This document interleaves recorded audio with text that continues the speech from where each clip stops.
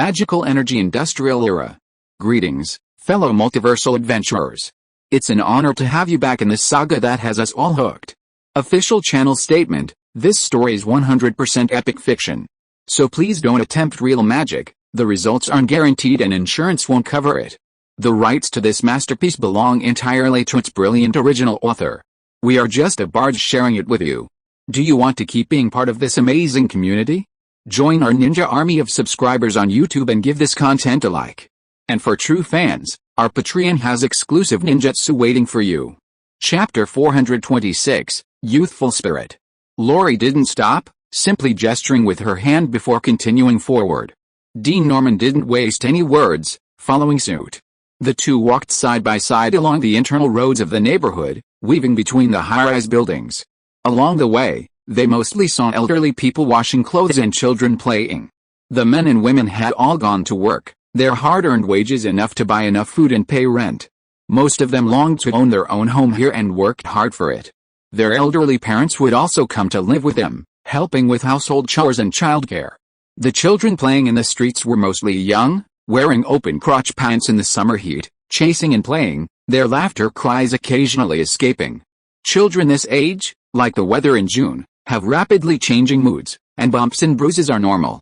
As for the slightly older ones, they were mostly sent to community schools. As Loy and Dean passed through a building enclosed by an iron fence, they could hear the sound of children reading aloud. On the playground directly ahead, many teenagers were exercising under the guidance of veterans, honing their physiques and even learning basic combat skills. Education must begin in childhood. Many people were willing to move here largely because of the comprehensive education system. Their children could learn about basic meditation, magic, mechanics, and even combat. They could also progress through examinations, eventually entering university, the mage tower, or joining the army. These were excellent paths, opportunities that ordinary people could only dream of. Now, under Loy's rule, these were commonplace, and the educational resources in this community were among the best. Of course, it wasn't just a community school. Further on, there was a community hospital, a church, and various shops. Along the roads, there were flower beds, lush trees, public restrooms, and what many considered symbols of civilization, magic streetlights. As dusk falls, magical energy flows underground, passing through erected lampposts to illuminate the magical crystals at the top. The soft yet bright and stable light dispels the darkness, transforming this neighborhood into the second most dazzling jewel in Brussels, after the Lion Manor. Perhaps, to Loy, this is just a small change, far removed from his memories. But for the people living here, it's more like a miracle, filling them with pride. It's worth noting that the neighborhood actually has a miniature magical energy pool, connected to every household via lapis lazuli wiring. Each household could potentially use magical energy for lighting, but not everyone possesses magical power to freely control the switches. Furthermore, using magical lighting requires an additional fee.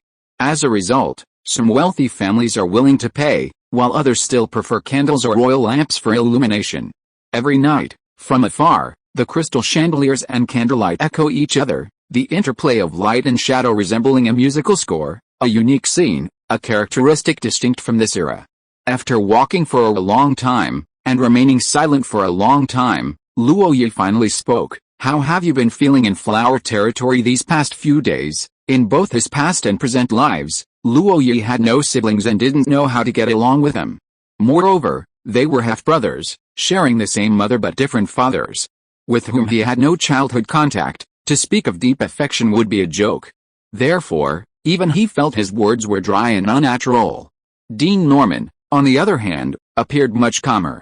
He tilted his head slightly, pondered for a moment, and then said, "If you ask how life is, I can only say it's definitely not as good as in Auxerre. There, every time I went out, I was surrounded by a retinue, everyone within sight had to bow their heads to me, when I spoke, everyone had to remain silent, a casual order from me was a mission they would carry out at any cost. After living like that for a long time, I felt like I was invincible, like I was on cloud nine, but here, I'm forced to follow a fat man, Maruna. I'm assigned a lot of work, and I'm so busy every day that I don't even have enough time to sleep. I have to run more than 10 miles every day just to arrange all sorts of trivial matters, and sometimes, when there aren't enough people, I have to personally step in and fill in. Many times, I feel like Am I here to suffer? Is this the kind of life the first in line to the Norman family should be living? Loy paused, turned around, and stared at him intently. So, I should thank you for letting me see this era clearly, for letting me see the changes brought about by machinery, for letting me see the power of magical weapons. It's not that I'm truly ignorant. Within the territory, I assisted my mother in handling government affairs. I did a good job, and my mother said so too. But because of this, every day here has been a tremendous shock. There are shocks from the management system, from the magical machinery, from the factory's production efficiency, from the weapons and guns.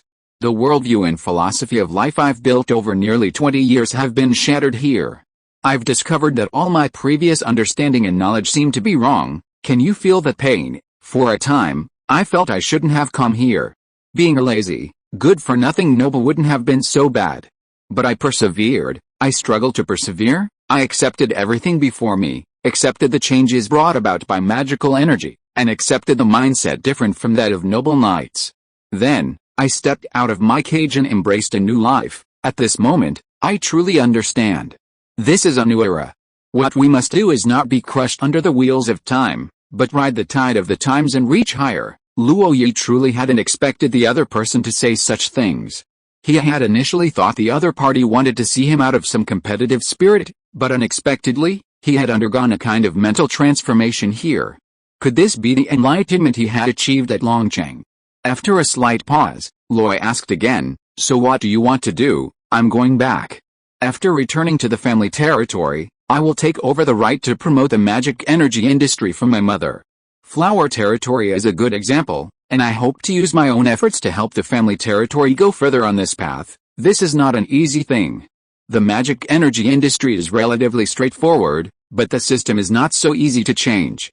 If you don't do it well, you will affect the interests of many people, lose their support, and even shake your position.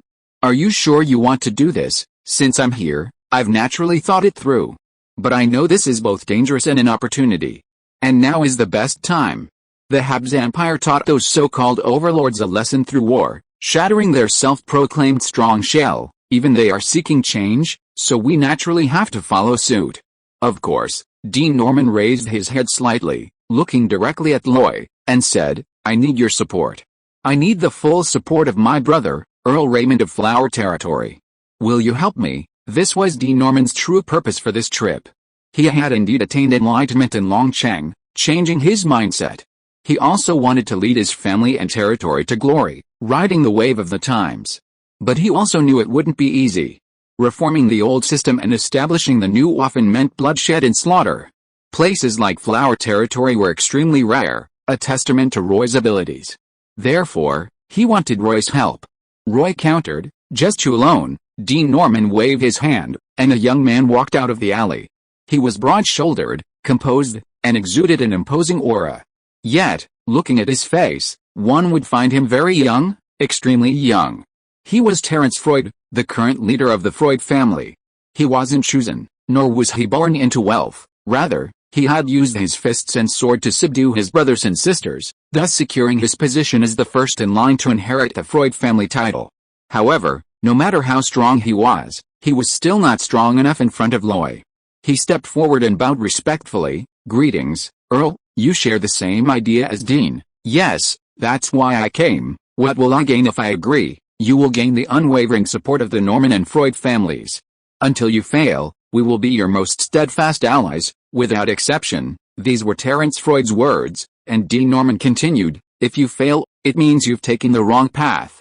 We will change direction, find a new way out, and continue on. My brother, are you willing?" Dean Norman extended his hand, and Terence Freud, without hesitation, covered it as well. Then, they both looked at Loy. Loy's lips twitched, and he placed his hand on Norman's. The three hands pressed together. "From now on, you can write to me, and I will answer your questions and offer advice. Whether you're willing to listen, or whether you'll implement my suggestions, is up to you to decide. As for the magic energy industry, I will increase my support, but whether you can digest it is up to you." Okay. Having achieved their goal, Dean Norman and Terence Freud happily turned and left. Loy watched their departing figures, finding it somewhat amusing. Right now, their parents' generation was still in power. What could they possibly decide with their impetuous arrival? This conversation itself was filled with a youthful, immature atmosphere of teenagers. But at a certain moment, he couldn't laugh anymore. Perhaps this was youthful spirit, always thinking of changing the world. They might be immature, they might make mistakes, but they forged ahead. Compared to them, it seemed he was the one who had aged. Yesterday, I was so frustrated with writer's block that I couldn't get a satisfactory version, and after struggling for a long time, I still couldn't publish it. This chapter is a supplement. Chapter 427, New City Construction. After surveying the industrial area and traversing the already operational residential area, Roy finally arrived at the location of the new Brussels. Here, he found Julius Martin. This young man, barely in his 20s, had once been so fair-skinned, elegant, and debonair. He was also proficient in painting, writing, and poetry. In short, he was an artistic young man aspiring to be a great designer. But now, he was dark-skinned, rude, and spoke in a loud, booming voice that could even frighten the busy workers. The construction site was already noisy and chaotic. If one spoke too softly, no one could hear them. So, he forced himself to change, becoming someone Roy almost didn't recognize. But you couldn't deny his professionalism, hard work, and achievements. As the person in charge who practically lived on the construction site, he was familiar with almost every construction team, every mage dispatched by the Empire, the progress of every building, and the design concepts behind every project. He could even conceive of the street layout and the final appearance of the buildings just by thinking about it. Upon seeing Roy, he was no longer reserved, and instead pulled him aside to begin his incessant introduction. Hope Community, yes, that's the community I named. Its completion and use have relocated a large portion of the slum population, providing a better living environment for those working here. Don't underestimate this, because there's more hope. Everyone's work enthusiasm is higher. However, I know the industrial zone is overcrowded, so the area I'm currently constructing is the second industrial zone. The construction of New Brussels City revolves around the continuous replacement of industrial and residential zones, with additional areas added. For example, the administrative district, the high-tech zone, and so on. The complete form is that each industrial zone has its own strengths, rather than a hodgepodge of industries clustered together, that would hinder the aggregation of industry. Therefore, according to the plan, the first industrial zone will gradually phase out and relocate other industries, becoming a purely military production zone. This second industrial zone, however, is developing towards various types of transportation vehicles. Magic-powered heavy trucks will be the first to be produced here after completion, followed by factories for magic-powered locomotives, magic-powered aircraft, and so on. Although I don't think the Empire will transfer the technology for producing magic-powered flying machines, you might as well consider magic-powered airships. Yes, you are the Earl, so we'll do as you say. Besides these heavy industrial production facilities, there are also supporting steel mills, iron foundries, railways, and highways that need to be built. These are all being carried out simultaneously. Speaking of which, I really want to admire you. I don't know how you manage to mobilize so many laborers to work. Although they don't have much technical expertise, they are young and strong, and with experienced workers mentoring new ones, they are learning very quickly. It is because of so many people that the project has been able to progress so quickly. If this happened in any other feudal dynasty, even in the Habsburg Empire, those nobles would turn against it. This was what surprised Julius, but Roy remained calm. He had turned all those nobles and vassals into capitalists. Wasn't this the day he was all waiting for? With a single decree, these capitalists returned to their respective fiefdoms even more eagerly than Roy himself, and then, the laborers were all semi-forcibly conscripted. At first, the laborers were somewhat afraid, thinking there was another war. They only calmed down after being brought to the construction site, where they were provided with food, lodging, and wages. In truth, ordinary farmers in the village had few other ways to earn money, so they all work very hard given this opportunity. Moreover, to be honest, the flour territory had been stable for many years and had no shortage of population. All of this contributed to industrial development and the construction of the new city. Of course, this was only one aspect. Another was the strong support from the Empire. A mage chanted a spell, casting a fossil to mud spell. Immediately after it landed, a group of workers rushed forward, wielding pickaxes and working furiously. Before the spell wore off, they had dug a foundation deep and long enough. Another mage, seeing the bricks and stones already laid, cast a mud to stone spell, making the bricks and stones as solid as stone. In addition to their work, these architectural mages also demonstrated unimaginable efficiency and speed in exploring underground water veins, constructing ditches and sewage treatment systems, laying lapis lazuli, cutting objects, and transporting large materials. This was one of the reasons for the rapid progress in the new city's construction. A large workforce could be readily mobilized, and the involvement of magic made many previously arduous tasks simple and efficient. This was, in fact, one of the directions many mages in the Empire were transitioning to. As the Empire increasingly promoted magical energy industries, the status of mechanical mages greatly improved. However, the pie was only so big, with mechanical mages taking a larger share. Other types of mages naturally received less. Potion masters were among the most successful, as everyone needed to cultivate, and cultivation was inseparable from potions. But other mages had a harder time. Sometimes, they even had to work as assistants to lower-level mechanical mages to obtain cultivation resources. This was unbearable for them. Money aside, it was mainly a loss of face. Therefore, in recent years, they had been actively exploring new avenues for advancement. For example, water-specialized mages are experimenting with rainmaking, planting, aquaculture, and managing waterways. Earth-specialized mages, on the other hand, are more likely to switch to construction. You have to admit, their efficiency is greatly improved. The only downside is that these mages are not cheap to hire. Fortunately, Loy belongs to the type who is wealthy, capable of making money, and willing to spend it. He doesn't like to put his ever-increasing gold into his bank account, simply watching the numbers grow. He dislikes piling gold up in his house, guarding the door like a miser, warily watching every passerby. For him, gold is simply currency, a tool for measuring transactions, not much different from a piece of paper. Therefore, once he makes money, he budgets, sets aside enough for emergencies, and the rest should be spent.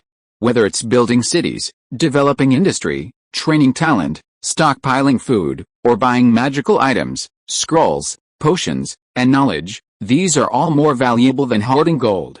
Under this philosophy, Loy is truly willing to spend money.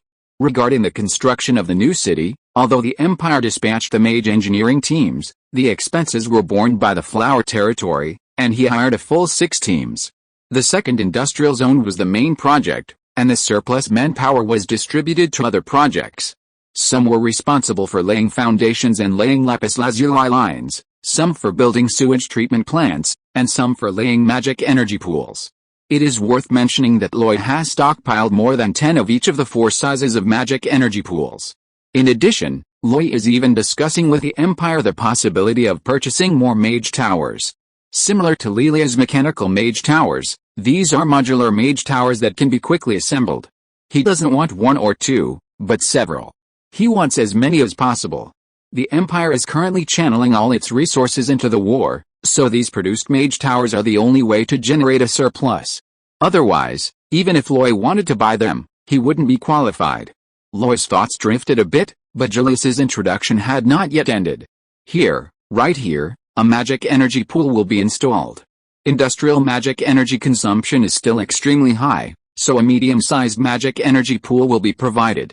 The mages dispatched by the Empire have already come to install it, and here, according to the Space Mage's assessment, this is the most stable location.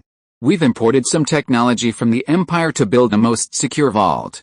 I heard someone from the Seven Gods Bank came to discuss building a branch with you, but I think such a large territory like Flower Territory should have its own bank for greater security. By the way, this will be the new government hall, spacious, bright, and open to everyone.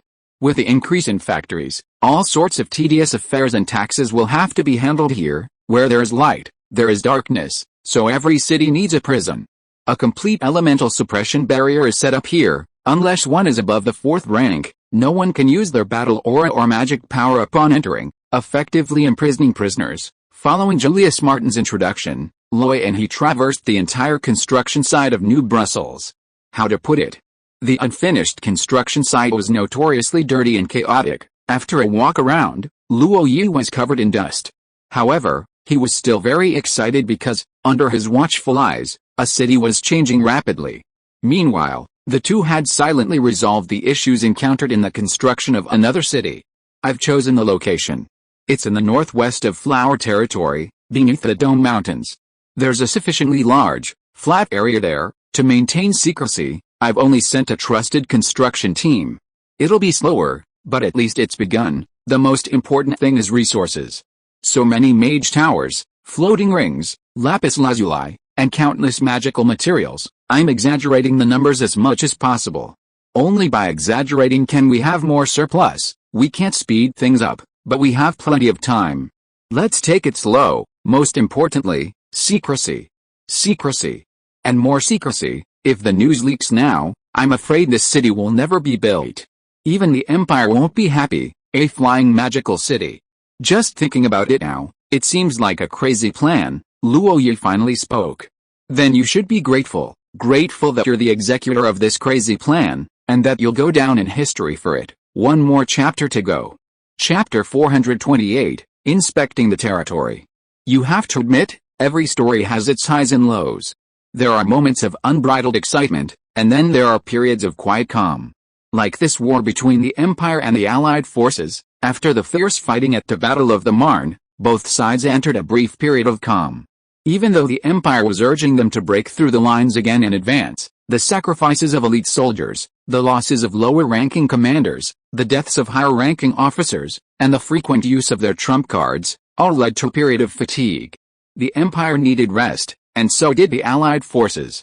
They might have engaged in artillery fire and hand-to-hand combat on the border and in the trenches, but the fighting wasn't particularly intense. It felt more like they were just going through the motions. Meanwhile, Lloyd used this lull to complete a territorial inspection. This was something Earl Carl Raymond used to do every year, traveling between different towns, inspecting properties, and dealing with problems. At these times, he even allowed civilians to file complaints or grievances with him, which he would then adjudicate. This is a very effective way to deter vassals and lower-level administrators, and to a certain extent, it ensures fairness and impartiality. The great Earl, high above, trembles when he is willing to listen to the voices of the common people. Of course, Lloyd doesn't particularly like this method. Individual effort and impartiality alone are not true justice, nor can they handle everything. A better and more comprehensive oversight system is essential for any regime. However, besides this war, he still needs to personally inspect his territory and its various industries to make the most accurate assessment and formulate subsequent plans. The industrial zone and the new city are the first stops. Afterwards, Lloyd, with a group of people, began inspecting along the railway. The main railway line of Flower Territory is already completed. From east to west and from south to north, the double-track railway has long connected the entire territory. Currently, it's mostly about repairs and maintenance, adding new lines to address localized capacity shortages, and expanding branch lines. This is considered the final stage of the entire railway project. Flower Territory was ultimately just a count's territory, with relatively flat terrain, making railway construction relatively easy. Conversely, the construction of paved roads for land transportation lagged behind. Lloyd had a plan and allocated funds, but time was too short to see much progress. After leaving the railway line, Lloyd went to the mines within the Dome Mountains. This area provided most of the raw metals needed for production, especially iron ore and the wilderness stones consumed by the magic pool. It could be said that this was Flower Territory's most important resource location, and its importance could not be overstated. However, the real security here wasn't in the mines, but in Griffintown. Lloyd hosted a banquet there for Grand Duke Karen of the Vampire clan and his family. The Karen family wasn't large. Besides Grand Duke Karen's wife, only 3 children and their spouses, and 2 blood descendants lived there. But their strength was considerable. Apart from the 3 vampire marquises, the others all possessed vampire-specific abilities. Their actual combat power far exceeded what appeared to be, clearly. This ancient vegetarian family's survival to this day was due to something special. It's worth mentioning that during the banquet, only one of Grand Duke Karen's bloodlines was absent. He was actually the most powerful of all the vampire marquises, having obtained the drop of ancestral blood and already attempting a breakthrough. If he succeeded, the Karen family would have 2 legends, allowing them to be more composed. However, that was a breakthrough to legend. Even with thorough preparation, success or failure was uncertain. The banquet was a success, with both host and guests enjoying themselves. Although seemingly nothing was said, an unspoken understanding deepened. However, as he left, Luo Yi seemed to remember something, his expression somewhat strange. If the thousands of people in Griffintown knew that those secretly protecting them were actually a group of bloodthirsty vampires, what would they think? Next, Luo Yi went to the newly built military camp to inspect the 1st Imperial Guard Legion of Flower Territory. The military system in this world was actually quite chaotic. Mainly, the ancient knightly system hadn't completely faded from history, and the new professional legions had only recently taken the stage. Everything was still uncertain. Therefore, 1,000 knights can constitute a legion, and 3,000 warriors can also call themselves a legion. The legions of the Empire, however, each consist of over 100,000 elite soldiers. Although called legions, they are essentially army groups. Each army group of the Empire consists of 3 or 4 main infantry divisions, along with artillery battalions, engineering battalions, medical battalions, mage regiments, priest regiments, logistical support units, and so on. Each independent legion is capable of standing alone, enough to destroy a nation. But that's a digression. The 1st Imperial Guard Legion of Flower Territory has just over 3,000 men, incomparable to the Empire's army groups. But if you disregard a numerical disadvantage, in other aspects, from manpower to weapons, from training to magic, from equipment to artillery, they are superior. The Empire's later legions are only so-so in strength. Only the 1st and 2nd legions are truly worthy of Luo Yi's attention. Their training is comparable to these battle-hardened veterans, and in terms of tactics, they are practically identical. The only deficiency is combat experience. Lacking the baptism of blood and fire, they were ultimately lacking, but Roy had a solution. When it came time to go to the battlefield, he only needed to activate Lion King, blocking out all negative emotions, filling his heart with courage, and he would surely be able to wreak havoc. Roy stayed here for several days, training and eating with his soldiers, listening to their voices, and solving the problems in a practical way. He also gathered the lower-level officers together, explaining case studies based on past battles. As for the commanders, including Alfonso, he laid out a series of battles from several major empires, explaining the causes, process, results, and precautions in detail. Often, it is these real-life examples that are most moving, allowing for a deeper sense of empathy and greater understanding. Several days later, when Roy left, the soldiers of the Imperial Guard spontaneously came to see him off, making Roy feel that he, as a lord, was quite competent and had won the hearts of the people. In any case, the soldiers here were the foundation of his rule. Further on, Luo Yi went to the easternmost point, Frost Moon Canyon. The remnants of the great battle were no longer visible there, the castle had been repaired, and new field artillery had been deployed in key positions. It could be said that Frost Moon Canyon was now an impregnable fortress. Unless a superhuman powerhouse intervened, anyone who came would perish under the artillery fire.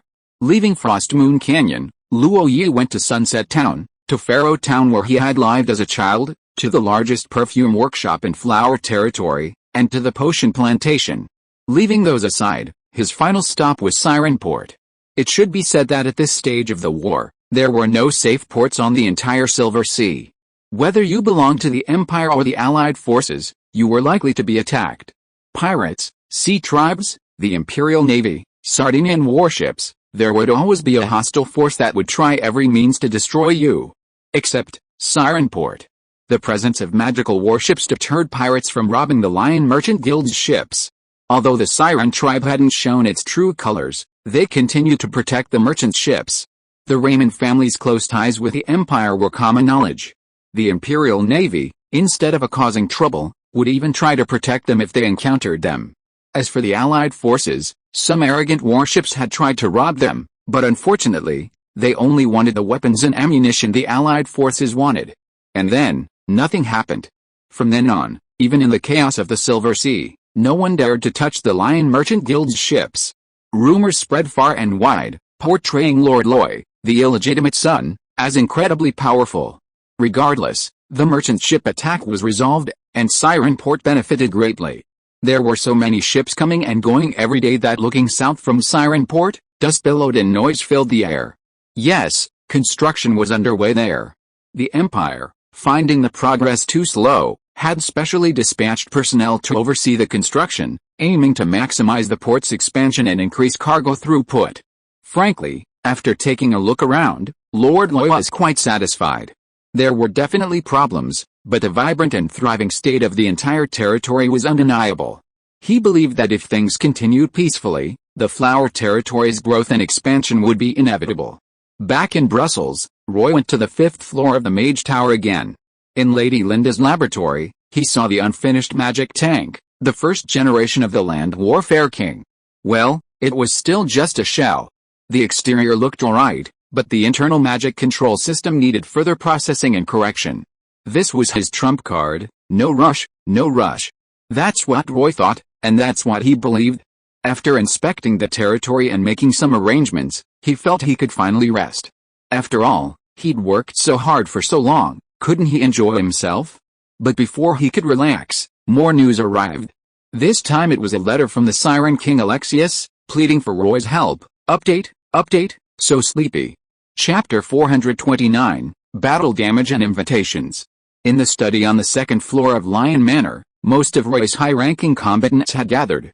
These included Guardian Olivera, Flame Sword St. Otto, Cataclysm Mage Palacios, and Captain Walter of the Magic Warship. Butler Hoover, accompanied by Mira Greenman, served them tea and snacks. Roy sat behind his desk, his fingers tracing patterns on the numerous documents and papers on the surface. There were newspapers, letters, handwritten papers, and parchment scrolls. In just over 10 days, so much had accumulated. Most striking were the seashells at the very beginning, stacked upside down like a pile of dishes. These were letters from the Siren King, shimmering with magical light that rippled outwards. But Roy didn't rush to read them. Instead, he first took out a newspaper and quickly scanned it. In a maximum of 3 seconds, he finished reading a page, then moved on to the letters, papers, and even the more precious parchment scrolls. This information was collected, organized, and summarized by Deep Blue, and finally presented in plain language. Luoya glanced at it and was immediately drawn to it. The first item was a post-war loss statistics report. On the Habsburg Empire's side, relying on the effectiveness of their magical weapons, they initially suffered almost no casualties. It wasn't until the war reached a stalemate and the Allied forces began using unscrupulous methods that they suffered heavy losses. The Evil Spirit Legion, in particular, was devastated by the appearance of the Undead Scourge, claiming the lives of many Imperial soldiers. The greatest casualties occurred on the Marne River battlefield. Imperial soldiers' lives seemed to be thrown into a battlefield where mortals shouldn't be, resulting in an almost exaggerated loss. The final statistics showed that the Empire lost approximately 200,000 elite soldiers. Note that the 1st and 2nd Army groups suffered the greatest losses. These were the Empire's elite forces, undertaking the most difficult assault missions and appearing on the most dangerous battlefields. Their losses represented a decline in the strength of the main force. Currently, the Empire has begun replenishing its ranks by drawing battle-hardened elite soldiers from the 3rd, 4th, 5th, and 6th Legions. Of course, the Empire has suffered heavy losses, but compared to the Allied forces, it is insignificant. According to current statistics, the Allied forces have suffered losses roughly 3 times that of the Empire. That is to say, at least 600,000 of their elite warriors have died under the barrage of magic-powered machine guns and artillery fire. If the Empire only sheds blood in crucial battles, the Allied forces bear enormous casualties constantly. In the early stages of the war, they were still clinging to the traditional tactics of nightly charges, crushing all enemies. Then, under the bombardment of magic-powered cannons, they were all reduced to limbs. During this phase, the wounded and killed knights, squires, and apprentices were the most skilled fighters of the Bonaparte dynasty.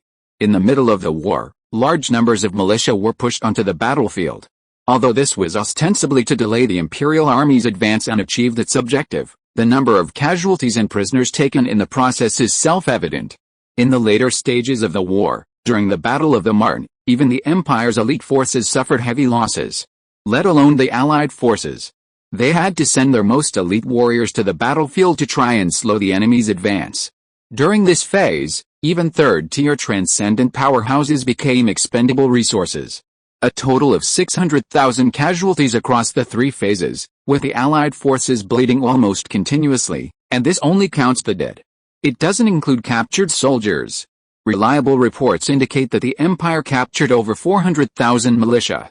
They were all used by the Empire on numerous construction projects, becoming the cheapest labor force. Even on Loy's side, A batch was purchased from the mines in the Dome Mountains to serve as miners.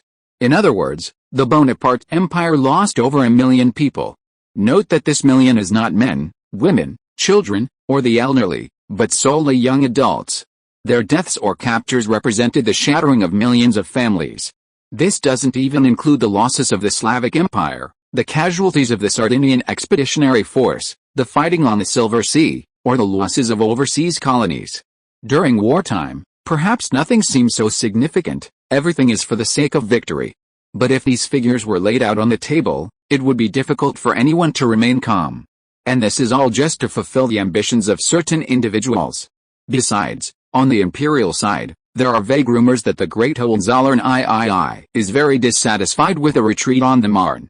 The emperor's anger always needs to be borne by someone, and Imperial Marshal Moltke the Younger has been blamed.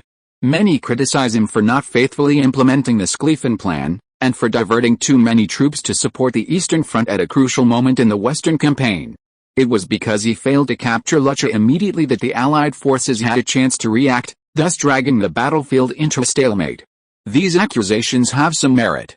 And it is precisely because they are valid that Marshal Moltke the Younger bears immense pressure, so the imperial military seems to be plotting a larger plan to seize victory. Meanwhile, the Allied forces weren't idle either. The previous war had been too rushed, and many things hadn't been agreed upon. Although all three parties had participated, their coordination was far from perfect. Therefore, this time, rumors were circulating that, with the fighting subsiding, the three parties had arranged to meet somewhere to discuss specific details of their cooperation. There were even rumors that the meeting would be hosted by the Church of the Sun. Of course, the Church vehemently denied this, repeatedly declaring that they wouldn't interfere in worldly wars. But that was just empty talk. Their presence at the Battle of the Marne already spoke volumes. Furthermore, Roy knew that the Church of the Sun had definitely participated in this meeting. This was because Roy had received more orders, including not only weapons but also a significant amount of processing machinery and firearms manufacturing technology. Moreover, Grand Duke Carlisle had sent word that the divine combat techniques Roy desired were on track to be acquired. Therefore, while the Battle of the Marne had ended, it only signified the beginning of a new phase in this imperial power struggle, not the end of the war itself. This struggle for imperial supremacy has only just begun. Shaking her head, she banished these thoughts from her mind and finally gathered all the documents, tossing them into the box beside her. Then, she picked up the letter from the Siren King Alexius. The white seashell unfolded, revealing twisted black characters. After Luo Yi inputted her magic, the twisted characters reformed. This was a kind of encryption method used by the Siren tribe. Magic had to be input into these seashells beforehand, essentially imprinting them. Reading them required a specific magical attribute, similar to fingerprint unlocking. Although someone could decipher it, obtaining the information within was not easy. Luo Yi, of course, didn't recognize the Sea tribe script, but Deep Blue automatically translated it, and annotations appeared next to the black text. Luo Yi then read it carefully, without the slightest hint of her previous impatience. He even waved his hand, breaking the silence in the room, and said, "Walter, why don't you tell everyone the basic situation?" Walter stood up, first bowing to Loy, then slightly bowing to the people around him, before clearing his throat and speaking. "The Siren King Alexius, as you all should be familiar with, is our ally among the sea creatures. Before the Imperial War, he had already set off from the Silver Sea to the Endless Ocean to find Prince Antiochus, the governor of the Naga Empire's northeast province. And I was the liaison officer appointed by the Count. To be honest, the Silver Sea was turbulent, and the situation beneath it wasn't much better. Although the Siren King Alexius hired a guide, and this guide was quite capable, the journey was still fraught with difficulties. Many times, I lost contact with them, thinking they had met with misfortune. Fortunately, despite the hardships, they persevered and finally reached the heart of the Naga Empire's northeast province, the legendary underwater city of Arlet. Then, they disappeared again, without revealing a single word. But this time, I chose to wait patiently. As a result, I didn't receive a message from the Siren King Alexius, but instead, I received a tiger shark warrior who came knocking on my door. His identity is that of a guard in the Naga Empire's Royal Guard, specifically for Prince Antiochus. However, he was ordered to come here as a messenger. These letters were delivered by him. I've had a lot of dealings with the sea creatures lately and have learned a lot about them. So when that tiger shark warrior was leaving, I gave him quite a few good things. Many of these gifts are extremely valuable to the sea creatures, and this is the information I obtained from him. The Siren King Alexius is still alive and has met with a high-ranking official of the Naga Empire. They aren't actually opposed to trade with the land, but they don't trust Alexius. They want to talk to the people behind Alexius. Upon hearing this, everyone's attention turned to Loy. Otto, the Flame Sword Saint, chimed in. Let them talk if they want. They can find an island at sea, sit down, and chat. Walter gave a wry smile. It's probably not that simple. What do you mean? Loy finally looked up, shaking the seashell in her hand, and said, they don't mean to talk at sea. They want me to go to the underwater city of Arlette. Upon hearing this, everyone was agitated. Even the most composed Olivero jumped to his feet, his face grim. Update. Chapter 430, they will definitely come. In fact, Luoyer could glean even more information from the letters of the Siren King Alexius. The underwater world was indeed far from peaceful, especially for someone like Alexius, who, carrying a large amount of supplies, was the most coveted target for sea monsters. He had narrowly escaped death multiple times along the way, only reaching Arlette through his own strength and a bit of luck. However, he had already lost most of his gifts and no longer had the qualifications to meet the powerful figures in Arlette. Therefore, he could only try to survive, using identities such as beggar, thug, robber, unemployed, and gladiator to avoid being driven out. It's true that even surviving is difficult for a 4th-tier cataclysmic level siren warrior, but this was Arlette.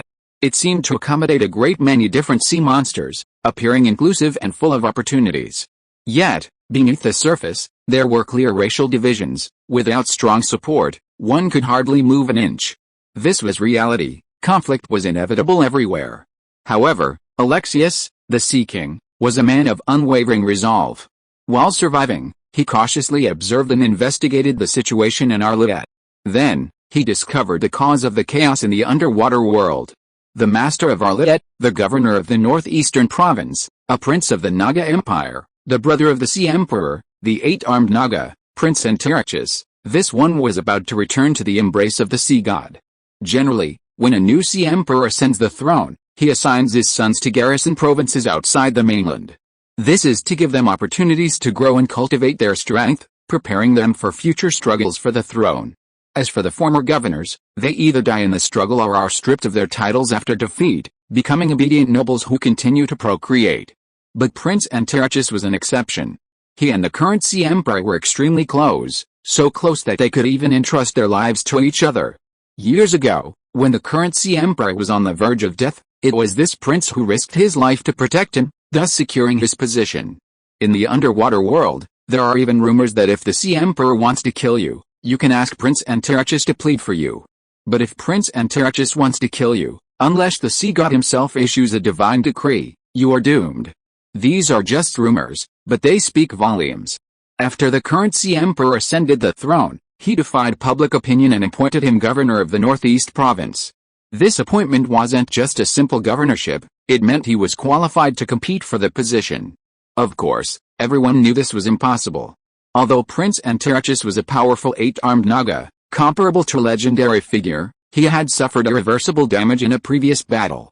His lifespan was far shorter than the current Sea Emperor's, let alone his chance to contend for the throne. It could be said that the Northeast Province was very stable with him there, but when news spread that he was dying and returning to the Divine Realm, the Northeast Province immediately descended into chaos. This prince had many children, some dissolute, some valiant, some powerful, and some with numerous supporters. Their open and covert struggles were the root of the turmoil in the underwater world. Having learned this, the Siren King Alexius knew his opportunity had arrived. He carefully observed these princes and ultimately made his choice. He used the carnage in the arena to attract the attention of a princess, and then used the last of his land-based supplies, a magically powered weapon usable in the water, to prove his identity. The princess, however, was captivated by his words and gave him the opportunity to write and deliver a letter. This noble princess believed that this trade between the sea and land offered a chance to amass immense wealth and acquire numerous exclusive resources. However, she found it difficult to trust the rashly appearing Siren Alexius. She needed to meet a real human to confirm that both parties were qualified and capable of trading. Protecting such vast wealth required strength and courage, so she chose to meet him in the sea, in the city of Arlette, within her palace. In a sense, her request was reasonable. Like Grand Duke Carlisle, who had to come in person and get a thorough beating for trying to obtain magical weapons from Loy. However, the dangers and uncertainties involved were equally obvious. After all, it was the underwater world, an unknown place. One wrong move and escape would be difficult. Therefore, everyone present was actually in agreement. Count, a wise man doesn't stand under a crumbling wall. Your situation concerns the future of the territory. Therefore, you absolutely cannot go. This was the clear statement of the flame sword Saint Olivera. Count, I specialize in water magic and understand the sea race better. They are different from humans. They don't have much of a psychological burden for betraying their promises. Therefore, this trip must be approached with utmost caution. This was Lady Palacios's advice. Count, we opened up underwater trade before to find a market for our goods. But now, look at us. Our factories are overwhelmed with work, and our products never lack a market. So why take the risk? It's unnecessary. This was the statement from Butler Hoover. As for Olivera, he was not good with the words and couldn't offer any grand pronouncements. He simply stared at Loy with his eyes, the emotion conveyed in his pale gray, indifferent gaze saying it all. Olivera rarely made explicit statements. In his eyes, he was both a guardian and a sword. He would either silently protect Loy or strike without mercy. He would offer reminders at most, but not question them, and he disliked expressing his opinions. But this time, he wanted Loy to refuse. Everyone's attitude was firm. The only one who remained silent was Walter. Everyone present was stronger and more senior than him. He truly dared not say anything. Loy understood everyone's attitude, but he still didn't speak. He simply looked at the white seashell in his hand, stroking the words on it. Deprived of magical power, the black runes twisted and returned to their original form, but Loy still seemed to be able to clearly see the content of the words. There, it explained why the Siren King Alexius had chosen this princess. She was of noble birth and ambitious, but her maternal clan was weak and could offer her little support. She possessed considerable power and influence, yet lacked the wealth to win people's hearts. Therefore, she was the most suitable among all the princes and princesses. Of course, if it were only this, Luo Yi wouldn't care. But at the end, Alexius said something that deeply moved Luo Yi. I came according to your plan. I want to change the status quo of the Siren tribe, that's a fact, but I still placed my full trust in you, in a land dweller, and you, do you remember our alliance? Are you worthy of my trust? Luo Yi stroked the last sentence, her expression somewhat strange. This guy has grown up, he even knows how to use reverse psychology. However, Luo Yi had to admit that those words were very effective. While he preferred stability, he was never afraid to take risks. It's just the underwater world, right? What's wrong with going to see it? Having come to this world and gained strength, shouldn't he go and see it for himself? Suddenly, Luo Yi looked up at everyone and said, I've made up my mind. Everyone quickly quieted down, waiting for him to continue. Luo Yi smiled and said softly, a small city like Arlette, I really want to see it for myself. Get ready, come with me to witness the wonders of the underwater world. Endless ocean, underwater world, Arlette. Some people think that the underwater world should be pitch black, like nighttime on land. But that's not actually the case. Here, there are all kinds of colorful luminescent plants, enough to dispel the darkness and make the underwater world dazzlingly colorful. At this moment, an underwater palace was enveloped in this dazzling, colorful light. Under that light, the most striking feature was a dark red door standing upright. It was built of some kind of stone, with intricate patterns and designs, but it had been weathered and faded over time. And around this door, there were no walls, it stood alone. Below the blood-red gate lay a rusty iron cage, inside which a siren was imprisoned. The Siren King Alexius was trapped within, struggling to support himself as he gazed at the gate. At that moment, a woman with wine-red hair, dressed in magnificent attire, slowly approached. She was almost indistinguishable from a human in appearance, but taller and with radiant, snow-white skin. Her red dress barely covered her vital parts, the flowing fabric dancing wildly in the water. Every step she took seemed to whisper tales of allure, elegance, nobility, and sensuality. Yet, none of the guards dared meet her gaze. The sea creatures kept their heads bowed low, as if afraid to see her. She reached the iron cage, her soft voice ringing out, another day has passed, and your trusted human friend still hasn't come. Are you disappointed? Or perhaps you've been deceiving me all along. The iron cage wasn't large. The Siren King Alexius's massive body was curled up inside. But he still tried to raise his head high, speaking in as calm a tone as possible. I believe in him, he will definitely come, it just needs a little more time, then let's look forward to it. Before he arrives, I still have plenty of patience, I haven't chosen to execute you. With that, the woman left, still elegant, still sexy, still someone no one dared to look directly at. Meanwhile, the Siren King Alexius turned his head, staring fixedly at the blood-red gate again, murmuring in a voice only he could hear, "Loy, we have a pact, you will come, won't you?" Second update delivered, third update to be revised. Chapter 431, The Quartet. Dolphin Island.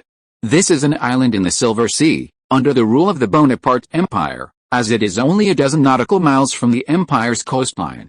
It's also very close to the Kingdom of Sardinia. Standing on Dolphin Island, on a clear day, one can see rolling mountains on the horizon. That's the Kingdom of Sardinia. Therefore, the true ownership of this island is difficult to determine, but neither of the two major powers seems inclined to argue about it. It truly lacks resources and its geographical location isn't particularly advantageous. Its only redeeming feature is its pleasant environment, mild climate, and the dolphins that inhabit the surrounding area. These sea creatures are intelligent, playful, and mischievous, yet kind, and they love rescuing those who have fallen into the water. Over time, tourism has become the island's mainstay industry. Several luxury hotels cover the area, making it a popular choice for nobles and wealthy merchants seeking vacations, beaches, surfing, and seafood. They can let their children play freely in the sea, as the dolphins will chase away any large sea monsters and rescue drowning children. Of course, in return, the hotel would provide the dolphins with plenty of small fish and shrimp. This mutually beneficial arrangement had continued for many years. However, at some point, the island was suddenly sealed off by knights. They didn't raise banners, but their fine knightly armor, their horses, either of magical beast lineage or simply magical beast mounts, and their magical weapons all indicated their high status. They were extremely impatient with the island's residents and tourists, driving them into their homes and refusing to let them out, though they were merely guards. Mages descended from the sky, working tirelessly for several days in the island's pioneering area, erecting 4 teleportation portals. Then, truly noble individuals arrived on the island. Some wealthy merchants secretly observed, even spotting people wearing golden crowns and dressed in red robes. This discovery terrified many, who feared being implicated in some clandestine affair and silenced. Fortunately, no one was interested in them. In fact, most people didn't even bother to glance at them. Like eagles in the sky, they wouldn't care about ants on the ground. Only after it all ended, only after they escaped, did these people realize what they had gone through. Only then did they learn what had happened on that island. For the Allied forces, finding a suitable place for a three-way meeting wasn't easy. No one wanted to hold a meeting on anyone else's territory, as that would inherently reduce their influence. In that case, the Papal States would be the most suitable. There, with the Church of the Sun God keeping an eye on things, everyone could remain calm. But the Church wouldn't allow it. They had just publicly declared that they wouldn't get involved in worldly wars. To break that rule now would be a slap in their own face. As a result, after discussion, they decided to hold a meeting on this Dolphin Island. Royal Knights dispatched by the 3 countries sealed off the island, allowing entry but not exit. A remote teleportation portal ensured freedom of movement without delays. As for the participants, they were all top-tier figures. The Bonaparte Empire sent its crown prince and a shrewd and experienced foreign minister, with Marshal Joffre also present at his discretion. The Sardinian kingdom was represented by its queen's eldest son, who, though not yet crown prince, enjoyed immense prestige. Accompanying him was the Imperial Navy's Grand Admiral. In other countries, the army is usually paramount, and marshals are typically selected and promoted from within the army. However, in Sardinia, the navy is the foundation of the nation, making this Grand Admiral practically the commander-in-chief of the armed forces. As for the Slavic Empire, the current crown prince was a notorious playboy, unreliable. Therefore, they sent their eldest daughter, along with the foreign minister and the minister of military affairs. Finally, the Church of the Sun, which chaired the meeting, dispatched its highest-ranking cardinal. This scale was top tier for diplomatic negotiations. And this wasn't the limit. The reason for setting up a remote teleportation portal was that, if necessary, the emperors and popes could directly land on the island.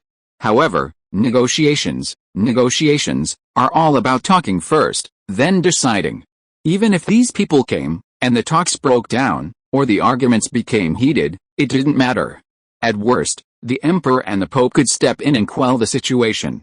But if the highest-ranking officials met and failed to reach an agreement, the situation would be unmanageable. Therefore, the very presence of these people signified the importance of the meeting. The most important topic they discussed was naturally uniting to resist the invasion of the Habsburg Empire. This point was essentially unambiguous. Due to their different systems, there was little room for compromise. The three nations had to cooperate sincerely if they didn't want to be swallowed up. Therefore, this issue was resolved quickly. Thus, the Allied forces were truly a legitimate coalition. Many subsequent matters were easier to discuss based on the resolution surrounding the establishment of the coalition. For example, each of the three nations would establish a war coordination department, and any major actions would require priority notification. For instance, in the Battle of the Marne, if the Bonaparte Empire was involved, it could communicate with the Slavic Empire first. Even just by making a show of military intervention, the Naslav Empire could divert the attention of the Habsburg Empire. For example, the Bonaparte Empire suffered heavy losses and was severely damaged. The exorbitant military expenditures were simply unsustainable, requiring support from other countries. Giving it away for free was impossible, but loans with agreed-upon interest were possible. Of course, in terms of finances, what Bonaparte needed most was food, magical items, potions, and weapons. The losses from war were staggering. Even setting aside magical weapons, there was a significant shortage of simple melee weapons and armor. This was where allies' help was needed to overcome the difficulties. Regarding the purchase and distribution of magical weapons, although money had been spent, Lloyd distributed them in batches. Who should go first? Who should go last? Who should receive more? Who should receive less? This also sparked debate. And because it was Grand Duke Carlisle who negotiated this, the Bonaparte Empire had a certain degree of influence. Their first action was to explicitly prohibit other countries from contacting Lloyd privately in any form. The stated reason was to avoid excessively high prices for magical weapons due to multiple bids. This reason was plausible, as the price of magical weapons on the black market had nearly doubled. Moreover, the more imperial the weapon, the more expensive it was. Of course, while this explanation was plausible, everyone was aware of the underlying calculations. However, the Bonaparte Empire was currently the one most in need of magical weapons, so everyone acquiesced. Only when the Bonaparte Empire made a certain request did the cardinal presiding over the meeting become extremely angry. He even began to berate the meeting, denouncing the delusions of a certain illegitimate son, the ingratitude of the three great empires, and the blasphemy against the gods. But the outcome was still as he wished. For the sake of the greater good, the cardinal had no choice but to acquiesce. However, the condition for this was that the distribution of magical weapons was divided into 4 parts. The Church of the Sun God would also receive a share. The church was dedicated to spreading faith, but their respectability stemmed not solely from their faith, but from the power they wielded. What's that saying again? If you don't understand faith, I actually know a bit of martial arts. This saying couldn't be more true for the Church of the Sun. It's perfectly normal for the church to want to study firearms and cannons these days. Perhaps before long, they'll even baptize the cannons and guns, declaring everyone killed by these weapons sinful. It should be said that, thanks to the immense pressure from the Habsburg Empire, the Dolphin Island Conference proceeded quite smoothly. Even the most contentious issue of troop numbers was resolved in less than a day. The tripartite agreement was reached, and under the church's witness, all parties affixed their royal insignia.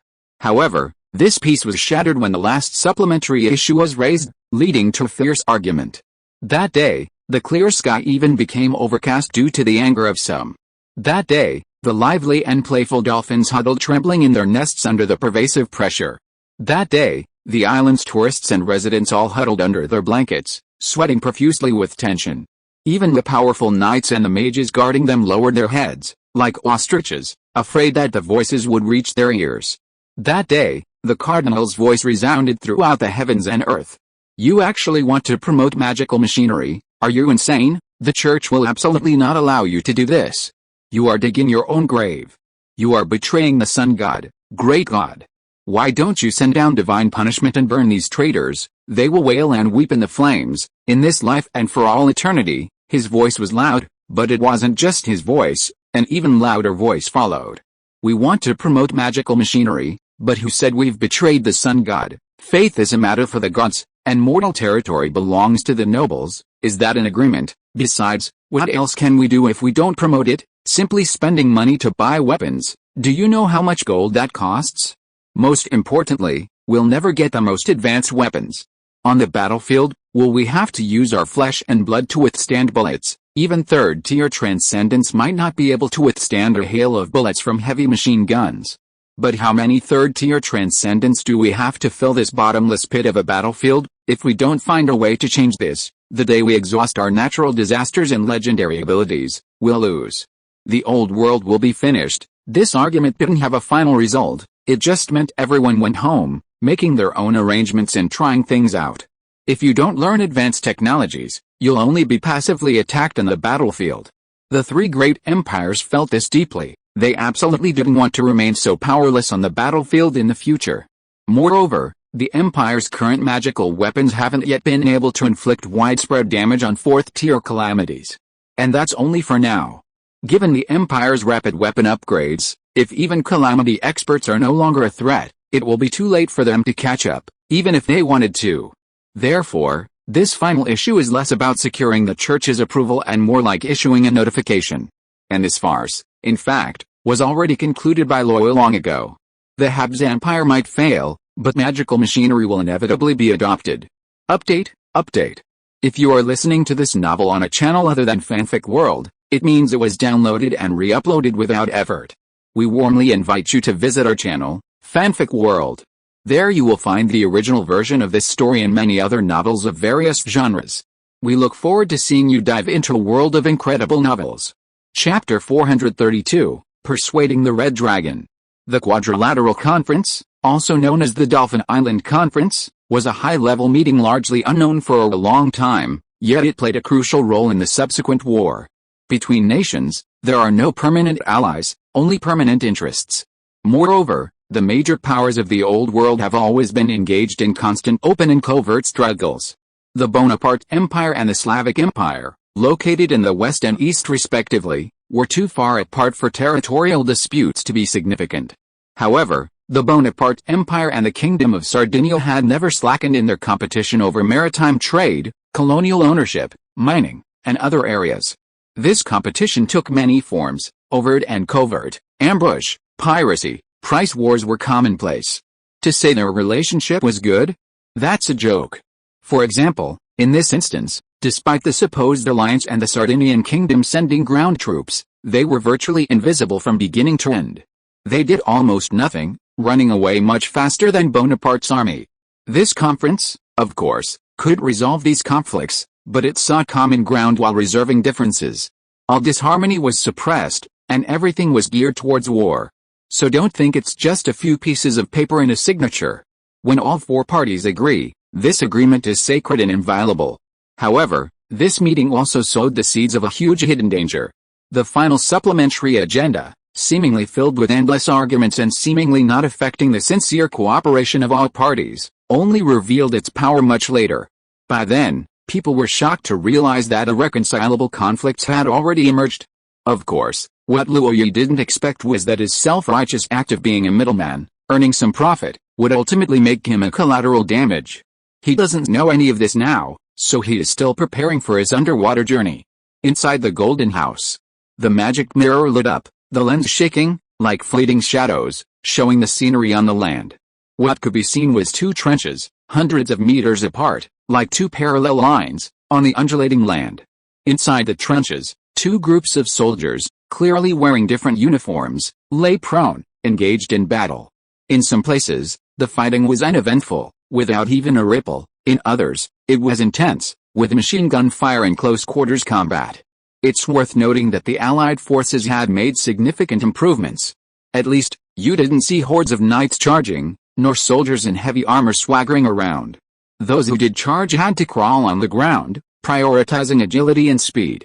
While magical weapons existed, their numbers were limited, and they were primarily carried by elite soldiers, rarely deployed.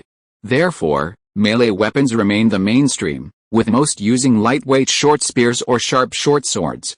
Can you imagine the scene of mowing down grass with melee weapons against a hail of bullets? Thus, the Allied forces focused on defense. They allowed Imperial soldiers to charge, then engaged in hand-to-hand combat in the trenches. As long as they were fierce enough, they could repel the enemy. In this way, coupled with the leadership of numerous extraordinary warriors, they withstood attack after attack. Of course, the two sides would occasionally exchange fire. On the Imperial side, the magic cannons unleashed their full firepower, the explosions plowing through the battlefield again and again. Many weren't killed by the blasts themselves, but by the shockwaves. They appeared unharmed, but their internal organs were shattered. Blood flowed from their 7 orifices, and they stopped breathing, a truly gruesome sight. On the Allied side, while they also had magic cannons, their accuracy and range were insufficient. Therefore, they retaliated with magic cannons, coupled with catapults, large magical ballistae, and area of effect spells from their mage legions. The key was to compensate for the lack of quality with quantity. In terms of firepower and accuracy, they were naturally far inferior, but because of their varied tactics, they could occasionally prove very effective. For example, large-scale spells like earthquakes and meteor showers could always catch Imperial soldiers off guard. Of course, in terms of the intensity of the war, it couldn't even compare to the Battle of the Marne, let alone some of the previous major battles. Perhaps having witnessed the climax of battles, the current one seemed rather mundane. No one found them interesting, and the Demon Eye Alliance had to constantly search for more intense battlefields to broadcast live. Red Dragon Virgil sat cross-legged on his golden bed, hunched over, looking just like an ordinary old man. Hearing Loy's words, he finally looked up from the magic mirror, tilted his head slightly, and asked, "Wait, what did you just say? You want to go to the underwater world, to Arlea? To rescue that little sea monster? To do business with the Naga princess?" Loy asked. "Do you think it's feasible? Are you crazy? The sea creatures have their own set of logic and customs. In modern terms, that's their culture, barbaric and bloody. Doing business with them properly won't be easy." This was the assessment of the Red Dragon Virgil, who then asked, "So, if you can avoid it, don't go." Loy said, "Even if the business deal falls through, I still have to rescue the sea monster King Alexius. He's an important partner of mine." This wasn't untrue.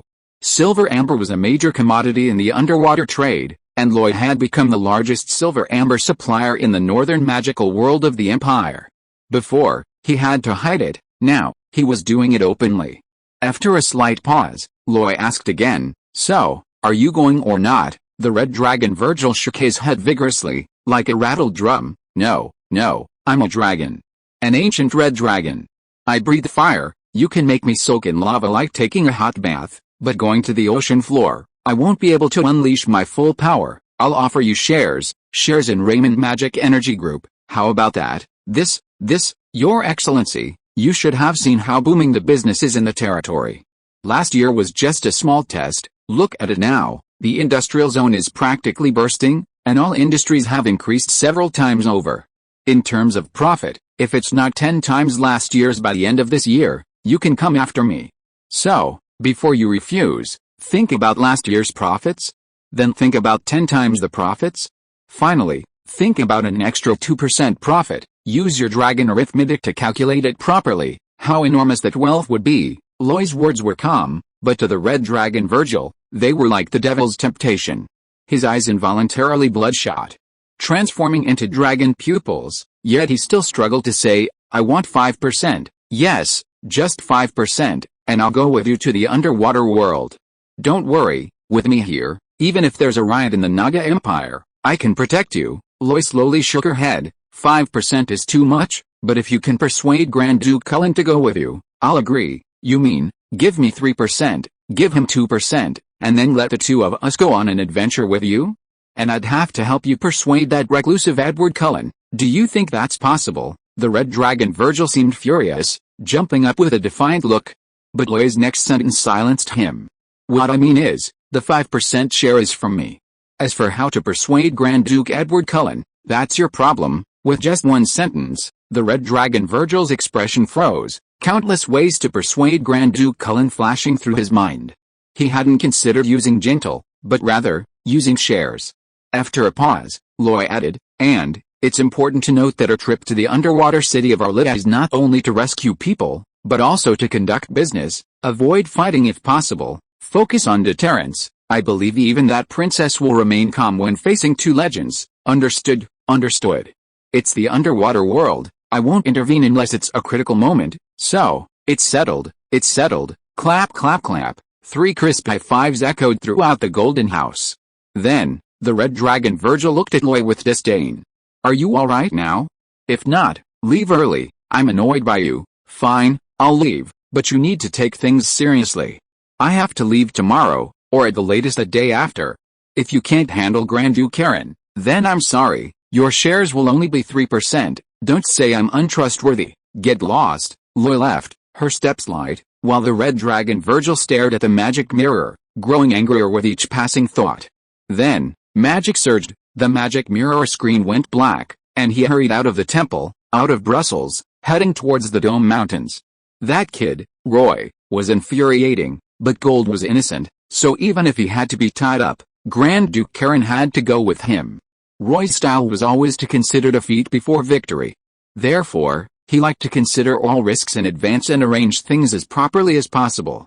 And the reason he dared to go to Arlea City? It was because he was confident in his own strength. A 4th-tier calamity was comparable to a 5th-tier fighter, plus 2 genuine legendary powerhouses. He refused to believe that Arlea City was such a dangerous place that he couldn't go. It's worth mentioning that the Flame Sword Saint Otto went to Auckland City to replace the Iron Knight Phil. The reason Roy sent the Iron Knight to protect Maruna was because he was a standard guardian knight, with strong defense and a griffin mount. In case of danger, riding a mount to take Maruna away is more suitable than using Otto, who excels in combat. However, since they are heading to the underwater world, Otto's fire attribute battle aura becomes a limitation. Therefore, he went to Auckland City through the Empire's teleportation portal to replace Iron Knight Phil. Loy didn't plan to bring too many people on this trip, the weakest would be at least tier 4, otherwise, going to the underwater world would be more harmful than beneficial. Of course, some follow-up arrangements were necessary, better safe than sorry. 2 days later, the Red Dragon Virgil returned, accompanied by Grand Duke Karen. Although his expression was somewhat unpleasant, he still nodded politely to Loy. Then, the group headed towards the Silver Sea. There, the Bloodgate teleportation array unique to the underwater world was already prepared. First chapter. Chapter 433, The Bloodgate, Arrival. Night. On a nameless, deserted island above the Silver Sea. A melodious voice, like heavenly music, accompanied the rise and fall of the waves, adding an indescribable mystery to the dark night. Even more mysterious were the enormous black shadows that appeared and disappeared around the nameless island. Some floated on the surface like small mountains, some were half hidden, exuding a powerful aura, others were hidden in the water, like snakes or pythons. The only thing they had in common was their eyes, which opened and closed from time to time, like giant lanterns, glowing red, accompanied by deep breathing, inspiring fear. These were sea beasts. Sea beasts summoned by the Siren Maidens. Although they were only temporarily controlled, their numbers were still quite frightening. Even the navy of the Sardinian Kingdom or the ironclad warships of the Habsburg Empire would not dare to provoke them. At the center of the deserted island, a splash of water appeared, and a magical warship broke through the water. Then, mist swirled, quickly obscuring the entire nameless deserted island, even completely isolating it. In the center of the deserted island, a magical crystal lamp hung in midair, its soft, bright light dispelling the mist and darkness, illuminating the island's core. Upon closer inspection, a gate had been erected, semicircular and not particularly large, made of a peculiar stone, as if soaked in blood. Numerous magical runes were inscribed upon it, winding and crooked, some faded and peeling, giving it a sense of age and fragility. This was the Blood Gate. A unique long-distance teleportation magic array of the Naga Sea race, a distinctive application of water magic. Loy was willing to travel to Arlea, but he had no intention of going there step by step, he simply didn't have the time. Clearly, the princess was unwilling to wait either, so along with the letter came the Blood Gate, along with the instructions for its opening and use. Compared to lion-based teleportation gates, this Blood Gate, derived from water magic, was actually simpler and more convenient.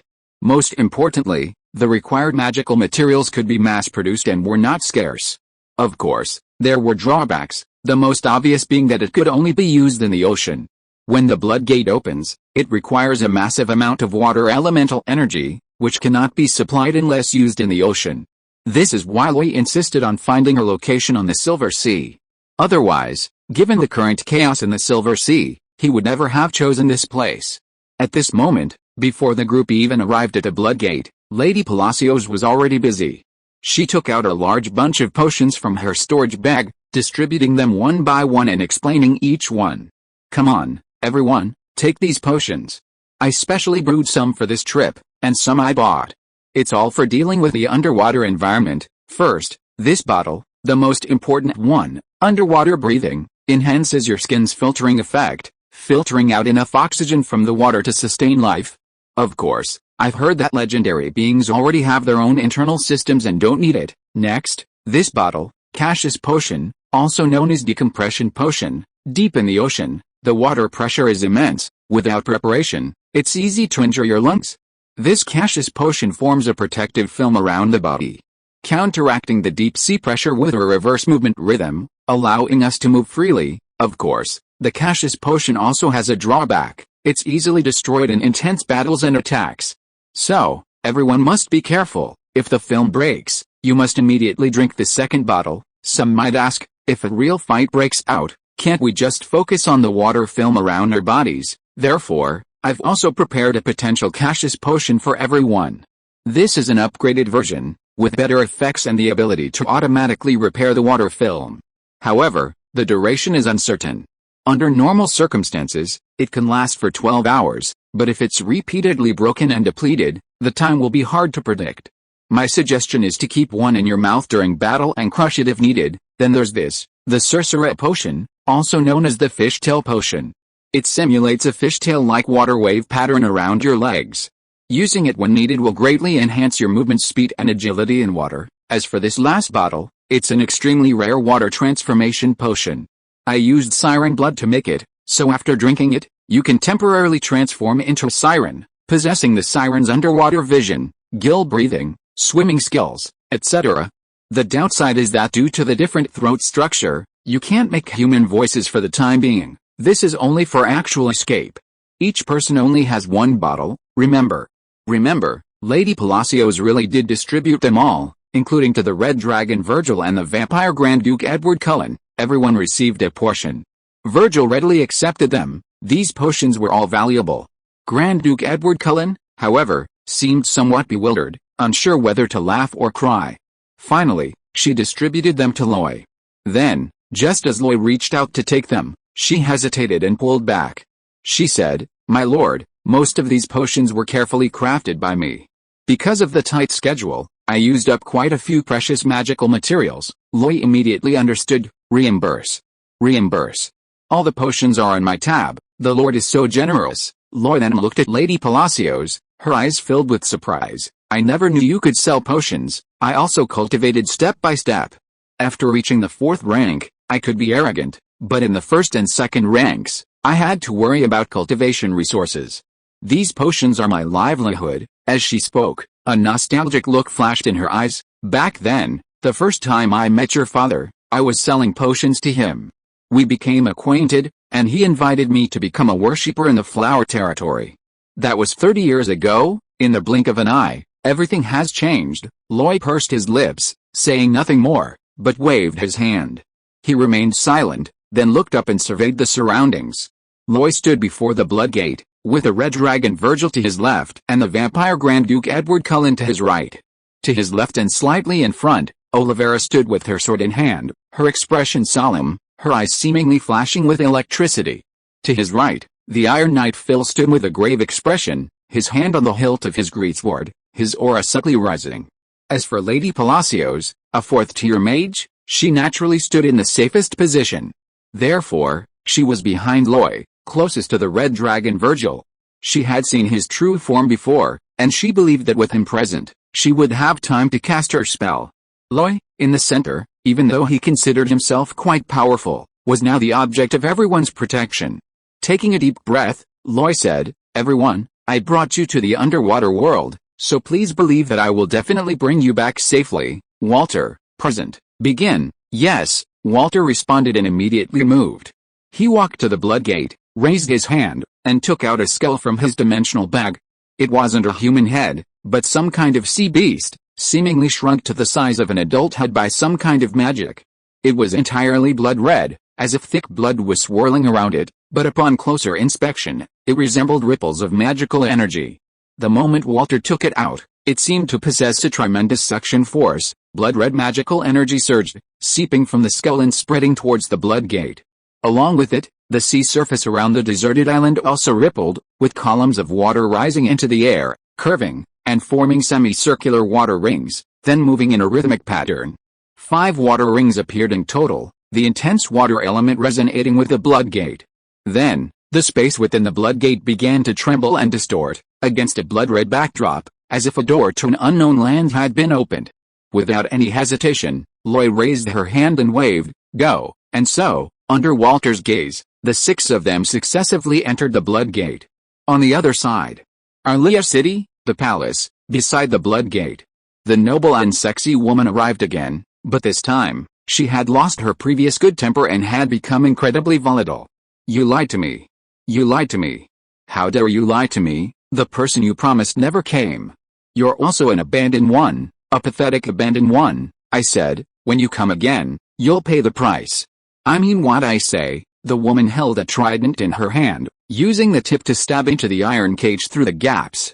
She moved back and forth like a madwoman, the tip of the trident as sharp as a knife, piercing the sea monster Alexius's body, leaving bloody holes. The iron cage was too small. Even with his best efforts to move, he was still covered in wounds. At this moment, Alexius's eyes had lost their luster. He was hesitant, anxious, and fearful. But then, out of the corner of his eye, he seemed to see something, and he suddenly looked up, staring in a certain direction, his eyes growing brighter. Almost instinctively, he grabbed the trident that was thrusting down. During the stalemate, the woman's face grew even more ashen, her words more furious. "You dare to resist?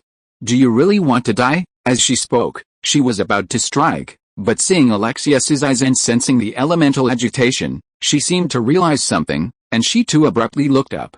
Then, she saw it. She saw the red light flowing across the blood gate, the water element churning, distorting the space within. Then, a figure stepped out of the blood gate and entered the room. Their eyes met, the atmosphere extremely tense. The commotion of the blood gate opening also alerted the guards in the palace. One by one, strong and powerful sea creatures of various forms immediately approached. Loy even saw a giant, at least 6 meters tall, with bulging muscles, wielding an anchor as a weapon, appear behind the woman. It was a whale-man warrior, the most powerful of the sea creatures, also known as the Giant of the Sea. He stood there, his aura as vast as mountains and seas, protecting the woman behind him. However, Roy's gaze swept past him and landed inside the iron cage, where he saw Alexius, the Sea King. At that moment, his initial curiosity about this new place was completely replaced by an inexplicable rage. Second update. Chapter 434, Conflict. There's a saying, 9 times out of 10, things in this world don't go as planned. Before coming, Luo Yi had made thorough arrangements, but deep down, he treated this operation as a business deal. After all, in his view, the exchange of goods between the seabed and the land, even if many were impractical, was undeniably novel and extremely cost-effective. Anyone with a brain wouldn't refuse a mutually beneficial deal. Therefore, he truly hadn't intended to engage in a major conflict. However, upon seeing the Siren King Alexius, his expression changed. Was there any point in continuing a deal where even a partner couldn't be respected? In that instant, he made his decision.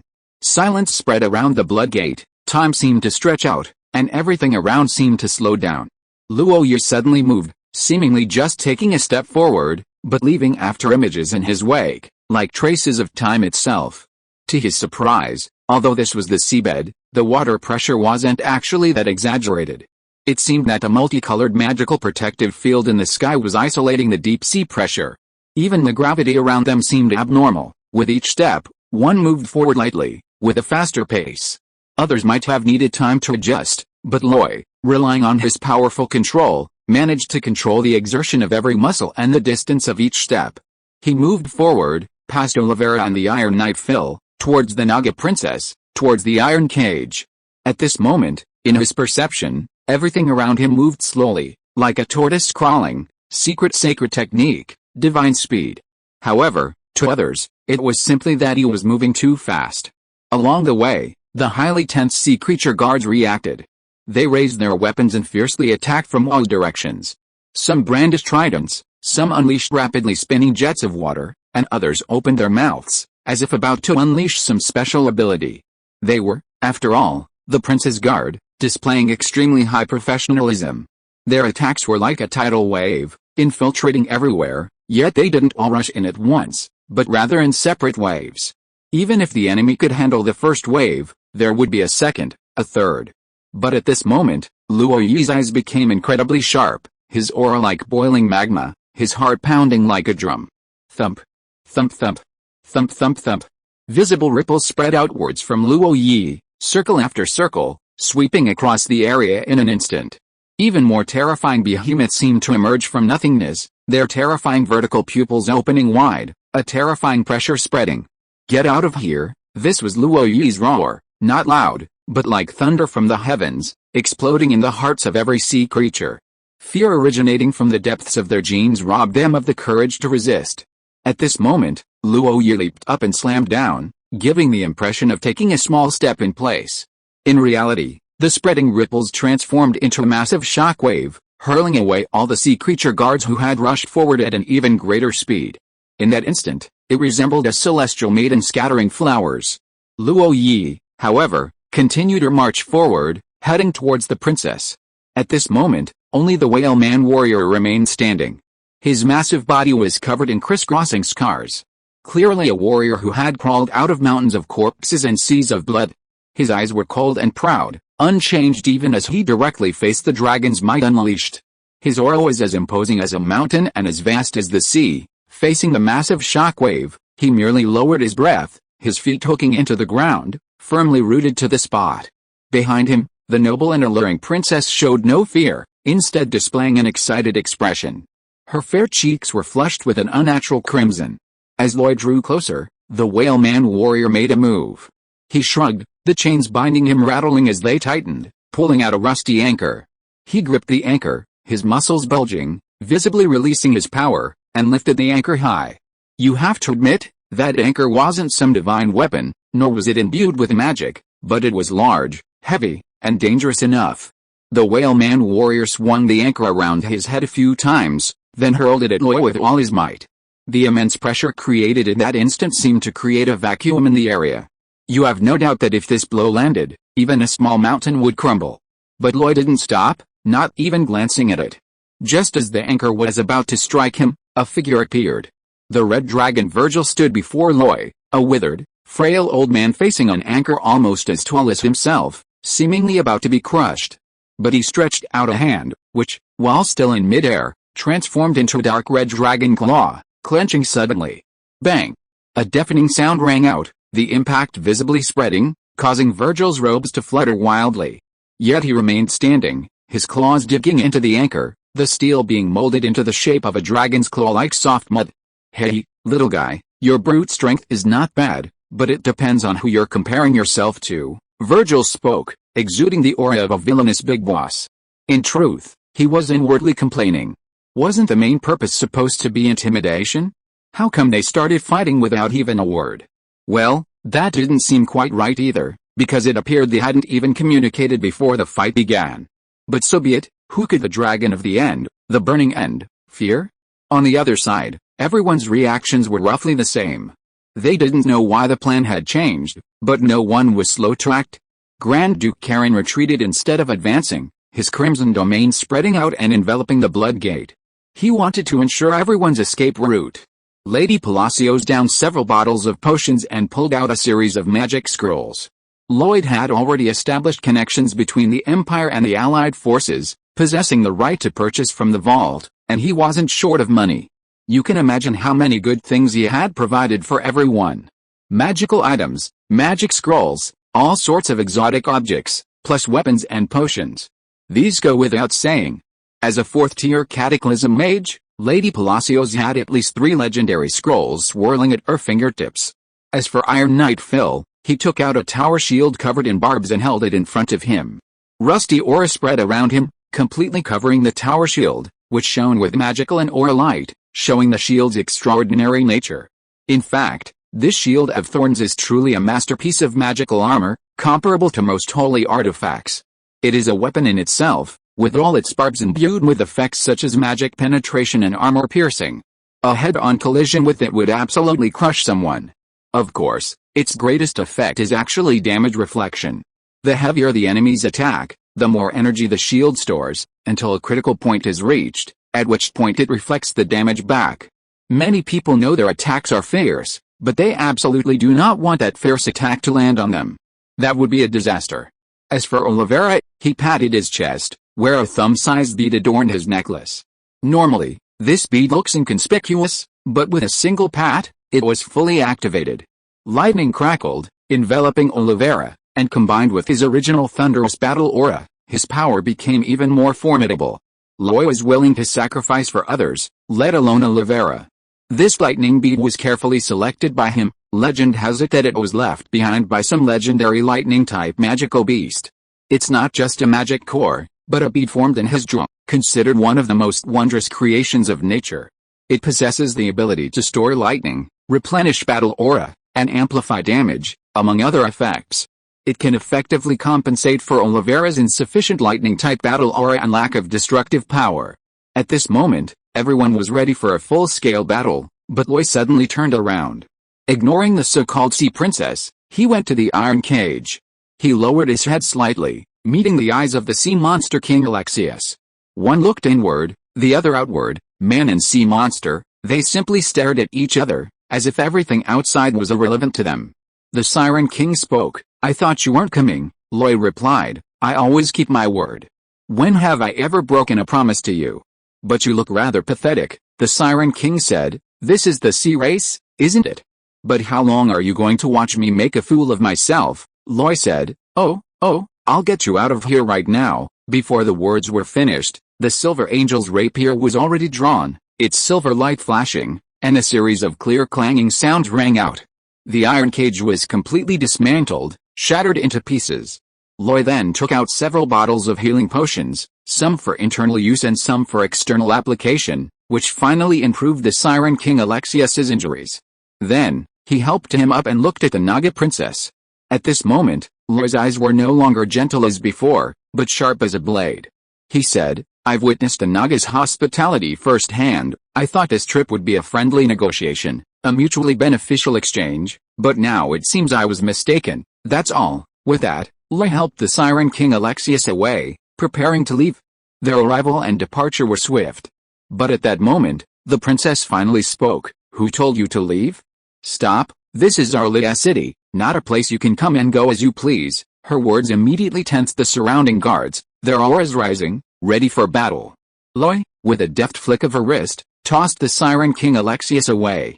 Oliveira, crackling with electricity, caught him with a swift movement. Luoya slowly turned around, facing the woman directly, her eyes turning fierce, filled with murderous intent. "What, you want to stop me? P.S. This is a supplement to last night's post. I wasn't satisfied with what I wrote last night, so I revised it again and again, then deleted it. This is what I wrote this morning, adding yesterday's. Update. Chapter 435, The Mad Princess. Even Luoyi had to admit that this Naga princess was a woman of breathtaking beauty. Beautiful, alluring, a little too plump and she would lose her charm, a little too thin and she would lose her fullness. Her fair skin was as radiant as jade, truly glowing, with a delicate, pearly sheen. She was also incredibly daring in her attire. The red dress that barely covered her vital parts perfectly showcased her best features. But what was most captivating about her was the noble air that emanated from her very bones. It was the arrogance cultivated by someone truly pampered and confident in her extraordinary bloodline, as if she could trample everything in the world under her feet. This arrogance created an unapproachable distance, making people afraid to approach her, while simultaneously exuding a deadly allure. Every man's deepest, most wicked desire would be to trample such a woman underfoot. Based on this aura alone, without any introduction, Luoyi immediately recognized her identity. This was the eldest daughter of the prince spoken of by the Siren King Alexius. Of course, another reason is that the Naga royal family is the only sea race that maintains human form when not in combat. At this moment, facing the murderous intent emanating from Loy, the woman showed no fear. In fact, her arrogance intensified. She slightly turned and stepped out from behind the whale-man warrior, raising her head high once more. She said, "So what if I stopped you? Is there nothing I wouldn't dare to do in this city of Arlet?" Loy looked at her seriously, as if he had discovered something, and suddenly laughed. "Looks like you're just a pampered young lady who hasn't experienced much hardship. Alexius, you've chosen the wrong person." With that, Loy refused to pay her any more attention and turned to leave. His movements remained incredibly fast, as if leaving behind countless trails of time. Seaman guards tried to stop him, but all their efforts missed. As for the red dragon Virgil, he also gave up on competing with the whale-man warrior. Loosening his grip and letting the anchor retract, he too retreated to leave. Although the trip started strong but ended weakly, rescuing Alexius made it a kind of fulfillment. However, seeing Loy and the others about to leave, the Naga princess couldn't hold back any longer. She shouted, "Weren't you here to do business with me? Aren't you going to talk?" Loy paused, turned around again, and asked, "Are you qualified to talk?" "Qualified?" The woman seemed exasperated. "I am from the Naga royal family, the eldest daughter of Prince Antiochus. If I'm not qualified, then no one in the entire city of Arlet is, but I still don't know your name. Won't you introduce yourself?" "Alicia Castro Antiochus Alcross." The woman's voice was filled with pride. "My noble blood is beyond your comprehension, but I allow you to call me Princess Alicia.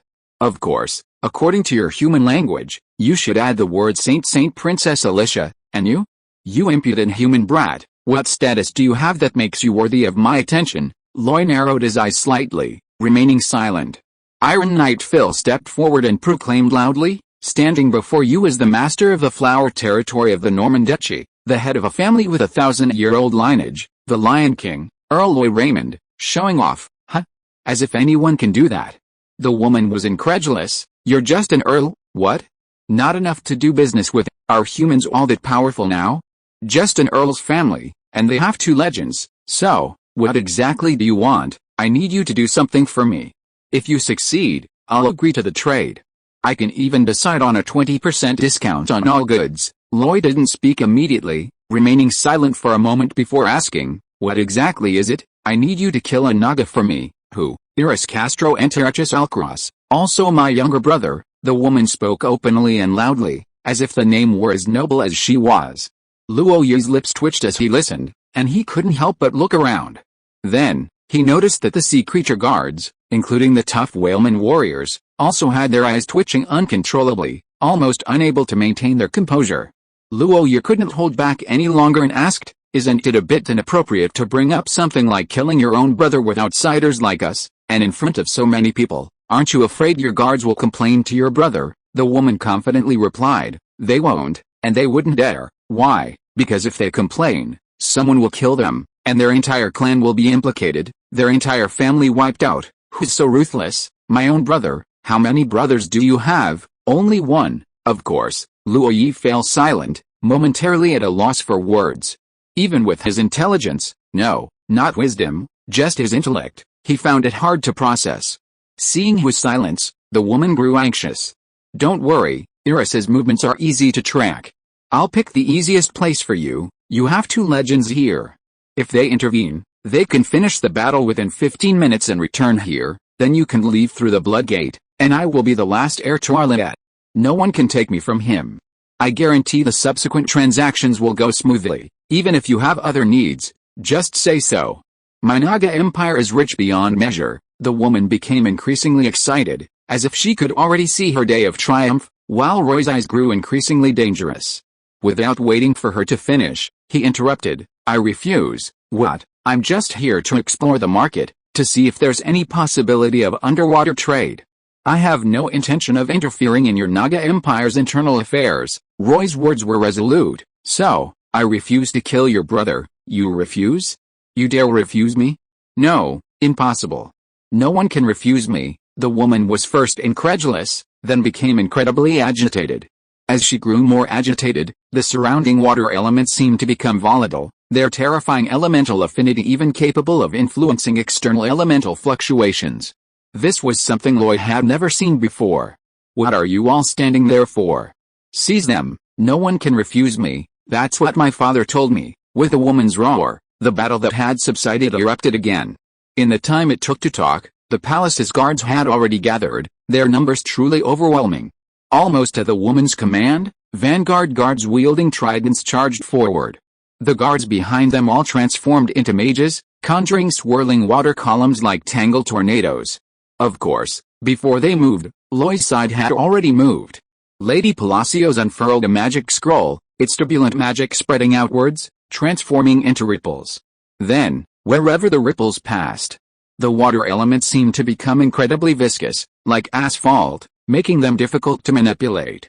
This was the legendary magic, Enrico's water elemental gel technique.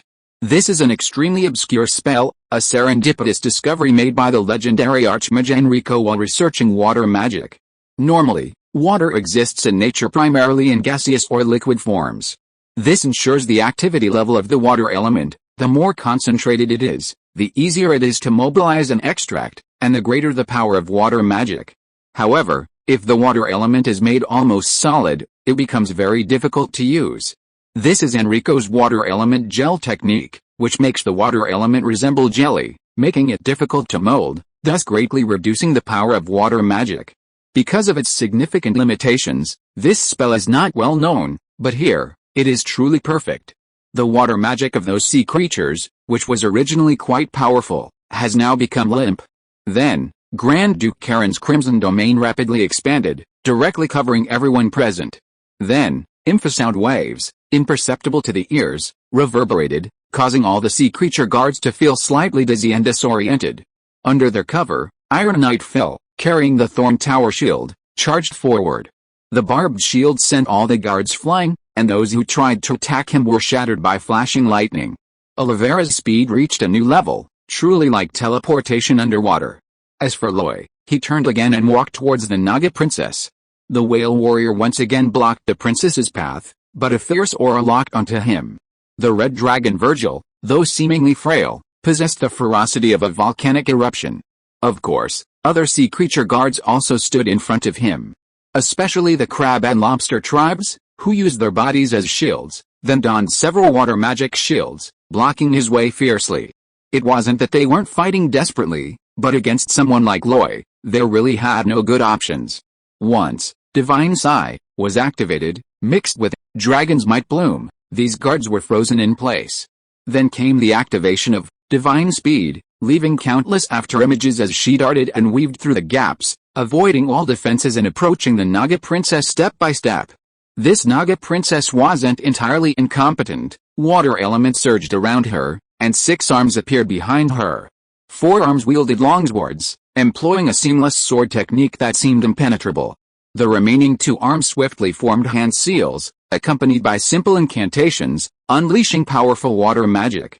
Around her, rotating water columns transformed into a 9-headed serpent monster, resembling the legendary Hydra. This strength was among the best of the 4th tier. However, the problem was that she had almost no combat experience. Loy first charged to the left, her rapier flashing like lightning, enveloped in golden red battle aura, seemingly preparing for a powerful attack. Then, she twisted her body, her feet moving in rapid succession, her sword drawing V-shapes, attacking from the right. Yes, with such a simple feint, she completely deceived her opponent. Then, Luoyi extended her left hand, piercing through the flashing blade, and grabbed the woman by the neck, lifting her up. Stop, stop, the first shot was Luoyi's roar, like a thunderclap, shaking the entire scene. But another voice rang out, deep and resonant, tinged with exasperation, coming from the distant horizon. Luoyi paused, slightly raising her head. She saw, beneath the multicolored sky, rolling waves surged in, countless sea creature guards rushing towards them. Oh no, things seemed to be escalating again. At that moment, a thought flashed through Luoyi's mind. I just want to do business, why is it so difficult? Sure enough, the business world is like a battlefield. Another chapter for today. Chapter 436, The Prince Who Protects His Sister. A moment later, the situation shifted again. Loy and the others had retreated to the location of the Blood Gate.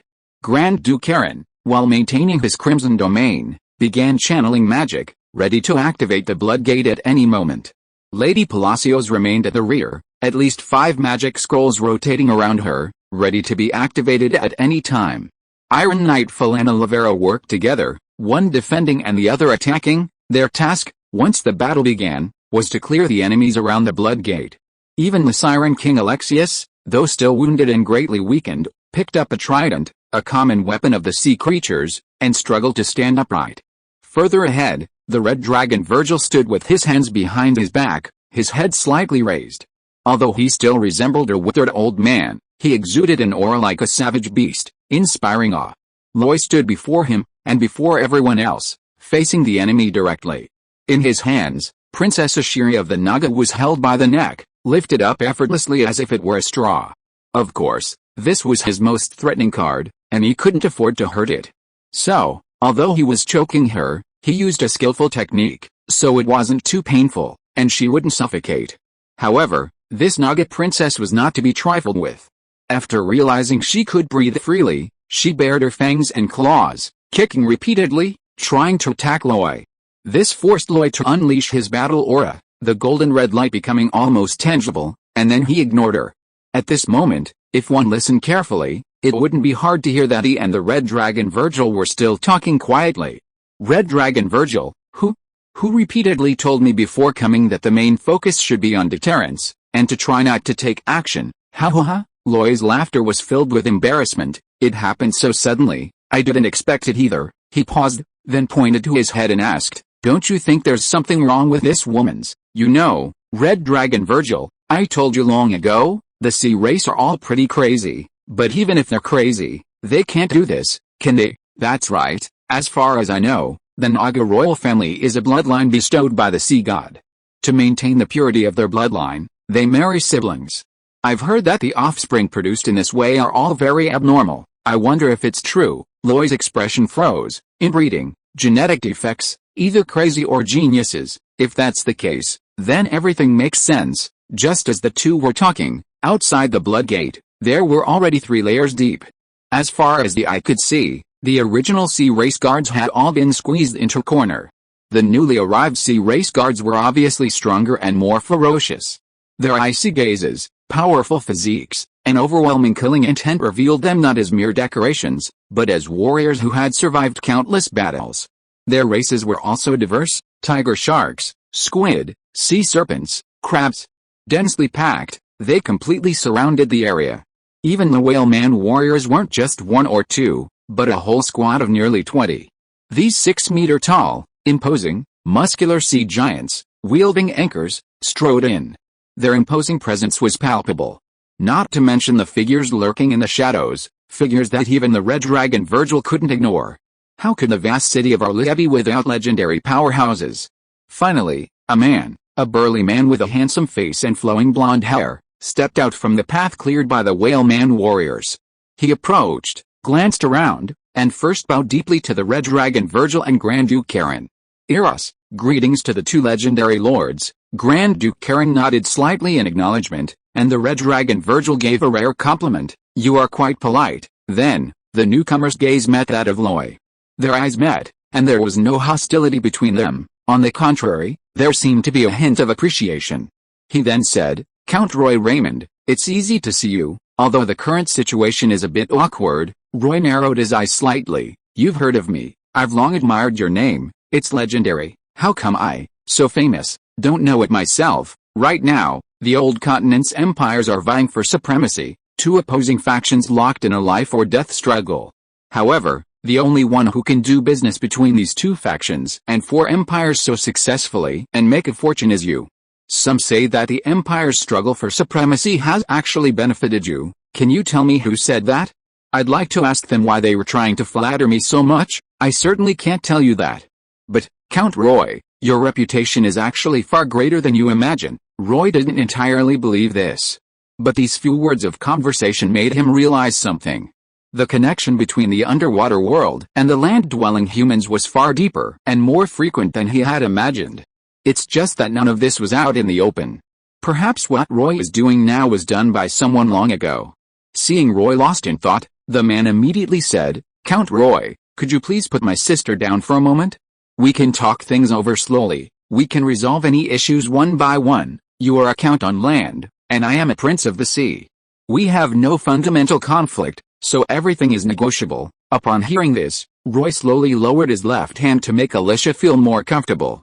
Only then did he look at the other person and say, "If I'm not mistaken, you are Prince Iris, this woman's younger brother. That's obvious. Then do you know that your sister wanted to hire me to kill you?" "Well, knowing is knowing, not knowing is not knowing. What's the fuss? This issue needs to be considered separately. You say I don't know about my sister's intention to hire you, but the entire upper echelons of Arlia should know that she wanted to kill me." Loy was stunned. "No? What do you mean? You should have heard about my father, Prince Antarichus's serious illness. He's gone to the Sea Clan temple to seek medicine from the high priest. So, I'm temporarily in charge of Arlia. However, my sister always thinks I stole his position and always wants to follow tradition to get rid of me so she can take over." Prince Iris's words were quite frank. After explaining, he added, "This matter has become quite a big deal, so it's like a joke. Luo, you couldn't help but ask, she wanted to kill you so badly, and you didn't say anything. Don't joke around. She's my own sister from both our parents. Even though she often beat me when we were little, she wouldn't let anyone else bully her. What could I do?" Iris's face also showed a hint of helplessness. He looked at Luo Yi, then pointed to his head, saying, "My sister has some, well, you understand. So, please forgive her. Please forgive her, everyone." He didn't hide his words from everyone. The surrounding guards all heard them, showing no expression, as if they already knew. Of course, Alicia heard it too. At this moment, Luo Yi relaxed his grip on her, and she could speak again. Seeing her brother making fun of her like this, she immediately became furious. Iris, you called me stupid again. You're the stupid one. You're a fool, an idiot, a moron. I'm going to kill you. If I kill you, father will have no other heir. He'll only have me to choose. I'll be the governor of the Northeast Province. Then, if any of you dare disobey me, her voice trailed off as Luo Yi tightened his grip. Gently. Earl Luo Yi, my sister is afraid of pain. Please be gentle." This was almost an instinctive action for Iris, and Luo Yi watched, seeing no trace of acting. At this moment, he didn't know what expression to make. A sick father, a mad sister, a brother protecting his sister, and him, who had intruded. For the first time, Luo Yi felt that this trip had been incredibly hasty. Seeing the atmosphere fall silent, Prince Iris offered a solution. "Count Roy, how about this? You came here for trade, but the current situation isn't suitable for negotiation. How about this? You go back first, and once I've made preparations, we'll meet on the Silver Sea, then we can discuss the trade details." "Okay," Roy nodded, "that's fine. As for my sister, well, I'll offer you some information as ransom." "What information is so valuable?" "A long time ago, the Habsburg Empire sent someone to talk to my father, intending to win him over to help them fight the Navy. But my father refused. However, he still made some arrangements." Roy was stunned for a moment, then immediately realized, "You mean, the Siren tribe's migration was on your father's orders, and the Empire was behind it?" "That's right." Prince Iris made an even more explosive deduction. "So, perhaps in your view, the all-out war was started because the Imperial Crown Prince was assassinated, and you were enraged. But in our view, this war was actually something the Empire had planned and orchestrated long ago." Upon hearing this, Luo Yi's brows furrowed involuntarily. Update complete, and it's so late again, I'm speechless. Chapter 437, An Absurd Conjecture. The blood-red gate opened, distorting space. Iron Knight Phil went first, followed by Olivera helping the Siren King Alexius enter, then Lady Palacios, Grand Duke Cullen, and finally Loy and the Red Dragon Virgil. Before leaving, they naturally released Princess Alicia of the Naga. Upon gaining her freedom, the woman immediately ran back to the sea creature camp, frantically trying to get the sea creature guards to take down Loy, who had humiliated her. Unfortunately, with Prince Iris present, the guards remained unmoved, enduring beatings and insults. This included the guards from before this palace, and the Whaleman warriors as well. Passing through the blood-red gate, the distorted spatial sensation vanished in a flash, and when it reappeared, Loy and the Red Dragon Virgil were already on the nameless desert island. The night had passed, And although the surroundings were still shrouded in mist, the light of the sky could be seen through it. This journey, though short, felt like stepping into another world. As for the outcome? Everything should have been settled, right? The Siren King Alexius was rescued, and the underwater trade was finally on track. It's just that this bizarre encounter was truly baffling. When Loy returned, she saw Iron Knight Phil pulling Alexius aside, asking, "Tell me, when you were choosing partners, how did you come to value this woman? Did you know she was insane before?" What could Alexius say? He could only widen his eyes, seemingly innocent, and repeat, I didn't know. Actually, it wasn't entirely his fault. Given his status, he couldn't access the higher-ups in Auckland, so judging the timing was perfectly normal. However, he still had to arrange the follow-up matters. For example, the blood gate on this nameless island couldn't be dismantled, it would become the channel of communication with Auckland. Also, if the Naga Prince sent someone, Alexius would have to receive them. As for the negotiations, that wasn't urgent. They could continue after they had reached an agreement and set a time and place. As long as both sides are interested in making money, exchanging goods is actually a very simple matter. Loy gave Alexius a final explanation, then led everyone onto the magic warship and set sail for Flower Territory. Theoretically, the trip should have been smooth sailing, but Loy seemed preoccupied. Everyone gathered in the captain's cabin, chatting idly about their underwater adventures, mainly Walter, who, with a curious expression, shamelessly kept asking questions. Then, they started talking back and forth. After the initial awkwardness dissipated, everyone became quite talkative, except for Loy, who went to the bow alone. The magic warship sailed through the waves, and Loy stood at the bow. Although shrouded in mist, the sea breeze helped him sort out his chaotic thoughts. Before he knew it, the red dragon Virgil appeared behind him and asked, "Are you troubled?" Loy nodded. "There are some things I haven't figured out. Is it because of the news Prince Irus told you?" "Yes." Virgil tilted his head slightly and said, "It's normal for different empires to have their own schemes and plans, and to target each other." "Why do you seem so concerned?" Loy didn't answer immediately, but his brows furrowed even more deeply. After a long while, he finally spoke. "To be honest, I find it hard to describe my thoughts right now. Much of the information is fragmented and difficult to sort out. But, just like that, very suddenly, an idea popped into my head, an idea that even horrifies me." Virgil became interested.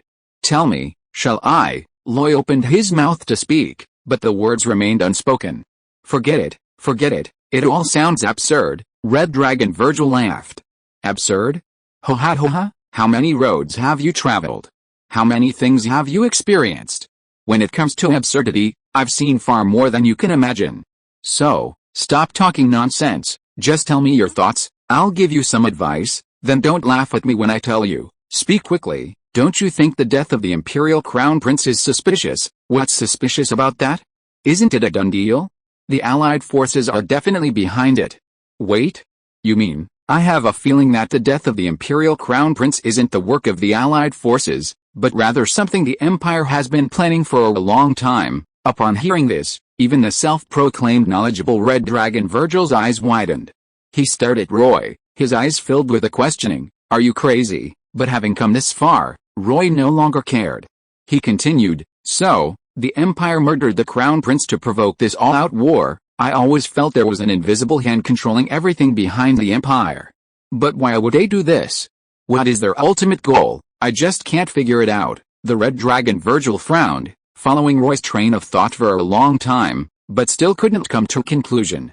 But he wouldn't dwell on it, and said directly, "Loy, let me teach you something else." "What is it?" "There are many secrets in this world, far too many, so many that you can't possibly keep up. So, you have to learn to forget and let go. Even if your guess is true, so what? What does it have to do with you?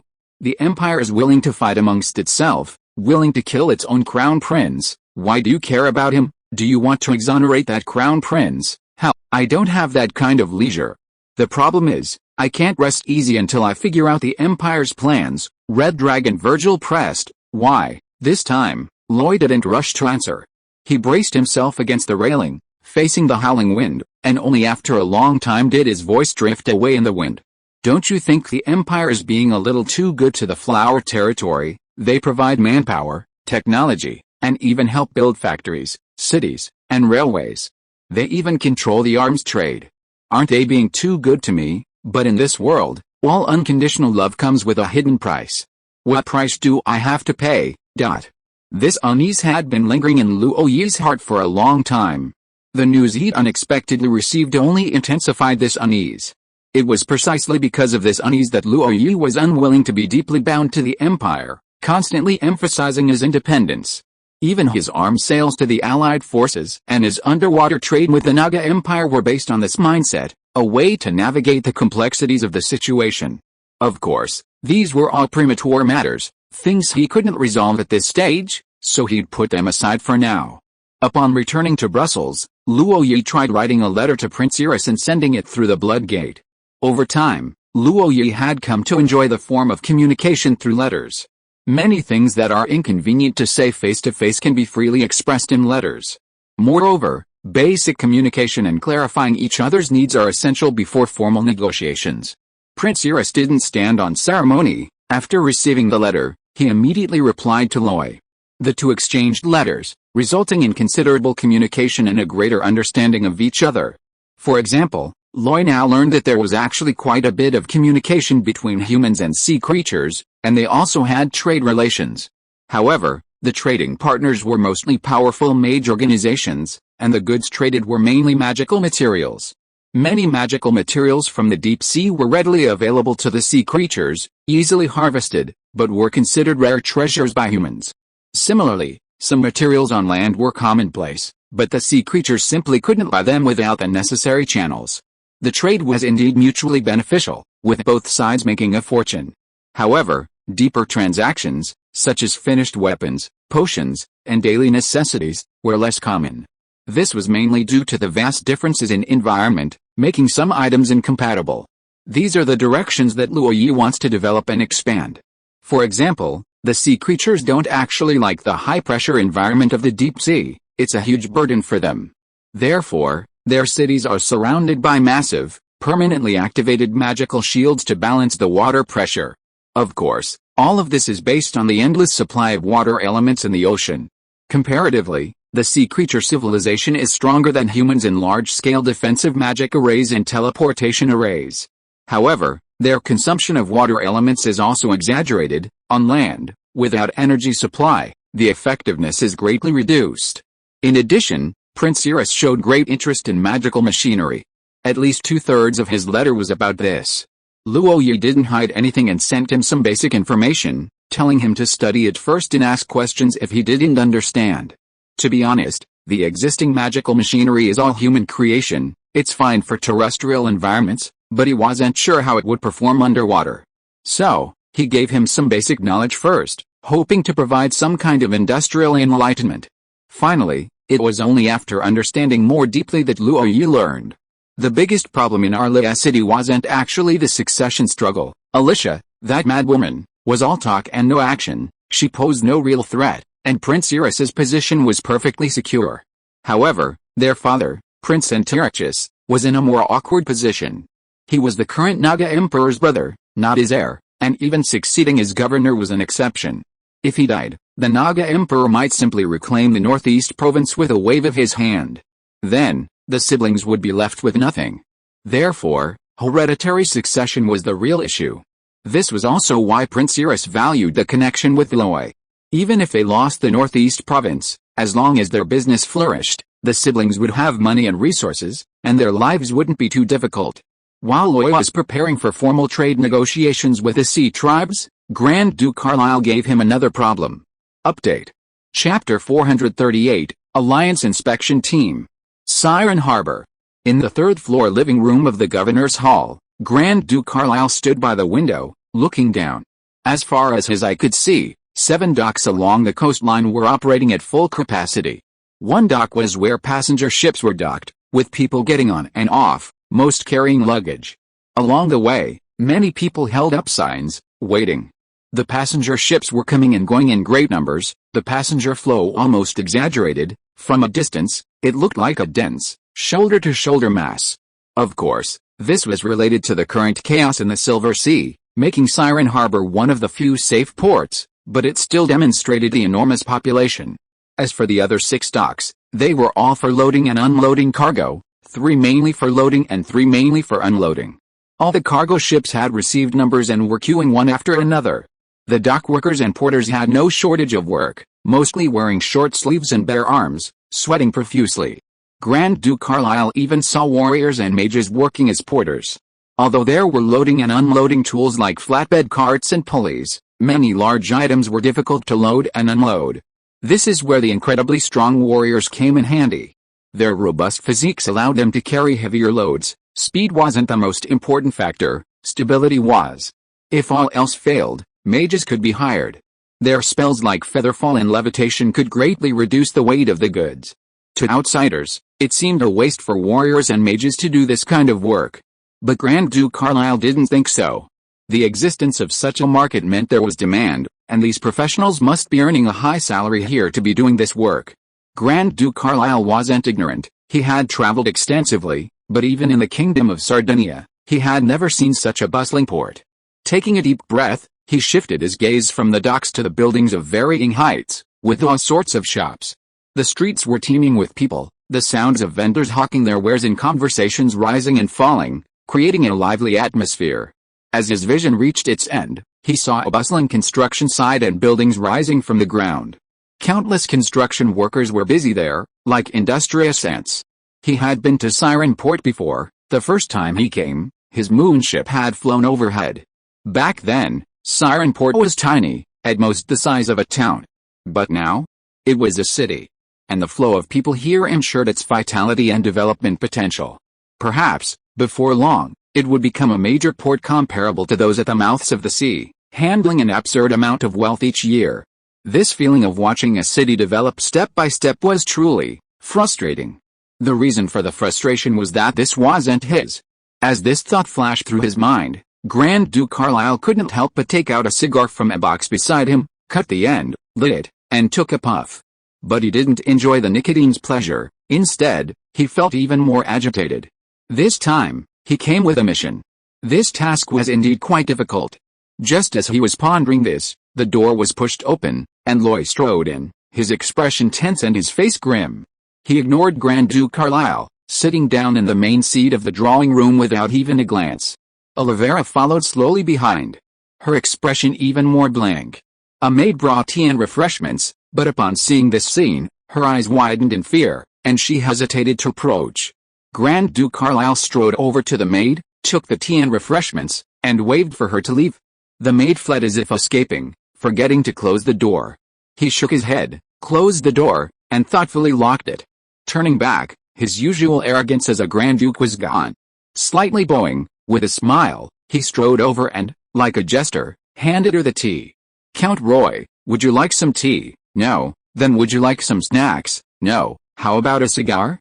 "Mine was imported from Cuba. It's absolutely the best cigar in the world, bar none." "No." Roy finally looked up, glancing sideways at Grand Duke Carlisle, and said, "Grand Duke Carlisle, I still prefer your arrogant self from back then." Grand Duke Carlisle's smile widened. In life, one must bow one's head when necessary. I understand that rule. Seeing his submissive demeanor, Roy wanted to say something, but couldn't help sighing, saying, "There are some things I can't agree to. Not that I don't agree. Our deal, though known to you, me, and certain high-ranking officials in the Empire, is ultimately not something that can be openly discussed. But what about you? You actually want to form a group to conduct some kind of inspection here? What the hell? Aren't you feudal lords? What kind of business is it to inspect my magical machinery? Am I lacking your cannons or firearms? Why don't you go to the Empire for an inspection?" Loy's resentment was understandable. An inspection? Who came up with that brilliant idea? Wasn't that just suicide? Would you believe me if I said I was forced into it? I believe you. But what does being forced into it have to do with me? Loy continued her tirade. "Grand Duke Carlisle, you need to understand one thing. The Empire and the Alliance are enemies, and they're still at war. If you come here for an inspection, what will the citizens of the Empire think? Will they tolerate this kind of aiding the enemy? If the opposition is too strong, are you sure you can still get guns and cannons from me? Can you bear the consequences, or can I?" "Calm down, calm down." Grand Duke Carlisle had never felt so aggrieved, humiliated and forced to force a smile. This wasn't the Carlisle family's style. Even he was inwardly cursing the Allied forces. But there was no other way, the work still had to be done. Taking another deep breath to suppress the boiling emotions in his heart, Grand Duke Carlisle plopped down on the ground. He organized his thoughts before speaking. "Loy, did you know about the four-way meeting a few days ago?" "No, it's all right if you don't, but you've probably heard about some things. The Empire used magical weapons to destroy our defenses, which also gave magical machinery a large following within the Empire." He paused, then Grand Duke Carlisle continued, "Actually, these followers existed before, mainly merchants, students, sailors, and mechanical mages. But they were severely suppressed before, and had no say. This time, the defeat in the war gave them an opportunity, and they're vehemently advocating that developing the magical industry is essential to saving the country and its people. Their conflict with the conservatives is now escalating." Lloyd chimed in, "That alone isn't enough, is it? If you say there's no one supporting them, I absolutely refuse to believe it." "That's right, there is someone supporting them, and it's the highest-ranking one at that. In fact, we see clearly that some things are unstoppable, but even if change is to be made, that person can't do it alone. Someone has to stand at the forefront, and that's how it ended up like this. I found a successful place, looked around, learned a bit, had a goal, and was more motivated to work hard. And then, I ended up here with you." This was the first time Luo Yi had heard the whole story, and it made sense, but he still said, "The problem is, no matter how eloquently you describe it, I can't pull it off. Could you have come secretly? Cover it up. You probably don't know how many people from the Empire are here with me. It's impossible to fool them. So, sneaking around is impossible, unless..." At this point, Luo Yi paused, as if he had thought of something, but then shook his head to himself. Grand Duke Carlisle hurriedly said, "Unless what? Loy, just tell me what you can do." "Unless the Empire agrees. Is that possible?" "It's difficult and quite troublesome, so let's forget about it." "No," Grand Duke Carlisle immediately said. "Loy, let's hear what we can offer first." "What can you offer?" "First, a fourth-tier awakening potion. Did you want to exchange for it before? This time, we can arrange for a potion master to specially refine it. And, it's 3 bottles. What's the second?" "Second, didn't you want secret knowledge last time? The royal families of the 3 great empires will each provide a batch of books for you to copy, thereby enhancing the Raymond family's foundation." "That's good, but it's still not enough. Sacred techniques, secret sacred techniques. I heard you're looking for this, so we'll make a list. These are the complete versions of secret sacred techniques that the 3 great empires can offer. You can choose 3. This time, Loy was truly tempted. He narrowed his eyes slightly before saying, "You really know exactly what I need. You're offering exactly what I want, so you agree." "Answer me one more question." "Go ahead. I heard I'm quite famous these days. Is that true?" "Yes." "Then tell me, which bastard helped me become famous? I'll beat him to a pulp." Second update. If you are listening to this novel on a channel other than Fanfic World, it means it was downloaded and re-uploaded without effort. We warmly invite you to visit our channel, Fanfic World. There you will find the original version of this story and many other novels of various genres. We look forward to seeing you dive into a world of incredible novels. Chapter 439, Field Investigation. Actually, when Prince Iris recognized Loy had already become somewhat uneasy. He felt that someone was using flattery to sabotage him, trying to cause him trouble. That's why he wanted to inquire about things from Grand Duke Carlisle. However, after Grand Duke Carlisle's explanation, he also felt that his fame wasn't entirely anyone else's fault. After all, a count wasn't anything special. There were plenty of them on the old continent. A 1,000-year-old family wasn't anything special either. Every country could find several. Even his pride and joy might not seem remarkable to many. The only thing that stood out was that, during the war, Flower Territory was the only territory that had made significant progress in the magical energy industry, which made Loy's vision and methods stand out. Moreover, his current involvement in the arms trade between the 2 factions had caught the attention of many important figures.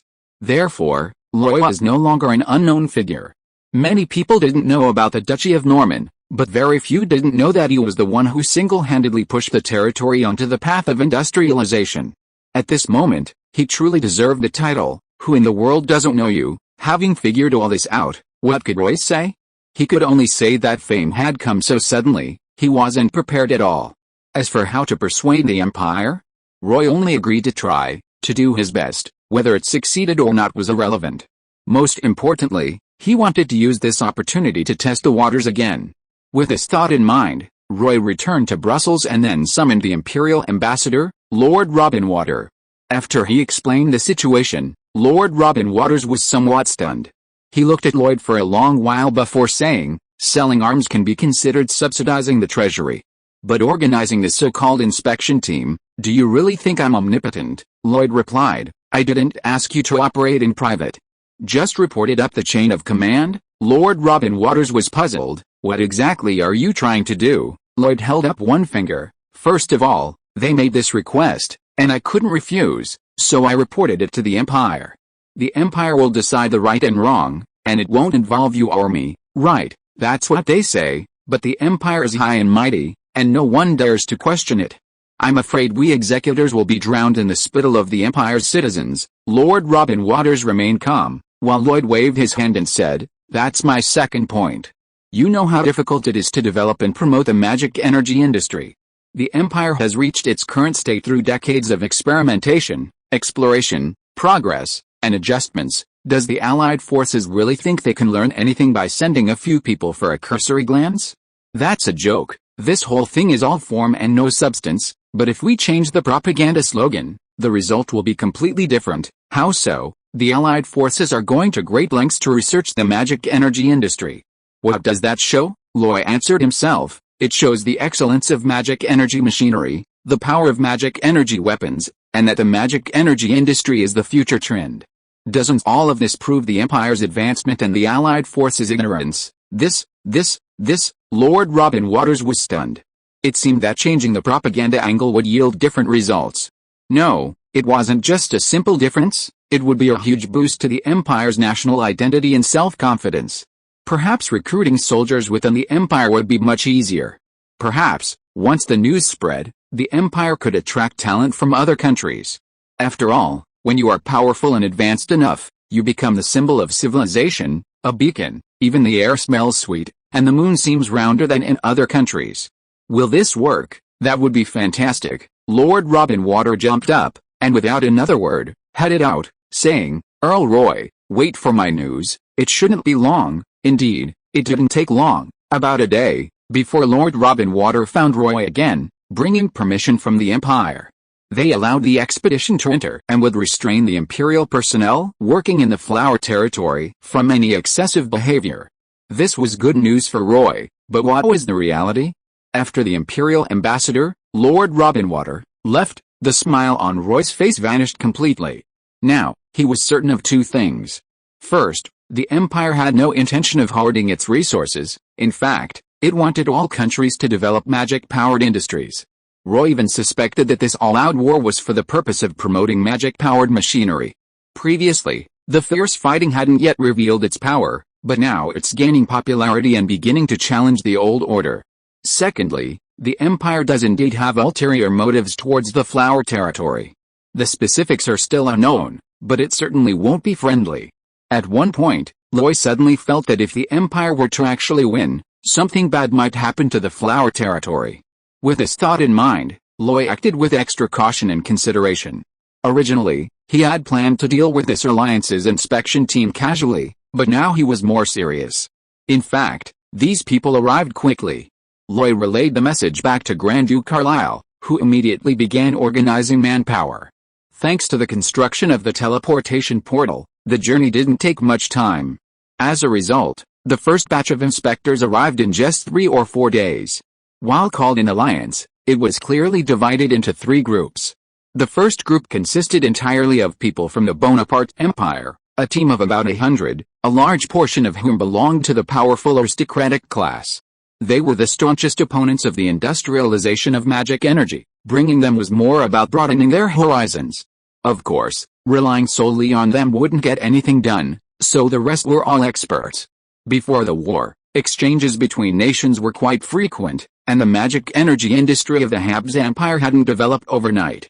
Therefore, there were quite a few foreign students like Lelia, and many more chose to return after the war began. They were among the most knowledgeable about magic energy machinery on the Allied side, mostly mages or mechanical mages.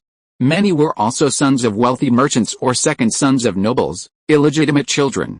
They wouldn't normally have had access to the empire's higher-ranking officials, but this era of change gave them that opportunity. This time, the reception task was assigned to Lord Hickruz. He had traveled to various countries and, in his efforts to promote the magic energy industry, had made many acquaintances with high-ranking and powerful figures. Facing nobles, he was more composed, more at ease, even possessing a genuine sense of pride. It was that you looked down on me before, now you can't even reach me mentality, and he maintained his posture perfectly. You know what, nobles are all shrewd and fall for this kind of thing. Of course, the entire tour was actually designed by Loy. He avoided showing them certain things, yet still managed to deliver a massive shock. Then, he used a series of cleverly crafted PowerPoint presentations, actual production data, product quantities, and future prospects, to create an illusion of awe and wonder. The result was, of course, quite successful. Or rather, what Loy and his group considered commonplace was a huge shock to these conservative nobles. Their worldview and philosophy of life, built upon family traditions, were crushed under the roar of the magical machinery. Even Grand Duke Carlisle, who was the first to meet Loy, lost his composure amidst the turning gears and linkages. Then, seeing the production capacity brought by the machinery, exceeding their wildest imaginations, left them speechless.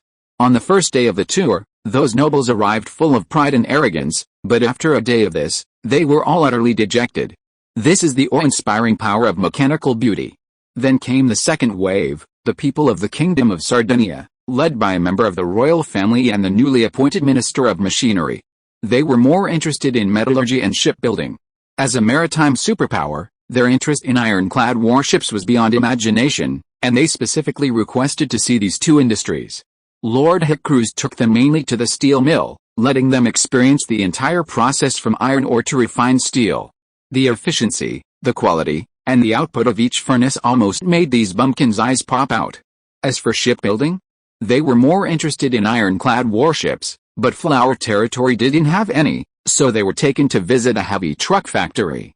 The scene of rows of magic-powered heavy trucks speeding around the test field also stunned many nobles.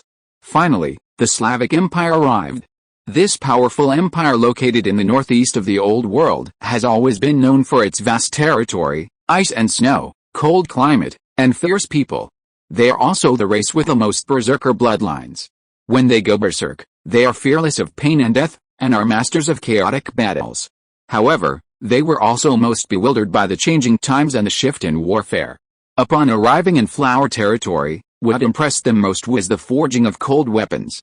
They were particularly fascinated by the mold-pressed knight's plate armor, its seamless construction and durability. In mid-October of the new Divine Calendar 314, Flower Territory, aside from its planned construction, was preoccupied with receiving these inspection teams.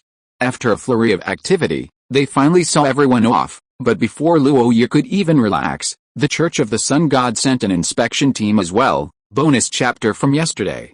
Chapter 440, The Church Visitor. The Church of the Sun God still had some sense of shame. As the vanguard against the seven gods and against magical machinery, they couldn't explain themselves to outsiders or internally if they came under the guise of investigating and researching magical machinery. Therefore, their pretext was to impart sacred combat techniques. Since Loy wanted sacred calamity combat techniques, and the Church of the Sun God had been forced to agree, they decided to give them to him. Not only did they give them, but they gave them openly and honestly. Therefore, the Church of the Sun God sent a large number of people this time, a full 200. Nearly half of them were mechanical mages recruited by the Church. The Church of the Sun God was that generous. Recruiting mechanical mages was an easy task for them if they wanted to. Among these hundreds of mechanical mages, the leader was even a fourth-tier mechanical calamity, Gendel Herrick. In terms of knowledge and experience, he was second to none. He was also the only fourth-tier mechanical mage in the entire investigation team. This alone showed the Church of the Sun God's strength, far surpassing that of the three great empires. Their arrival even commanded the attention of Lloyd, who personally attended to all but Lord Hickruz. He could sense that they were less of an observer and more of a record-keeper, an assessor, and a schemer. Lloyd disliked this and repeatedly reduced the planned itinerary, minimizing their exposure to anything useful. The remaining 100 or so consisted of priests, clergy, and bishops of various ranks. They were clearly divided into 3 factions, the largest numbering nearly 50, the smallest 20. Their attitudes toward the magical machinery varied, some were visibly disgusted, some were fearful yet curious, and others were intrigued. However, aside from touring the factory, they spent much of their time scattering among the crowds, preaching throughout the flower territory. Or rather, preaching was secondary, they were primarily investigating the faith of the flower territory's inhabitants. Lloyd suspected they were likely trying to find fault with him, accusing him of betraying the sun god and siding with the Church of the Seven Gods. Unfortunately for them, Lloyd was always cautious about matters of faith. Furthermore, this was the parish of the sun god, the territory shepherded by Virgil the Red Dragon. Virgil wasn't a harsh man, even the right to collect taxes was delegated to the Raymond family. Therefore, the people here didn't feel oppression from the Church of the Sun God, nor did any of the Seven Gods churches come to preach their faith. Most of them were traditional, devout believers in the light. These priests of the Sun God initially seemed aggressive, looking to cause trouble. But after some investigation, they were all dumbfounded, even confused themselves. The classic question and answer session went something like this: Priest, why are you, a devout believer of the Lord, working in a mechanical field? Believer, if I work here, can't I believe in the Lord? Priest, is that okay? Believer, isn't it okay? A simple difference in understanding, yet it played out more than once. The believer's frank and devout questions left the priest speechless. Is it okay? Is it not okay? It seems, perhaps, maybe, it's not impossible. It's worth mentioning that quite a few people came, but they didn't stay at the Temple of the Sun God. Instead, they booked 2 large hotels in the city and paid ample fees. Of course, if it were only this, it could be explained by the temple's small size and inability to accommodate so many people.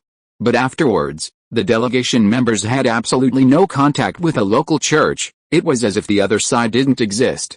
Clearly, the church's higher-ups knew Virgil's identity, but what could they do when an ancient red dragon insisted on taking on a regional bishop, especially one who had risen through the ranks?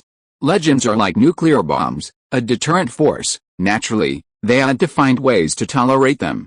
Finally, there was the head of this delegation, one of the 12 cardinals, His Holiness St. John Stewart. This was the youngest of the cardinals and the church's youngest legend. He didn't have any clear inclinations, he hardly interfered in any of the church's 3 major factions. However, rumors circulated that he was in charge of the Inquisition within the church, the shadowy chief judge feared by countless people in the underworld. But these were just rumors. Even within the church, few could confirm the chief judge's identity. The reason he led the team was likely due to his apolitical status. Of course, someone who rises to a high position without faction likely has powerful backers. Stewart, the surname of the current pope, was, in a sense, the embodiment of the pope's will. Of course, being called the youngest cardinal didn't mean he was truly young. As a legend, he was already 300 years old. Yes, a 300-year-old young man. October 26, New Divine Calendar 314, the ruins of Lion Castle. A robust man who looked only in his 30s stood there. He raised his arms, and beside him, a black-robed bishop busied himself, removing his red robes, a symbol of luxury and power, folding them neatly, and placing them on a nearby carriage. Then came the crown on his head, crafted from gold and adorned with jewels, and the various rings and accessories on his body. Finally, he appeared dressed in loose white robes, holding a long sword, striding forward. From this perspective, he seemed no different from an ordinary person, lacking even the imposing aura expected of a powerful figure. Instead, he possessed the composure of a scholar and the untamed spirit of a wandering knight. He twirled his long sword, looking at Luo Yi, and said, "You want divine combat techniques? Of course you can. But not everyone can learn them. You have to prove your worth. Don't worry, I won't use this competition to kill you, and the old dragon behind you won't be happy either. I won't use my superhuman holy power either. As for you, if you have the guts to fight me and show your strength, I'll give you everything you want." Luo Yi stood against the wind, her expression serious. "So, you want to back out?" "No, no, no. If you can't satisfy me, I'll still give you what you want. What if I don't want to fight? I'll still give it to you, but believe me, you'll regret it." St. John Stewart's lips still held a warm smile. "Over countless years, the church has accumulated combat techniques beyond your imagination. But combat techniques, what belongs to others will always belong to others. Your own talent will help you reach the peak, so, show me your skills. Let me see what makes you qualified to covet the church's secrets. Alright, let's fight. Luo Yi understood, some things couldn't be avoided, and he hadn't intended to. After all this time, he wanted to see how far he was from that lofty legend after achieving the 4th rank. As the battle intent permeated the air, an invisible aura swept across the entire castle ruins, causing the onlookers to palpable and silently retreat. The two, swords in hand, drew closer and closer, their steps slow, yet giving the impression of two colossal figures rapidly closing in. No one expected that St. Jorn Stewart would strike first. His longsword radiated a hazy, milky white holy light. With a single slash, 3 blades of battle aura crisscrossed and danced, clearing a path. He then took a step forward, his entire body moving swiftly like a gust of wind. Luo Yi's golden red battle aura exploded, and with a single sword strike, the aura sliced through 100 meters, seemingly intent on cleaving his opponent in two. The battle auras clashed, producing a series of resounding clangs, followed by an even more intense chorus of metallic strikes. At this moment, the two seemed like swordsmen, clashing in swordsmanship. Upon closer inspection, their swordsmanship styles were drastically different. His Majesty St. John Stewart clearly used some kind of secret swordsmanship, with a complete lineage. Its characteristics were gorgeousness, brilliance, and dazzling radiance, yet also immense danger. It felt like dancing a waltz, with almost no gaps between moves. Anyone caught in the opponent's rhythm was like an insect trapped in a spider's web. The more they struggled, the faster they died. Unfortunately, Roy was not an insect, but a man-eating beast. He had learned many swordsmanship techniques, and many had been calculated and refined by Deep Blue, thus incorporating them into his style. Ultimately, this resulted in one characteristic: practicality. He could be gorgeous, swift, mysterious, and ruthless. These were his style, yet not his style. He wanted only one result: to kill his enemy with the fastest speed, the simplest method, and the least force. Therefore, his swordsmanship appeared somewhat disjointed, but each strike forced his enemy to find a way to save themselves. Even after St. John Stewart increased his battle aura output, he directly drew his flamethrower in his left hand. Left hand a pistol, right hand a sword, his swordsmanship shifted seamlessly, the pistol like a venomous snake. Even a legendary figure like him could only manage a stalemate in swordsmanship. But at this moment, His Majesty St. John Stewart finally lost his patience. He let out a low shout, and milky white battle aura surged forth, spreading icy blue frost, seemingly freezing everything around him. Then, he raised his foot and kicked Loy. At that moment, Loy also unleashed his battle aura, golden red holy flames exploding into raging flames, although dispelling the frost-slowing effect. But that kick was solid. He was sent flying, crashing into a pile of ruins, raising a cloud of dust. If this is all the fighting power you have, then I've overestimated you. These were St. John Stewart's words, his eyes seemingly carrying a hint of disappointment. But the next second, a heartbeat like a pounding drum resounded, an inexplicable ripple spread out. Then countless fragments of rock exploded, and amidst the golden red holy flames, Luo Yi leaped up. With a powerful slash of his longsword, a battle key slash at least 1,000 meters long shot out, seemingly capable of splitting the heavens and earth in two. First update of the day. Chapter 441, Battle Against the Cardinal. It's hard to describe Roy's current feelings. Although he took a kick, that kick seemed to have completely awakened him. Under the ultimate battle aura slash, even the noble Cardinal St. John Stewart seemed like an ant. However, what was truly frightening was Roy, who followed closely behind. He left a series of afterimages, like the marks of time, arriving almost at the same time as the battle aura slash, and then relaying the attack without hesitation. The ancient castle, already in ruins, cracked open, creating a bottomless abyss stretching from one end to the other. If one were to withstand this attack head-on, even a legendary expert might not be able to pass unscathed.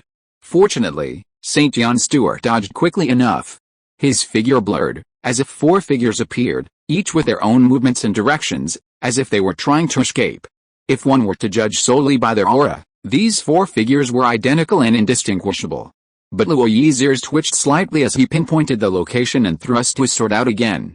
The sword light flashed, like countless glints of cold light, and the battle aura ray shot out as if carrying a tail of flame. At this, His Holiness St. John Stewart's expression changed. A milky white light emanated from his body, transforming into a suit of dazzling white armor, almost solid. His long sword flashed, frost spreading, directly sweeping away most of the battle aura ray. Even those that managed to escape, landing on the battle aura armor, seemed to be frozen solid. But the next second, in His Holiness St. John Stewart's eyes, a foot grew larger and larger. Then, it kicked him. With a bang, the cardinal was sent flying. Seemingly trailing a milky white tail of flame, he crashed into the deep pit, buried in the ground, and disappeared. At that moment, Luo Yi's voice resounded throughout the heavens and earth. If even legends are this weak, it's truly disappointing. At that moment, the bishops' faces changed drastically, becoming extremely ugly. But the next second, the earth shook violently, rumbling, and a small, milky white sun rose from the ground, its holy light shining in all directions. Accompanying this was not warmth, but a pervasive chill. Frost formed on the ground, heat rapidly evaporated from the air, and the temperature dropped at a visible rate. Divine power most commonly and widely exists in the form of holy light or holy fire. However, this doesn't mean that divine power doesn't have other attribute variations. For example, the battle aura of St. Jorn Stewart is a typical dual element category of holy and ice, capable of purifying evil, healing injuries, and restoring physical strength, while also possessing the power to freeze all things and slow down speed. The power of this battle aura alone far surpasses that of a fourth-tier calamity.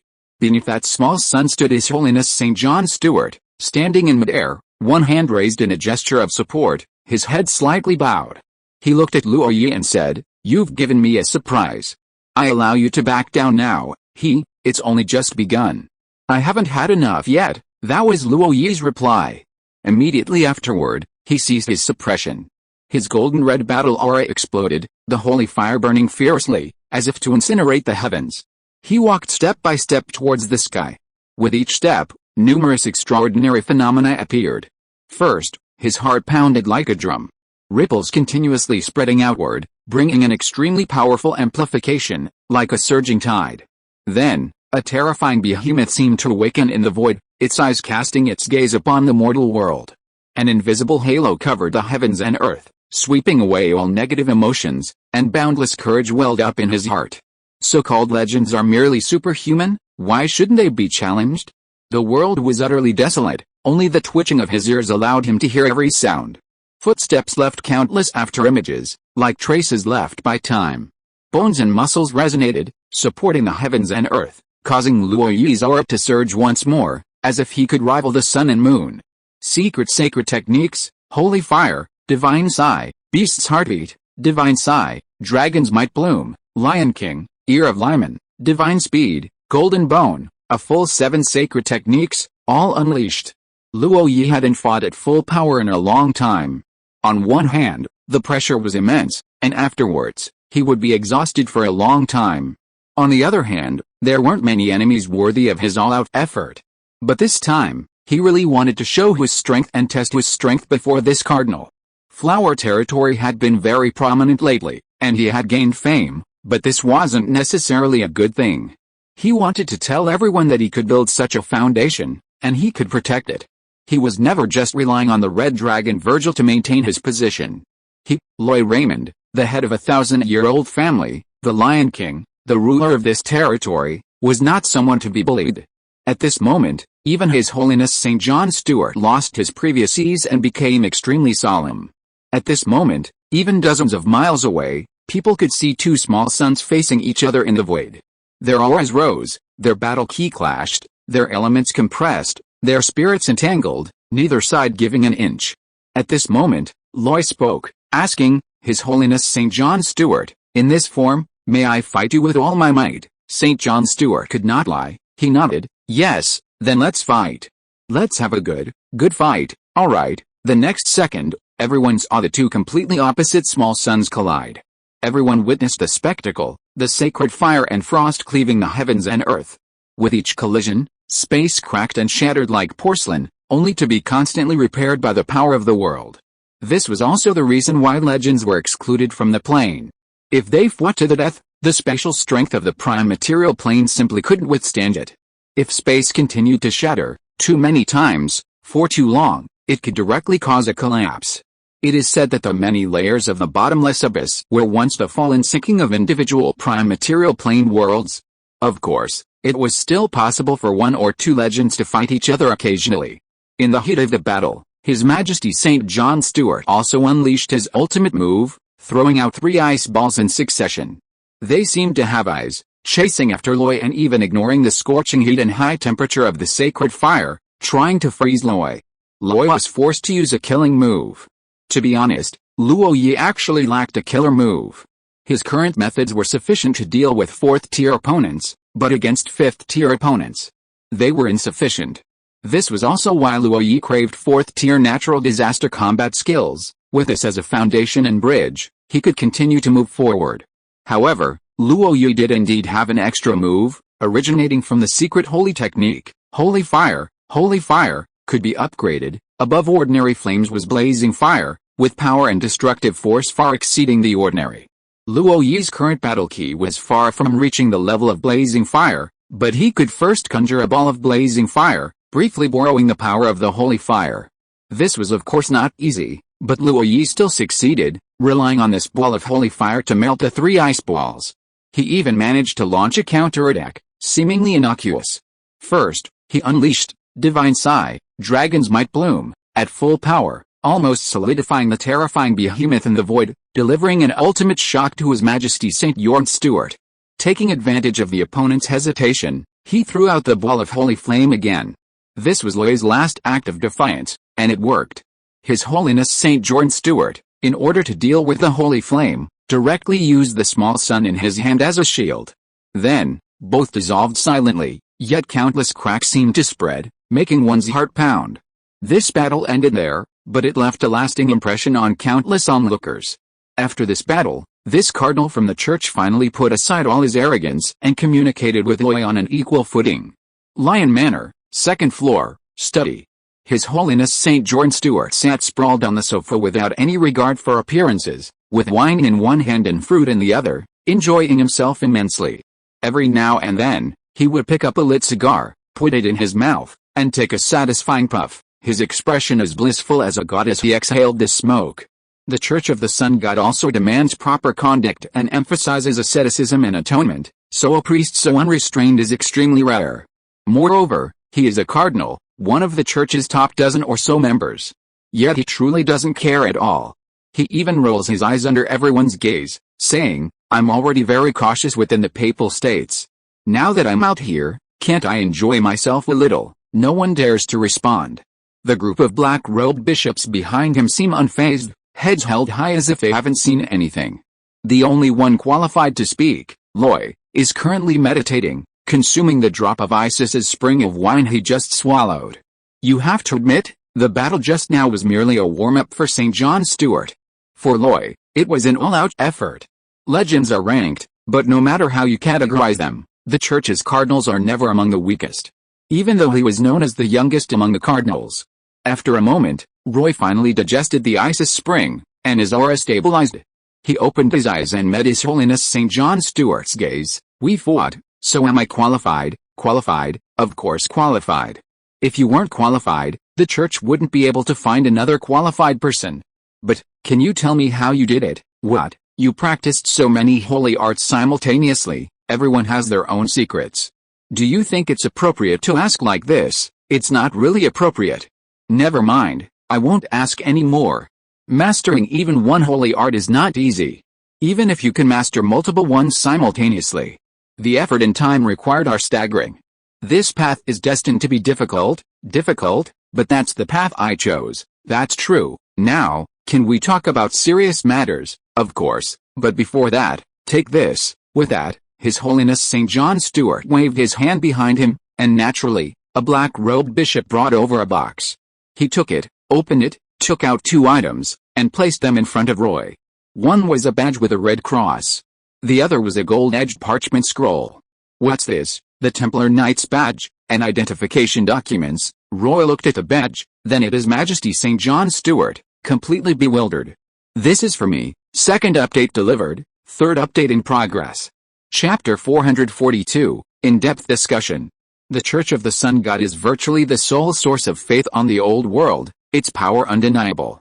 The root of its strength lies not only in the powerful deity behind it, but also in its well-established training system, abundant resources, and the profound foundation built over time.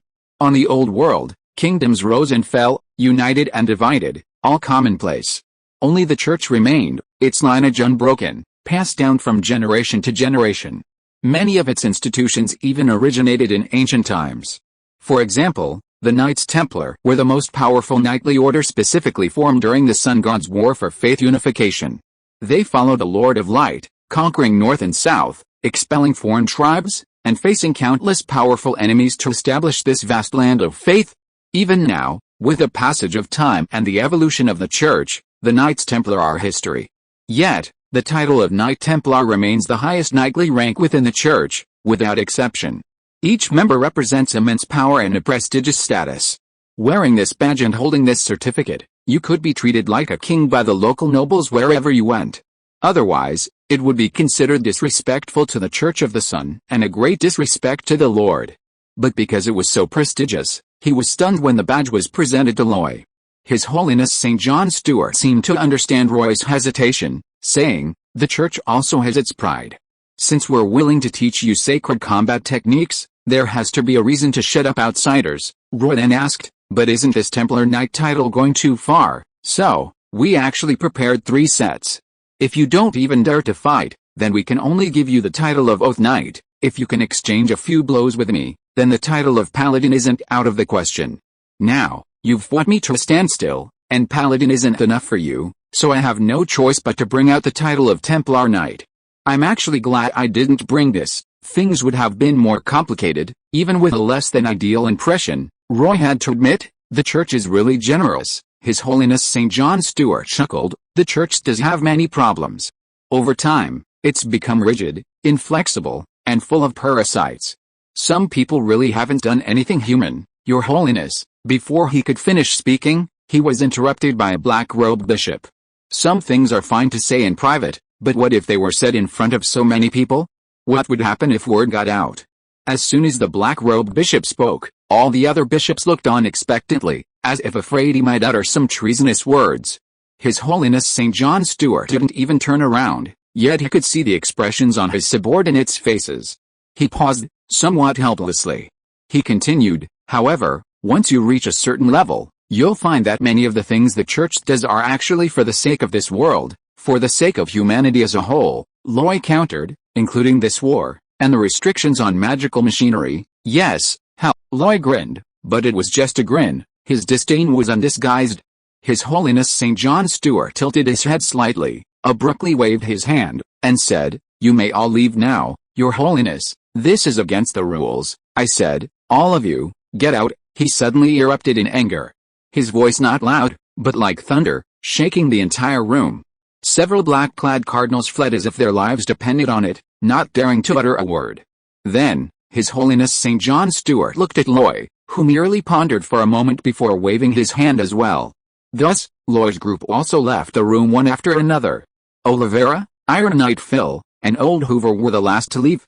He thoughtfully closed the door, took 2 steps forward, and stood in the doorway, completely preventing anyone else from approaching. Inside the room, seeing that everyone had left, Roy picked up a cup of black tea, took a sip, and then asked, "Your Majesty, everyone's gone. Is there anything you wish to say?" His Majesty St. John Stewart said, "Count Roy, you seem to have a problem with me." "I have no problem with you, and I certainly wouldn't dare have a problem with the Church. You don't even believe that yourself, do you? Then what do you want me to say? You seem to have forgotten that the place where we just fought was the ancestral home of the Raymond family. I'm sorry about what you mentioned, but you should understand that the Church is too large, and there are too many voices within it." All right, let's not talk about this anymore." Roy took a deep breath, his expression softening.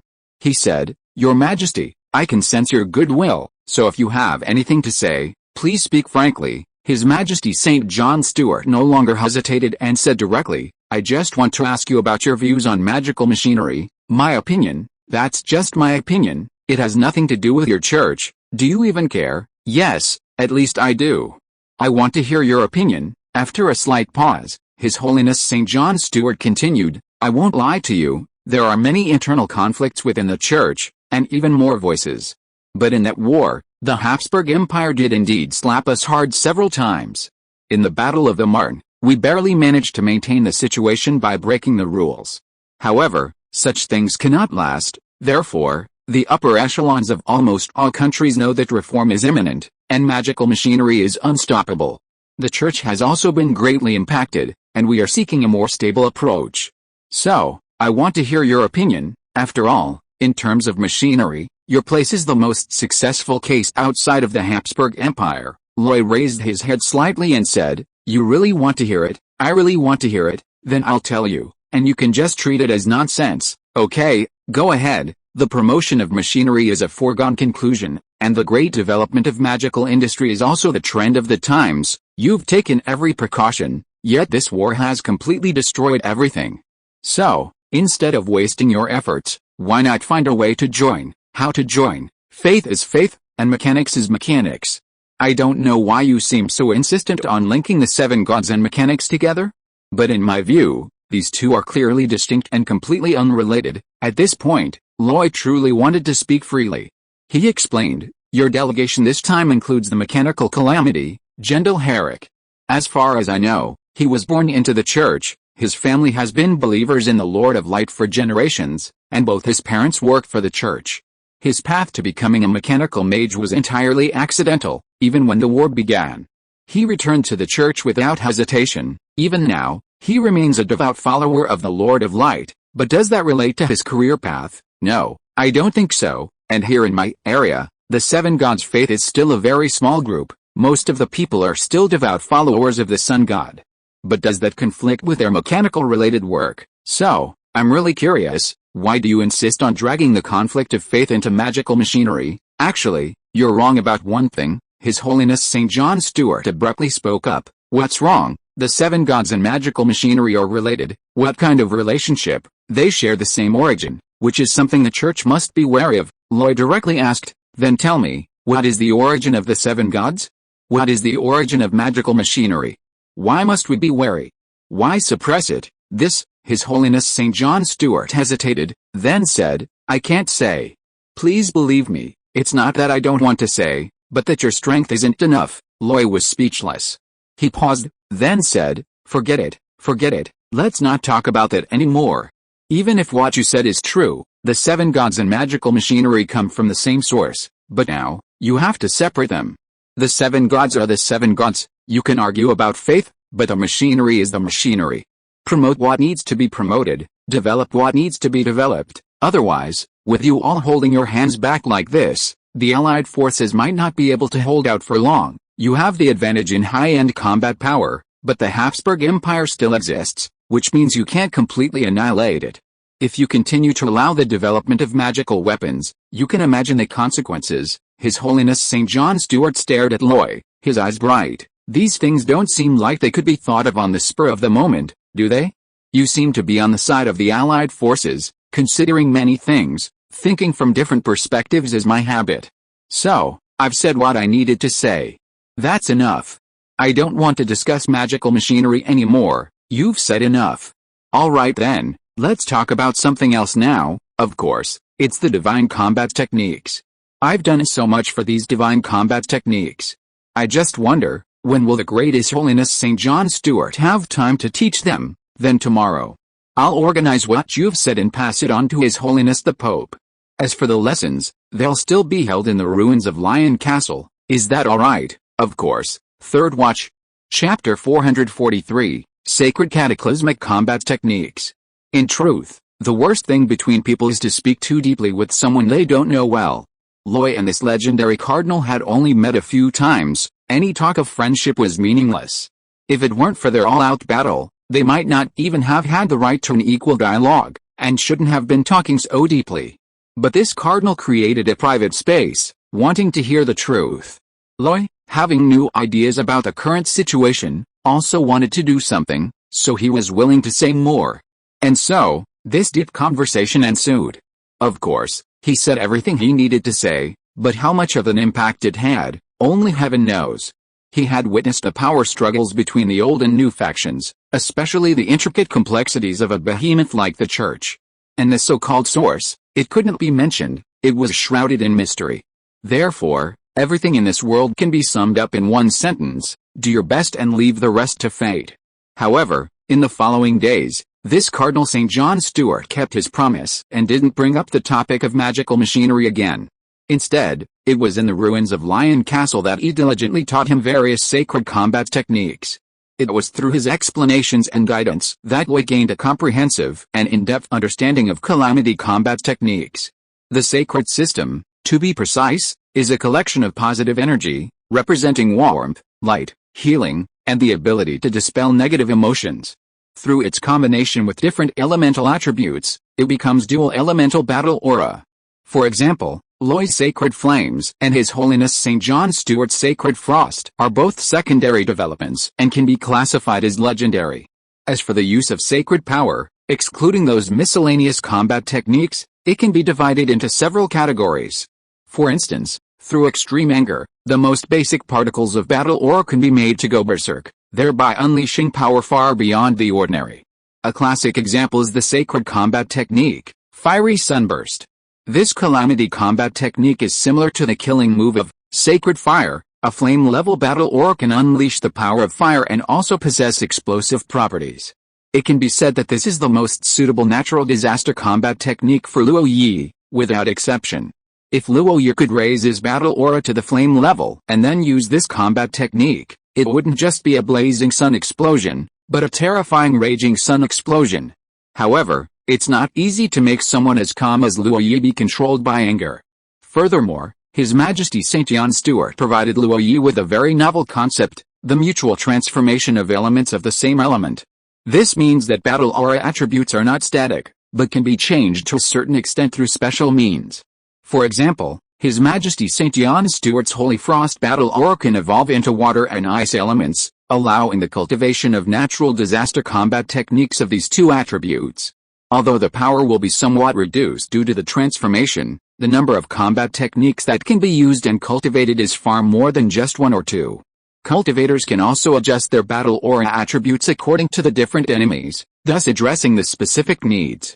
The most extreme manifestation of this attribute transformation is actually the fall of the Holy Knight, the reversal of light and dark elements.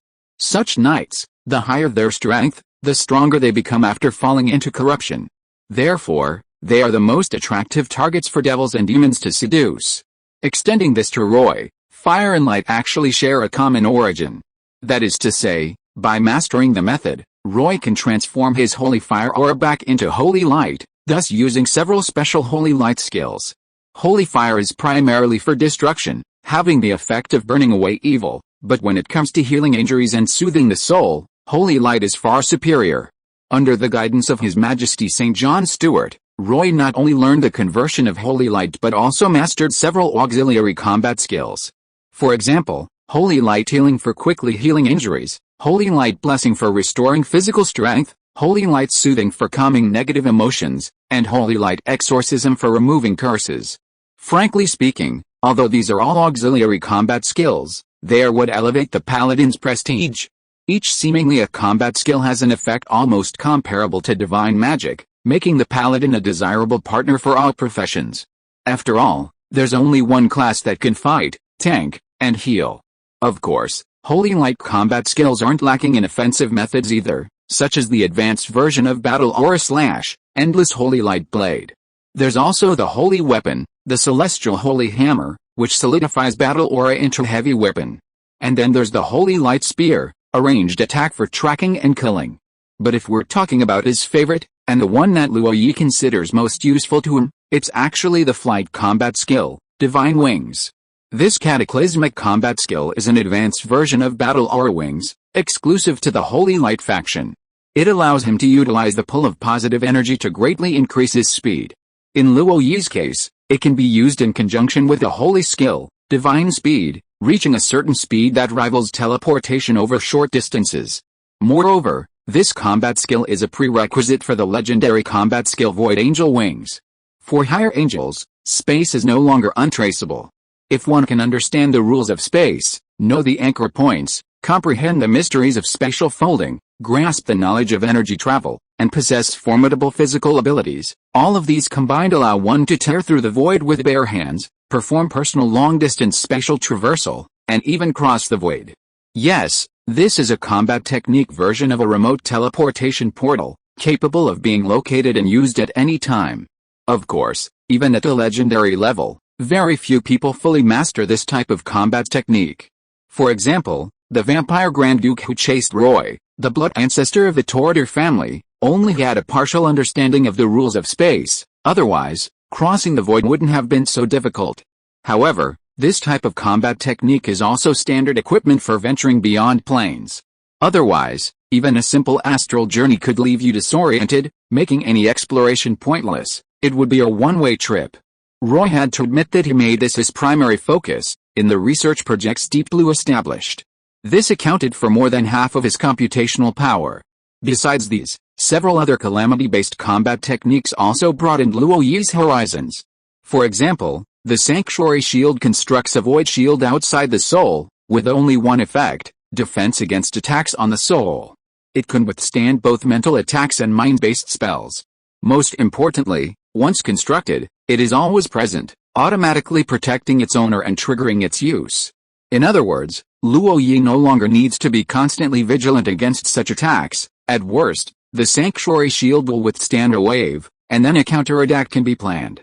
Another calamity-based combat technique, also a signature of holy combat techniques, is called divine judgment. In the name of holiness, it maximizes the effect of positive energy expelling evil, thereby rendering a divine judgment on all those tainted by negative elements, humans, alien races, demons, devils, and undead creatures. This is also the ultimate killing move of paladins and holy warriors, the most ruthless blow by the Church of the Sun God against evil creatures. Even if you dislike the Church of the Sun God, you have to admit that it is because of them that the world of Herka is turned towards the light. Those ambitious schemers hiding in hell and the abyss, their countless plots, have all vanished under the divine judgment. And this calamity-based combat technique has further advancements. If it could gain the approval and blessing of the Sun God, it would be true divine punishment. Punishment would be unleashed in the name of God, and no one in the world could escape it. According to rumors, in the history of the Church, there was a pope who actually strayed from the guidance of the Sun God and fell into depravity. But he was too powerful, no one could judge him until a Templar Knight publicly advanced, unleashing divine punishment in the name of the Sun God, and destroying that agent of God on earth. Of course, such a powerful combat technique is definitely not easy to master. Even at a legendary level, you can still touch the edges of the Void Angel wings, but this divine judgment, if you have even the slightest bit of malice in your heart, you can't use it. That absolute trust in oneself, absolute faith in the light, and absolute adherence to justice, frankly, it's something that ordinary people cannot achieve. Within the Church, such individuals are avoided at all costs, for fear of being relentlessly pursued and attacked if accidentally provoked. However, one must also maintain sufficient respect for them, because they deserve it. Incidentally, His Holiness St. John Stewart himself cannot use divine judgment, yet he insisted on teaching this combat technique to Loy. One wonders what he was thinking? In any case, in just a few days, Loy learned an immense amount from this legendary His Holiness. Not only the cultivation methods of divine calamity combat techniques, but more importantly, the concepts, the ideas, and how to unleash his holy flame battle key. It was as if a door had been opened for him, allowing him to see the scenery within. Even Deep Blue gained a great deal of knowledge in these few days, providing crucial material for refining his combat techniques. It can be said that after the teachings of this legendary His Holiness, Loy's needs on the 4th level were truly fulfilled. Several days later, in early November of the new divine calendar 314, the inspection team from the Papal States completed its work, and the group of several hundred people departed by ship. But this turmoil stemming from the inspection tour has only just begun. Update. Chapter 444, Industrial Support. Shortly after the Church's inspection team left, and as Loy breathed a sigh of relief, preparing to thoroughly study the cataclysmic combat techniques, another application arrived at his desk. The Carlyle family, the Castro family, the McKinley family, all three families from the Norman Duchy, who had previously been enemies of the Flower Territory, had come. The Marquises, no longer haughty, were now bowing and scraping before Loy, their sole purpose being to import machinery and develop basic industry, just like the Norman and Freud families. You couldn't say they had no pride. In fact, They had already done their best to hold out this long. However, with the Bonaparte Empire backing down, expecting them to remain on the defensive was unrealistic. Loy had to admit, it felt quite satisfying to have former enemies kneeling before him. Of course, these were all matters within the Norman Duchy, nothing serious. It was the applications from other nations that were giving him a headache. The Duchy of Joao, the Kingdom of Tudor, the Kingdom of Bourbon, the Kingdom of Cordoba, the Duchy of Fetmer, these kingdoms also successively submitted applications, insisting on sending an inspection team to take a look. And that wasn't all, more applications kept coming in through various channels. The Old World wasn't just home to the four great empires, those were the most powerful ones, there were many other weaker, ancient kingdoms as well. During the imperial power struggles, they all remained silent, no one wanting to be noticed, each wishing they could simply disappear. But now? Magic-powered machinery was poised to become the mainstream, and the major empires were preparing to focus on its development. Naturally, they had to follow suit. Or rather, any kingdom with ambition, unwilling to be left behind by the times, had to find a way to seek change. And so, they made the first step of this change by sending an inspection team to the Flower Territory. Suddenly, the Flower Territory's reputation soared, becoming almost a hot commodity. The major powers were doing it this way, the church had sent people too, so why not join in and see? It wasn't unreasonable, was it? Of course, that's what they thought, and they didn't think it was excessive, but Roy really didn't want to entertain them. Were they kidding? Several groups had already come, which was annoying enough. If more people kept coming, he'd have to hold banquets every day, figure out how to receive them, handle all sorts of trivial matters, and quell conflicts between nobles. It would be unbearable. Most importantly, he still had to cultivate, develop industry, and build the city. There were so many things to do. What kind of work was it to entertain people every day? Okay, that's what he thought, and that's what Roy thought too, but things couldn't be done that way. After all, they were all from the old world, and they'd run into each other all the time. The Raymond family couldn't ignore applications submitted through proper channels. In the end, Roy could only open up a portion of the area, establish a fixed tour route, and have Lord Hitcrews select a few people specifically for the reception work.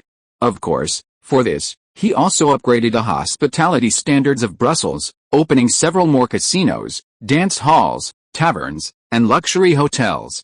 An inspection tour is certainly necessary, but it should be well organized and the expenses properly covered. This will also contribute to Brussels' tourism revenue. Coincidentally, a new industrial zone and 2 residential areas have been established in New Brussels.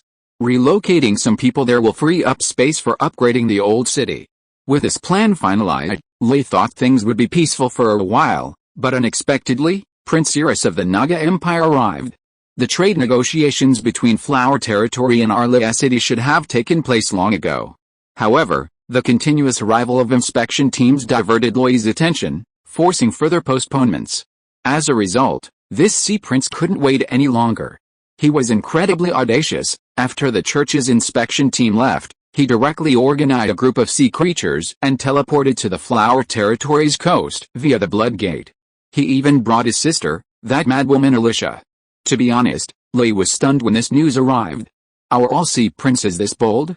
Arriving in the territory of a foreign race, and yet showing no restraint whatsoever? However, despite the complaints, Lei had no choice but to personally greet him.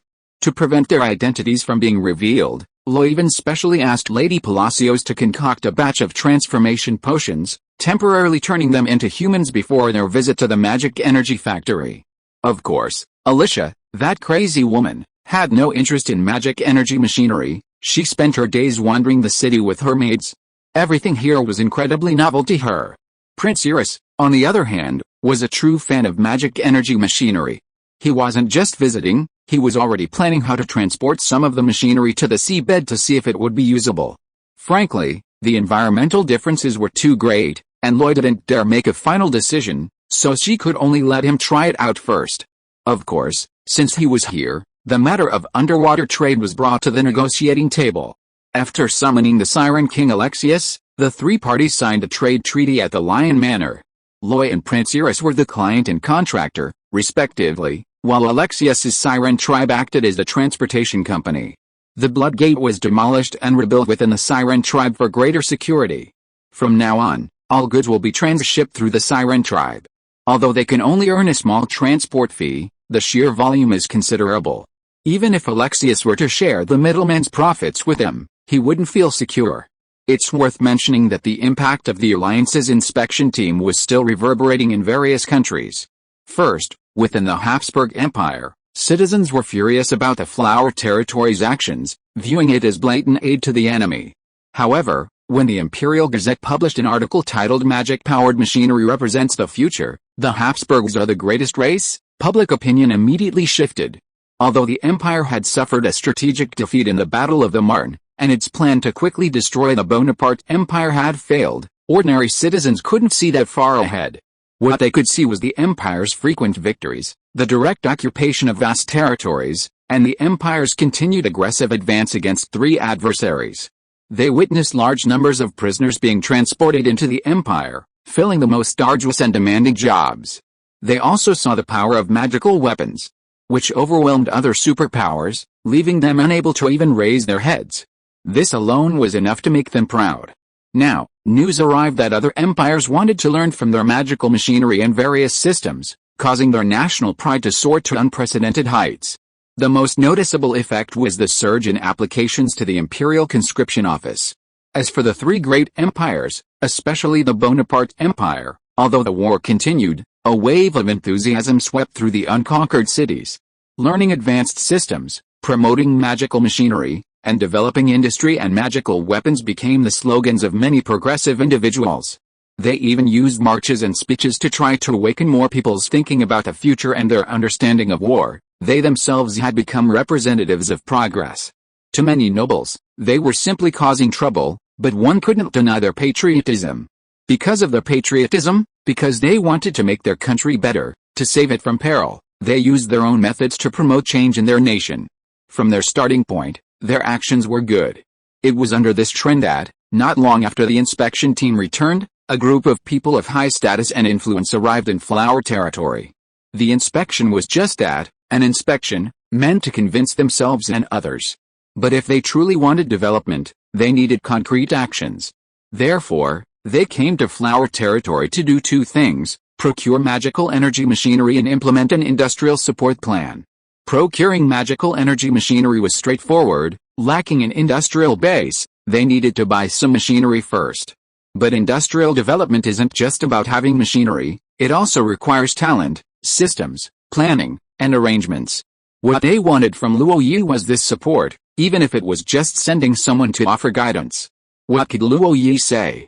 These people were all very generous, giving away many good things, even more than one bottle of awakening potion.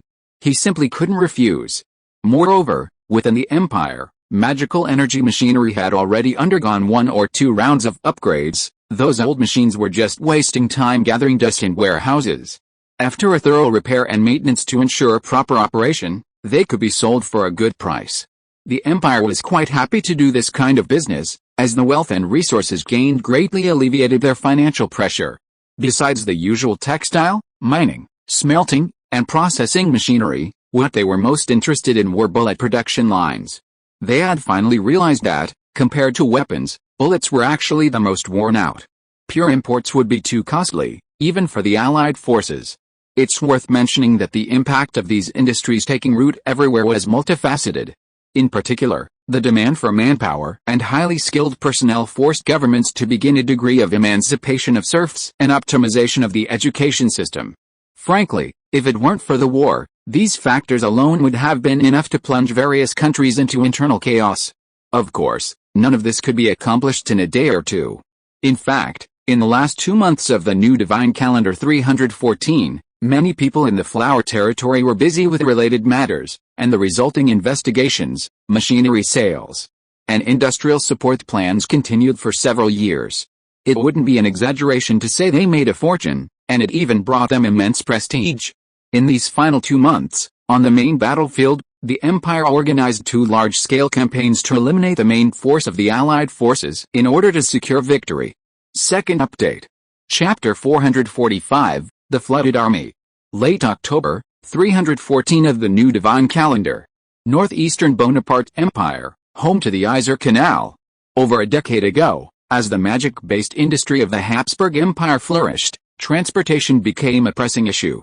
This sparked a debate lasting over a decade regarding transportation methods, primarily divided into railway and canal factions.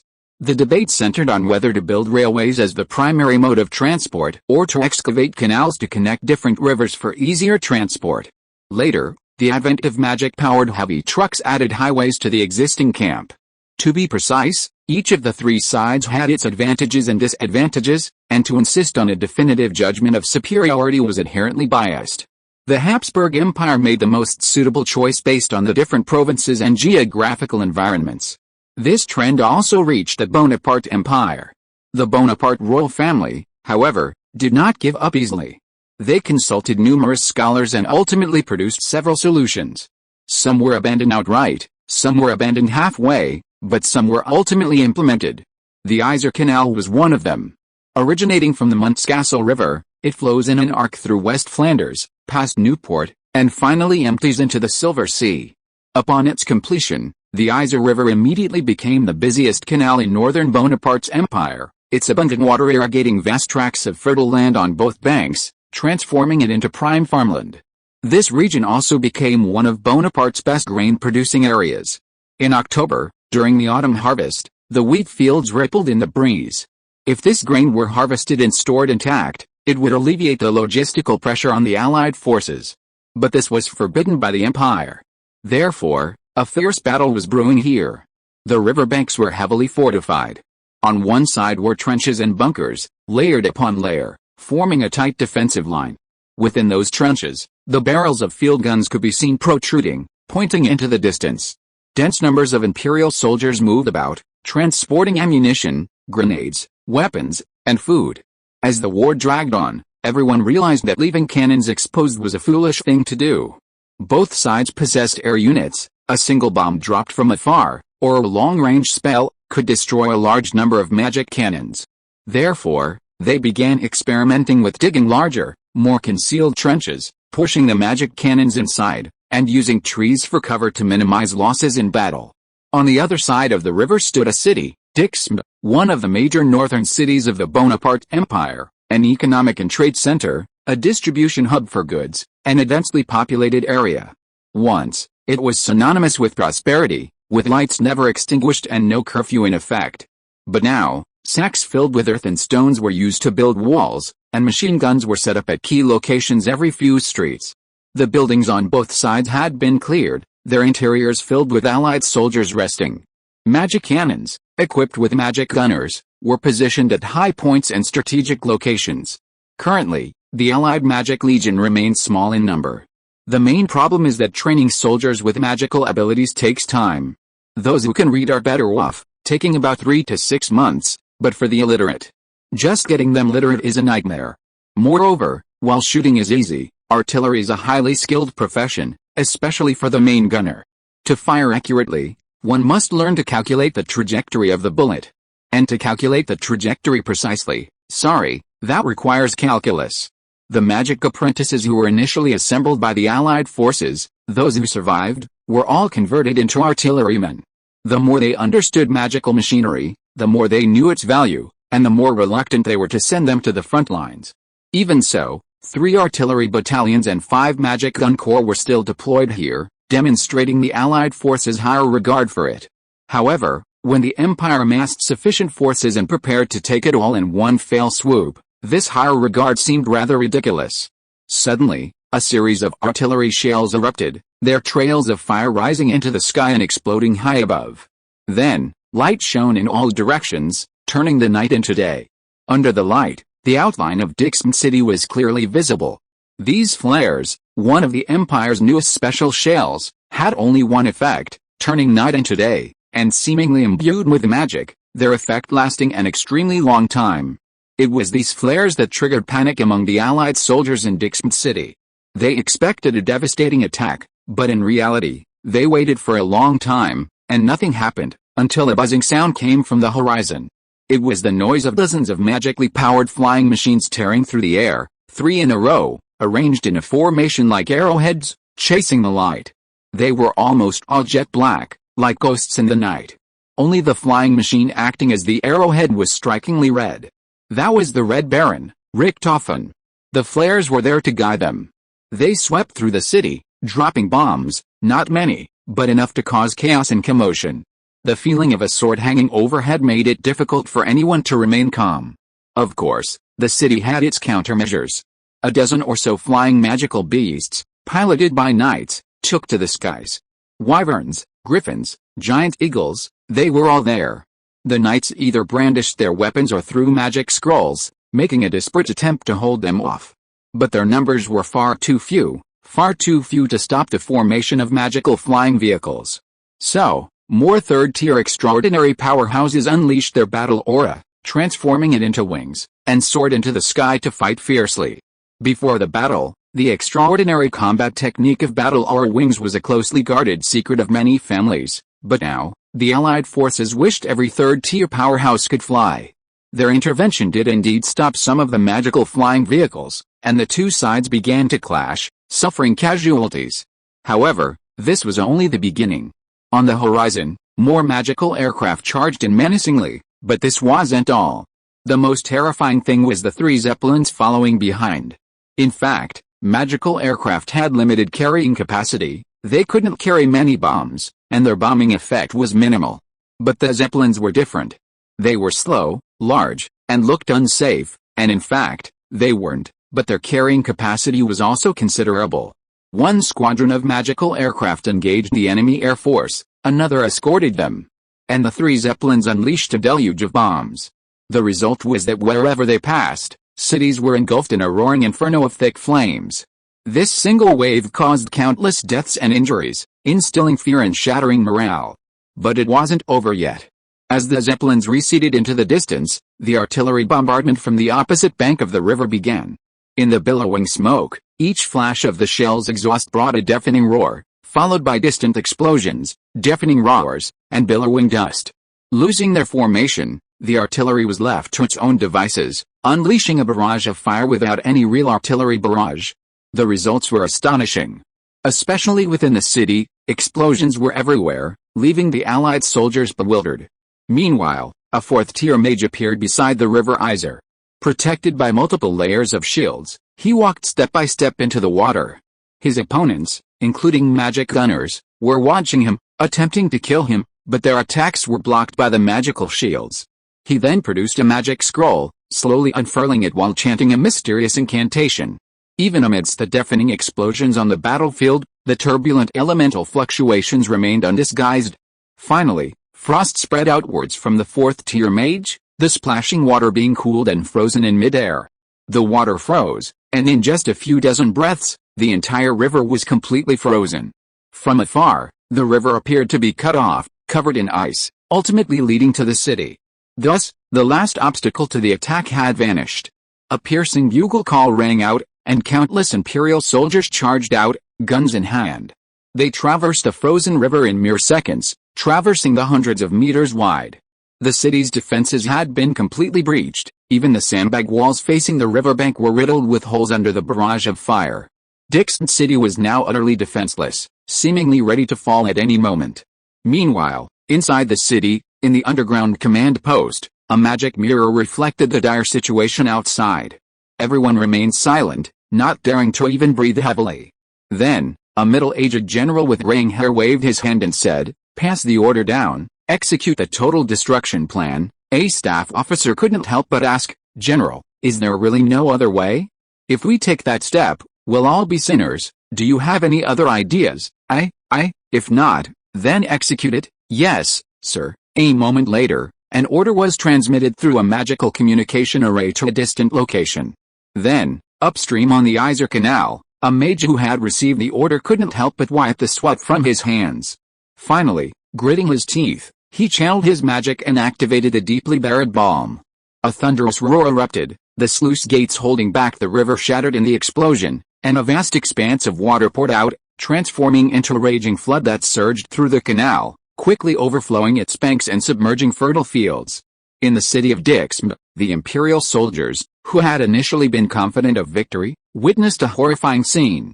On the canal, the water surged like 1,000 galloping horses. The magically frozen surface was utterly shattered by the flood. The Imperial soldiers on the ice were no match for them. A single wave carried them away. But they were not the only ones swept away. The trenches on one side, and the city on the other, were all submerged at this moment, turned into a vast swamp. Behind the Imperial lines, in the command post, news arrived, and the Imperial general stared blankly at the distant battlefield.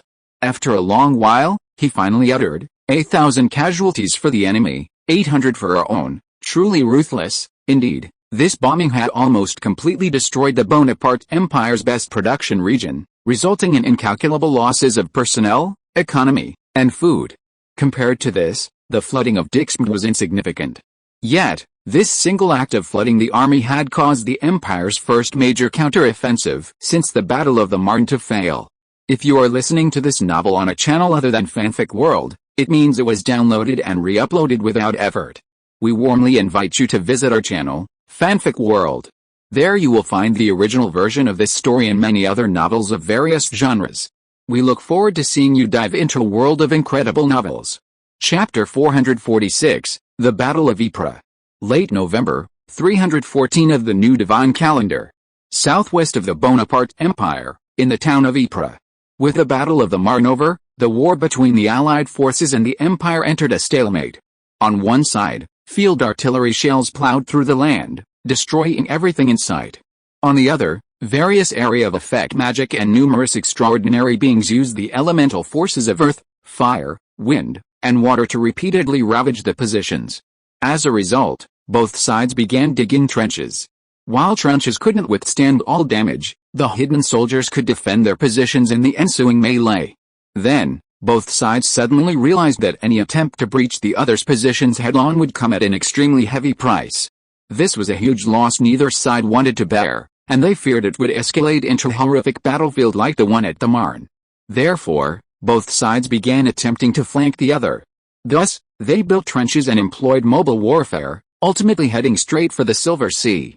This was the so-called run-to-the-coast operation. Of course, in the penultimate month of this new divine calendar year 314, the Empire finally discovered another weakness in the Allied forces, the Expeditionary Legion from the Kingdom of Sardinia.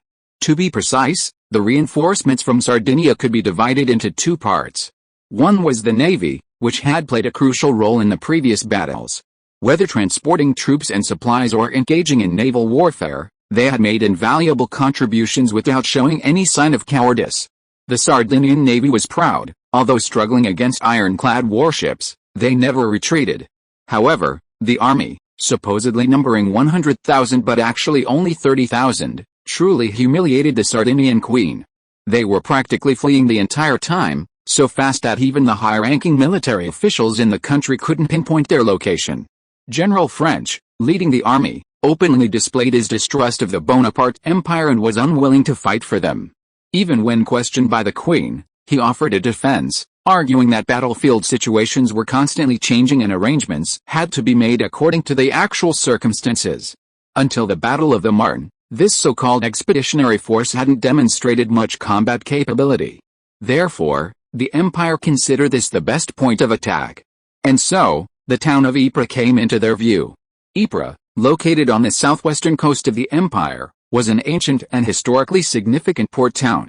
It started as a village with about a dozen households making a living by fishing. Later, with the increase in maritime trade, it gradually developed, and the population grew, becoming a small port town. There was no way around it. The Bonaparte Empire had a long coastline, and there were too many suitable places to build a port, so this wasn't particularly special. The only thing it could boast was the cathedral called Cloth. Cloth Cathedral had a recorded history of over 500 years, and there were even several cases of divine blessings bestowed upon it. Therefore, the residents were all devout believers in the Lord of Light. Of course, after the start of the Great War, it became extremely special. The reason was that the Kingdom of Sardinia had chosen this place as its dedicated port, where large quantities of supplies and soldiers were landed before being transported to the front lines. As a result, a massive amount of supplies were stockpiled here: food, clothing, armor, wine, medicine, as well as magic cannons, firearms, and ample ammunition. Guarding this place were, of course, the elite of the Sardinian Expeditionary Force, the renowned Knights of the Round Table, However, that night, a fog suddenly rose from the sea. The thin mist spread, shrouding the coastline and obscuring the view from the watchtower. In the fog, concealed by the crashing waves, Imperial soldiers, protected by underwater breathing magic, rapidly approached.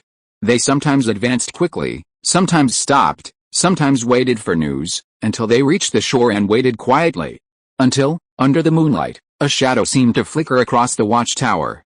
The guards seemed to sense something and tried to shout a warning, but only gurgled blood from their slashed throats. Then, the lights seemed to flicker, and the Imperial soldiers moved again.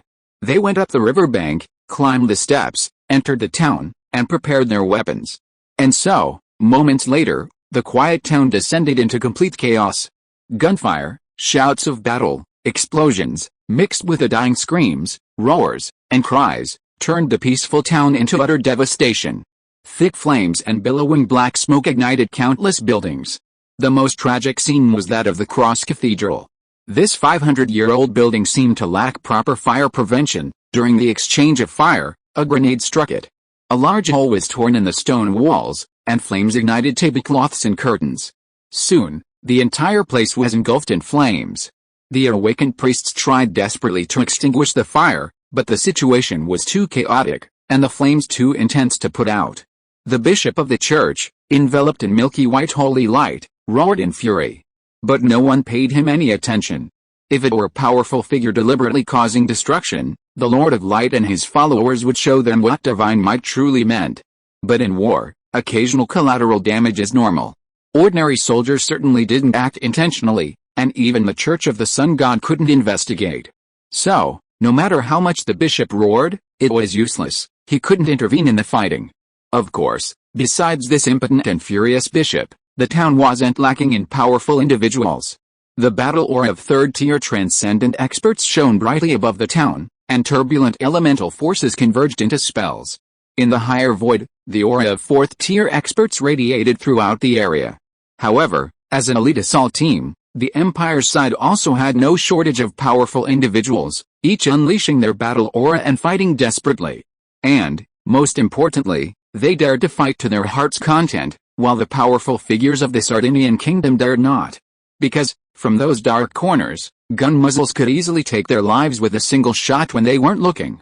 The battle lasted only about an hour before the town of Ypres fell. As night fell, more Imperial soldiers converged on the town, using it as a base to establish a formidable defensive line. Their choice proved correct. When news spread, the Sardinian Expeditionary Force went into a frenzy. This was their most important supply line and transit point, bar none. Cutting it off meant cutting off their supplies. The first to arrive were the warships on the Silver Sea. More than a dozen tri-rail warships roared in, their magic cannons firing from afar, shells raining down like a storm. This was the weakness of a seaside town. Within the range of magic cannons, it was virtually undefended. Of course, Ypres also had its own coastal defenses, deployed by the Expeditionary Force, and the Imperial soldiers counterattacked. However, the numerical disparity was too great, and the effect was minimal. The fortifications were destroyed in a short time. The time gained allowed the Imperial ironclad warships to arrive.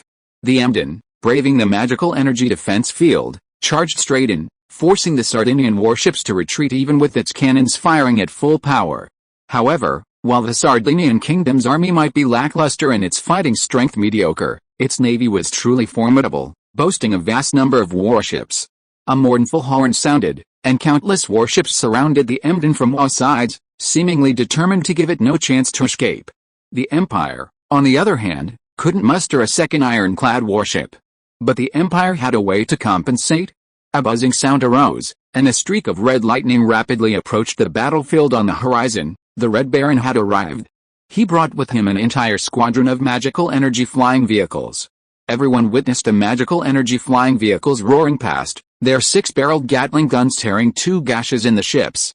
Along their path, naval soldiers fell like wheat being harvested.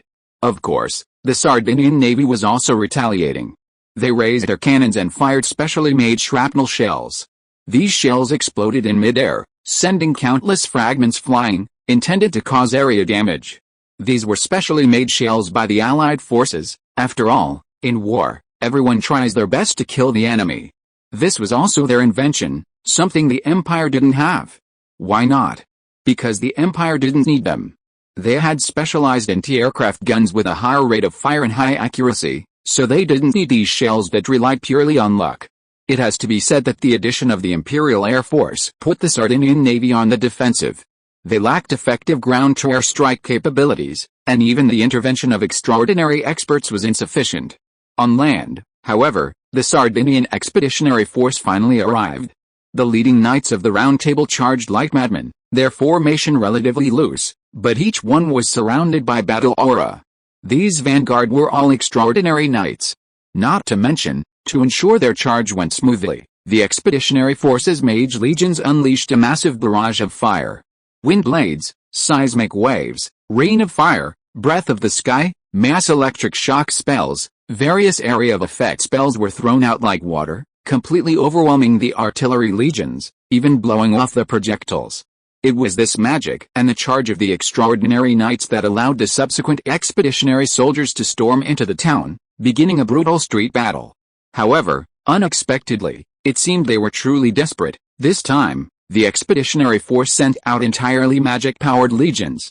A group of soldiers, some wielding Maxim magic-powered heavy machine guns, others using shotguns, completely overwhelming the Imperial soldiers. If heavy machine guns were known for their rate of fire and power, these shotguns were crudely made products. The weapons themselves were rough, with a short range of only 30 to 50 meters, and their accuracy was even worse. But you couldn't argue with their sheer volume of ammunition. With a single shot, the area within 30 to 40 meters ahead was filled with a dense hail of tiny lead bullets.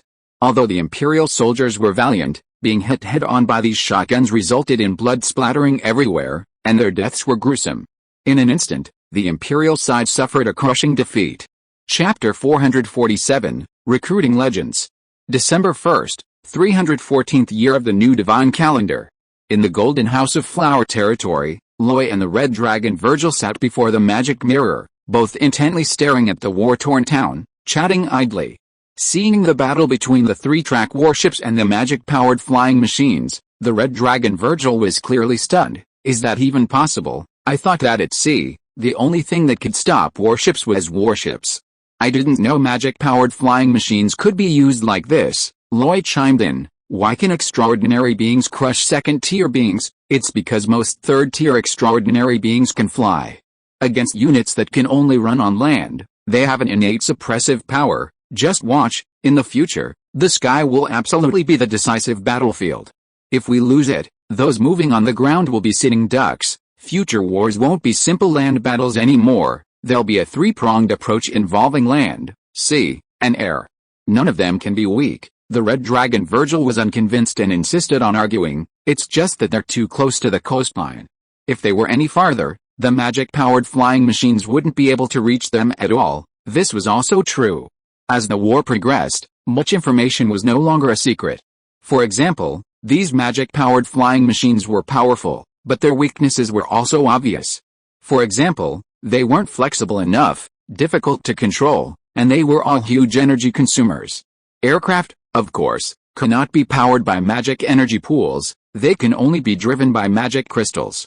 Each takeoff requires the installation of 18 new gem magic crystals, limiting their range to between 500 and 800 kilometers per flight.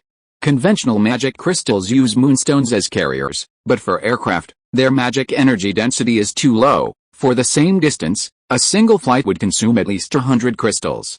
Using magic gems as carriers is different. They have a higher energy storage density, are more effective, offer greater range, and are reusable. The only drawback is that gems are extremely expensive and valuable, requiring only high-quality gems. Considering the limited range of 500 to 800 kilometers, the high energy consumption during round trips, and intense combat, the result is that the attack range of magic-powered aircraft is limited. You're right, Loy didn't refute Virgil's argument, but instead said, if, and I mean if, the Empire builds its ironclad warships big enough, is it possible to launch aircraft directly from the ships? This, Virgil was dumbfounded. Is that possible? The future holds infinite possibilities. A moment later, they saw the rifle again. Dozens of lead bullets were fired in a fan shape, turning everything within 30 or 40 meters, Imperial soldiers, walls, and ruins, into sieves. Virgil couldn't help but say, At this rate, even a fourth-tier agility professional might not be able to dodge them all. Dodge is impossible, but with fourth-tier speed, running out of range is more realistic. However, what's noteworthy isn't the rifle, but that the Allied forces are finally starting to accept reality and use their brains. Indeed, war is the greatest driving force. This was probably the first time since the start of the battlefield that the Empire had suffered a loss with magical firearms. The Sardinian Expeditionary Force had practically driven the Imperial soldiers out of the town using Imperial tactics. But the Imperial soldiers were not pushovers. After suffering heavy losses, they immediately adjusted their mindset, organized a suicide squad, and launched a counter-offensive. This time, led by a dozen powerful superhuman knights, each armed with a 6-barreled Gatling gun, the ammunition belts directly linked to specially designed space magazines, they spearheaded the charge, sweeping through the town. Relying on their overwhelming firepower, they managed to recapture a portion of the position. Thus, the two sides fought repeatedly for every street and every house in the town. Often, the collapse of a single wall would bring the two sides face to face. Then came either a hail of bullets or close-quarters combat, each blow drawing blood. Later, reinforcements arrived, artillery positions were set up, and a relentless bombardment began.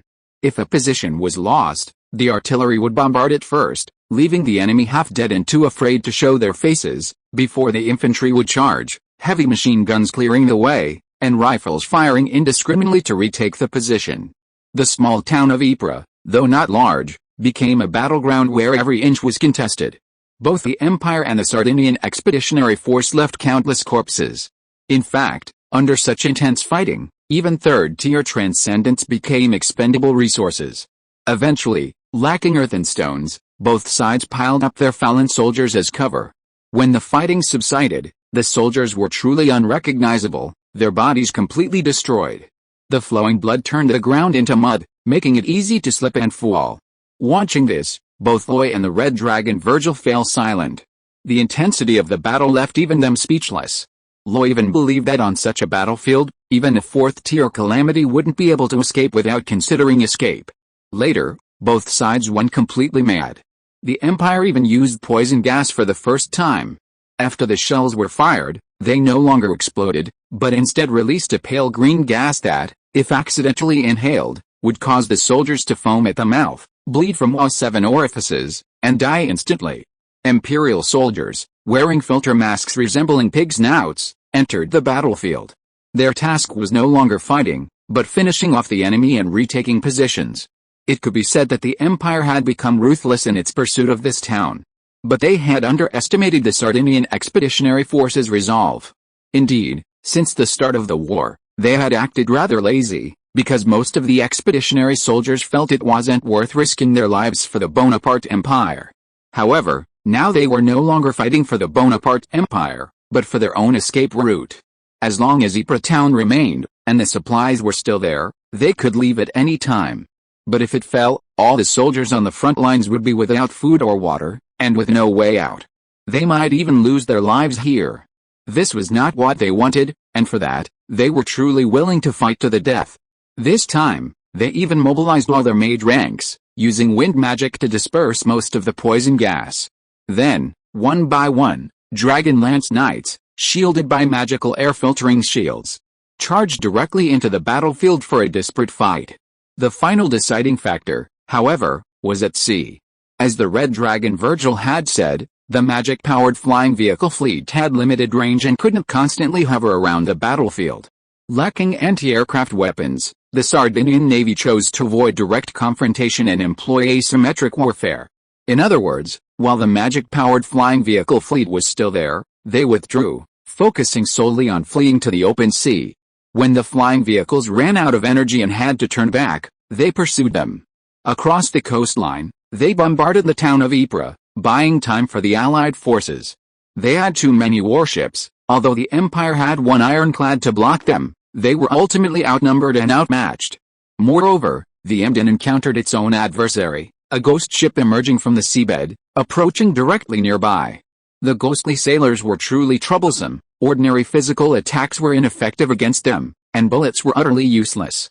Finally, It was only the large-scale distribution of holy water bombs that drove away most of the evil spirits, but this also meant the loss of control over the Sardinian navy. Ultimately, the Imperial Legion was forced to leave the town of Ypres. The Sardinian Expeditionary Force, after paying a heavy price, barely managed to hold on to their supply point.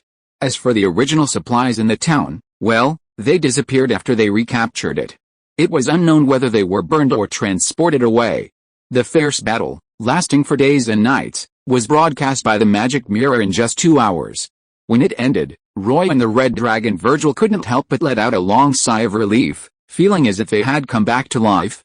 That's right, they weren't watching the live broadcast, but an edited rebroadcast.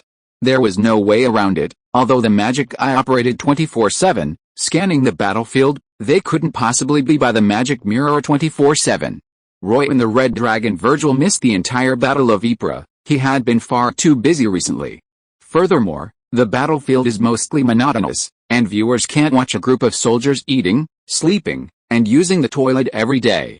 Therefore, this secondary broadcast was born. And through skillful editing and dubbing, the tense atmosphere and brutal fighting on the battlefield are portrayed even more vividly. At this moment, the Red Dragon Virgil couldn't help but sigh. The Empire has failed again. Roy nodded, offering no comment, only saying, "This year, it seems, is over. That's a good thing. We should be able to have a relatively peaceful new year." Saying this, Roy's gaze shifted to the magic mirror, saying, "By the way, Your Excellency, doesn't the Magic Eye Alliance sell video recordings? Can you get me some?" "I can, but what do you need that for? Don't you think it's the best learning material? If I get my hands on it, I can show it to Alfonso and the others. Learning in isolation is always limited. Letting them see real warfare will help them grow." "That makes sense, but you should know, the Magic Eye Alliance is notoriously greedy." "No problem, I'll cover all the expenses. That makes things easier." As Virgil said this, he seemed to suddenly remember something, saying, "By the way, you came all this way not just to look at the magic mirror with me, right? Is there something you need?" Luo Yi nodded. "There's indeed something I've been thinking about for a long time, and I hope to get your help." "Go ahead, you must know many legends, right?" Red Dragon Virgil said arrogantly. "Of course, don't you know who I am? Then could you make some connections and ask if anyone is willing to settle in flower territory?" Upon hearing this, Red Dragon Virgil suddenly turned his head, his eyes wide. "You want to recruit legends?" Chapter 448, Cultivating Strong Individuals. At this moment, Red Dragon Virgil looked at Loy as if he were a madman. "Do you know what you're saying? Recruiting legends? Isn't that obvious? Then do you have some misunderstanding about legends?" Red Dragon Virgil jumped up. "They're legends. The pinnacle of existence in the prime material plane, the behind-the-scenes masters of many forces. Do you think you can easily recruit them?" Loy remained calm, pressing his hand down before saying, "I know what you're saying, but even legends need to eat and drink, cultivate, have ample resources to support them, and have families to feed.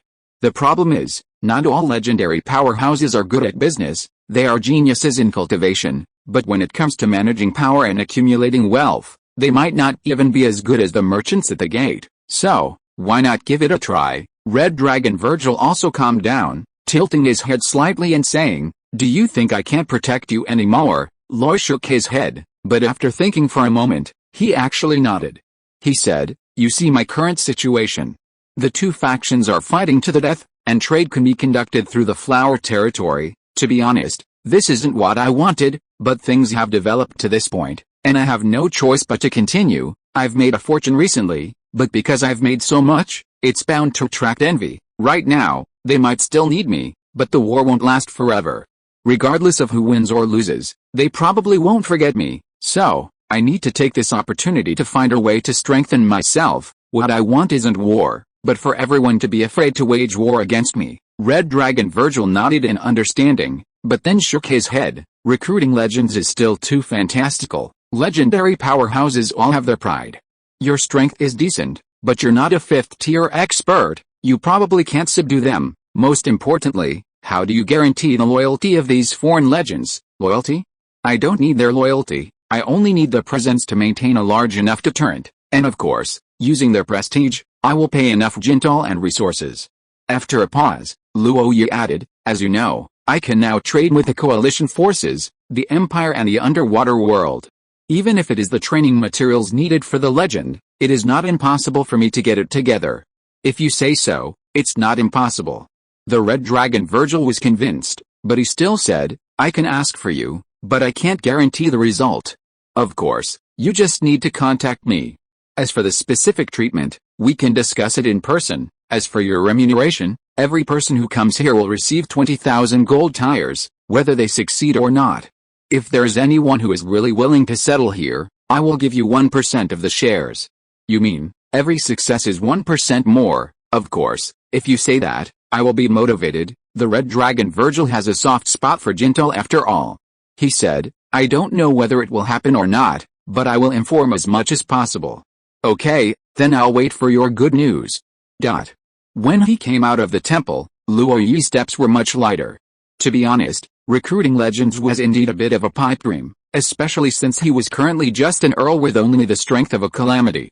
However, he still wanted to give it a try. Anyway, trying wasn't illegal. And what if it worked? During this period, Luo Yi's wealth had increased at a much faster pace. Even though he had built 2 cities simultaneously and spent money like water, he had still accumulated an extravagant sum of gold. To protect this wealth and resources, he had to strengthen his forces. Of course, this strength had many aspects. The first was the army. The 1st Imperial Guard Legion of the Flower Territory had begun a new round of recruitment and troop build-up, with a publicly announced number being 5,000. But in reality, Luo Yi's target was 10,000. Anything less than 10,000 didn't need to be reported to him, they would receive training and all necessary supplies. The second was weaponry and equipment. This flower-adorned leader also took the lead, equipping himself with Maxim magic-powered heavy machine guns, Garin semi-automatic rifles, grenades, sniper rifles, field guns and anti-aircraft guns from the 5th generation magic-powered cannons, magic-powered heavy trucks. These were all common equipment used by the Imperial Guard, used to the point of exhaustion during daily training. And that wasn't enough. Luo Yi even discussed with the Empire the possibility of purchasing several magic-powered flying vehicles.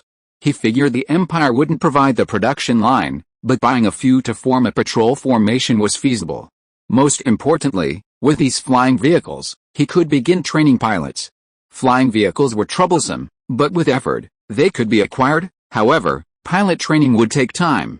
These 2 aspects were already at their limit, and the strongest aspect alone was worth Luo Yi's significant investment. In fact, recruiting legends was only one part of Luo Yi's plan. Lost in thought, Luo Yi returned to the Lion Manor. Without delay, he headed straight for the council hall. The council hall was already packed with people. Upon closer inspection, they were clearly divided into 2 groups. Sitting at the front were 4, Guardian Olivera, Flame Sword Saint Otto, Iron Knight Phil who had just returned from the front lines, and Lady Palacios, whose gaze remained fixed on her book. Indeed, all 4 of Loi's top calamity warriors were gathered. In this world, the social stratification among the strong is very pronounced. Without sufficient strength, one simply cannot integrate. For example, before achieving the 4th rank, Olivera, though acquainted with Iron Knight Phil, was merely a nodding acquaintance. Upon achieving calamity status, she was immediately accepted, her status and position completely different. This is the power of social stratification. The difficulty Loi faced in recruiting legends was largely due to the fact that he himself was not a legend. Behind the 4, a larger group had gathered. Leading them were the 3 Grand Knights, Alfonso Zeke, Vincent Ackerman, and Thor Dean. Sitting behind them were Cody Isaac, Jar Turner, Bill Dean, and Tonya Anderson. Beside them sat Security Chief Leon Vasquez and the Magical Warship Walter. Further back were 3 new faces, Rand Hoover, Fuck O'Brien, and Hans Love. Hans Love was essentially an outsider recruited by the Raymond family, having commanded the Lion Fleet when Earl Carl was still alive. He was a seasoned sailor, a seasoned captain, and a 3rd-tier Gale warrior. As for Rand Hoover, he was actually old Hoover's nephew, and should have followed the family's training system into the stewardship. However, he was exceptionally strong from a young age, taller and larger than his peers, and had a passion for fighting. Therefore, he was sent to serve under a knight as an apprentice, gradually training and growing stronger. Fuck O'Brien followed a similar path, starting as a squire, honing his physique, participating in wars, and steadily rising through the ranks until, Under Lloyd's leadership and with increasingly abundant resources, both of them achieved extraordinary success. Yes, everyone here, from Grand Knight Alfonso down, is a Tier 3 Transcendent. These 12 are the entire Tier 3 powerhouse of the entire Flower Territory. It's worth mentioning that Roy had popularized meditation early on, and these 12 all had ample supplies of secret medicine and had completed basic meditation, possessing magical power. They could not only project their battle aura but also charge into battle wielding heavy machine guns. It's not hard to see that this is the entire high-level combat force of the Flower Territory. Before Roy arrived, the atmosphere was quite lively, with everyone wondering what had brought them all back. Even Grand Knight Bill Dean had been summoned from Siren Harbor. However, everyone's hearing was good, and Roy didn't deliberately suppress his footsteps. When he entered the hall, everyone stood up abruptly and remained silent. Roy didn't go to his own seat but went directly to the group of Tier 3 Transcendents. After scrutinizing them from head to toe for a long time, Roy suddenly asked, "I haven't mistreated you, have I?" Upon hearing this, the group of third-tier warriors were stunned. They looked at each other, unsure how to answer. Finally, all eyes turned to Grand Knight Commander Alfonso. Alfonso's scalp tingled, but he still spoke up. "My lord, have we done something wrong? You didn't answer my question." "No, of course not. Since you became the Lion King, my lord, Flower Territory has undergone a complete transformation, and we've all benefited, our income increasing at least tenfold." "That's good.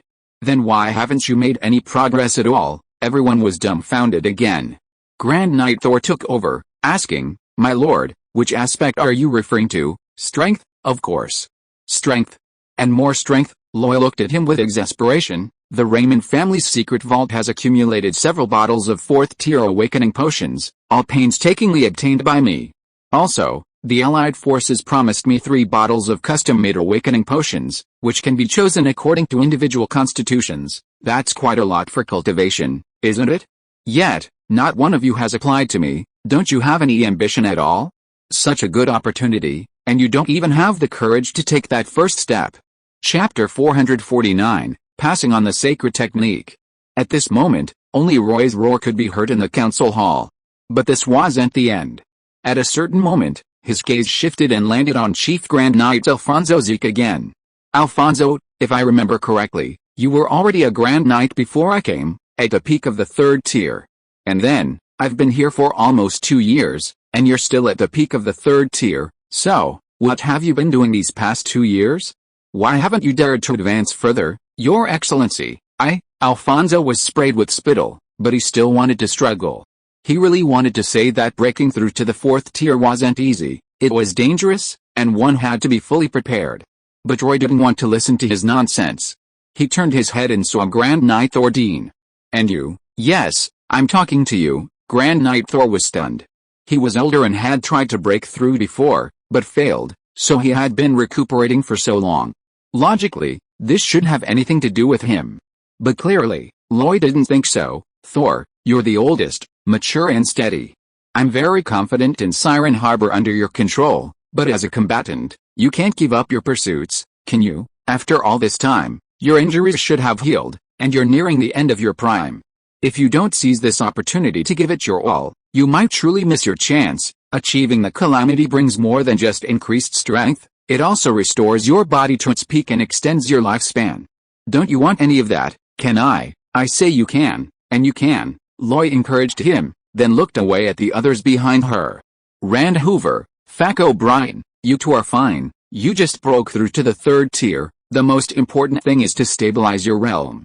But, Knight Tanya Anderson, Captain Hans Love, and Cody Isaac, Jar Turner, you guys, especially you, Tanya, the female tyrant Tanya, you are fearless on the battlefield, but why are you afraid to break through your realm?" At this point, Roy finally let out a long sigh, and then said earnestly, "Everyone, I admit, I have my own selfish motives.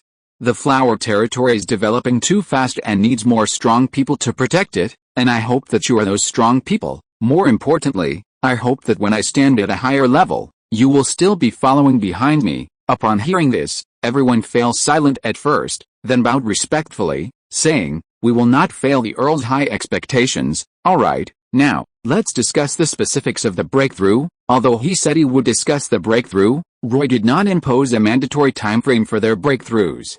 They need to adjust their own state and find opportunities for breakthroughs, rather than resorting to violent interference. What Luo Yi can provide for them is more cultivation resources.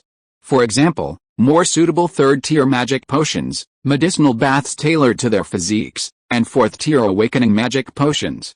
To increase their chances of breakthrough, Luo Yi even had Shanlan tailor make unique cultivation plans for them. Although it couldn't be as precise as his own, it would still increase the success rate by several %. In addition, he also opened up many cultivation methods for third-tier extraordinary combat skills, especially those such as Battle Key Wings and St. Mark's Shield, which are essential tools on the future battlefield. He urged everyone to cultivate them. Of course, while these third-tier skills are important, the second-tier skills also need attention. Luo Yi directly had Alfonso preside over a large-scale military competition within the first guard of the Flower Territory. The purpose was to select the second-tier powerhouses and, in the name of rewards, provide them with ample cultivation resources to accelerate their growth and breakthroughs. It should be said that this is something to look forward to. The Raymond family has ruled this place for over 1,000 years. Despite its ups and downs, they have accumulated considerable resources and talent. Roy plans to unearth them all this time. If even a fraction of them achieve third-tier transcendence, his investment will be worthwhile. While the advent of heavy machine guns, semi-automatic rifles, and magic-powered cannons has somewhat bridged the gap between the strong and ordinary people, don't forget that these weapons are still operated by humans. The same heavy machine gun wielded by an ordinary soldier is vastly different from one wielded by a third-tier knight. In Roy's view, third-tier transcendent powerhouses, once familiar with the battlefield and magic-powered weapons, can all be considered Captain America. The pinnacle of ordinary people, coupled with highly efficient killing weapons, is the true king of special forces. In a sense, the war between the Allied forces and the Empire has reached a certain scale and is very intense, but in terms of tactics and techniques, they are still in the exploratory stage and not yet mature. Of course, support is necessary, but Roy has not completely waived their expenses. Instead, different benefits and discounts were given based on different levels and achievements. Those who couldn't afford sufficient wealth were allowed to write IOUs with very low interest. Once a breakthrough is successful, that person's income would inevitably rise, making repayment a simple matter. In fact, with Luo Yi's financial resources, waiving everything wouldn't be impossible, but he knew clearly that things obtained for free wouldn't be cherished. Only through hardship and incurring debt could they be motivated to cultivate. That's human nature, and there's nothing that can be done about it. After spending considerable time explaining his arrangements, Luo Yi dismissed the group amidst their excitement. No matter how much he did, it was only assistance, the actual breakthrough depended on them. Therefore, the specifics were for them to decide. After making the arrangements, Luo Yi approached a group of several powerful figures from the Heavenly Calamity realm. At this moment, the Flame Sword Saint Otto stood up, half seriously and half jokingly saying, "Count, I'm afraid I'll have to disappoint you. These guys really don't have the guts to attempt a breakthrough. Above the Heavenly Calamity realm lies the Legendary realm. It seemed like a single step away, but in terms of difficulty, it was more difficult than all the previous realms combined. It was beyond the reach of ordinary fourth-tier cultivators." Therefore, Otto's words, though seemingly a joke, also carried a hint of frustration. But at this moment, Luo Yi said, "I dare not aspire to the legendary level, but my own strength can still be improved, right?" Before the Flame Sword Saint Otto could react, the sharp-witted Iron Knight Phil stood up immediately, saying, "Count, what do you mean? Secret sacred techniques, are you really willing to teach them?" "Nothing is more important than that." As Luo Yi said this, he raised his hand and took out a roll of silver dragon skin, casually flicking it and spreading it out on the table. "To be honest, I wouldn't dare let you practice normal secret sacred techniques casually, because the risks are unpredictable. But this one, Divine Psi, is acceptable." Frankly, after truly encountering more secret sacred techniques, Luo Yi realized how extraordinary this, Divine Psi, was. First of all, among all secret sacred techniques, its threshold was the lowest. The Arcadia Crystal, a magical beast core possessing both holy and fire elements, was incredibly difficult for Roy to find back then. Now, while equally precious, it's just that, precious. With Lady Palacios around, concocting a custom potion isn't difficult. Furthermore, This sacred technique is exceptionally versatile. It doesn't require special bloodlines, transplants, or strange side effects, making it a truly universal secret sacred technique.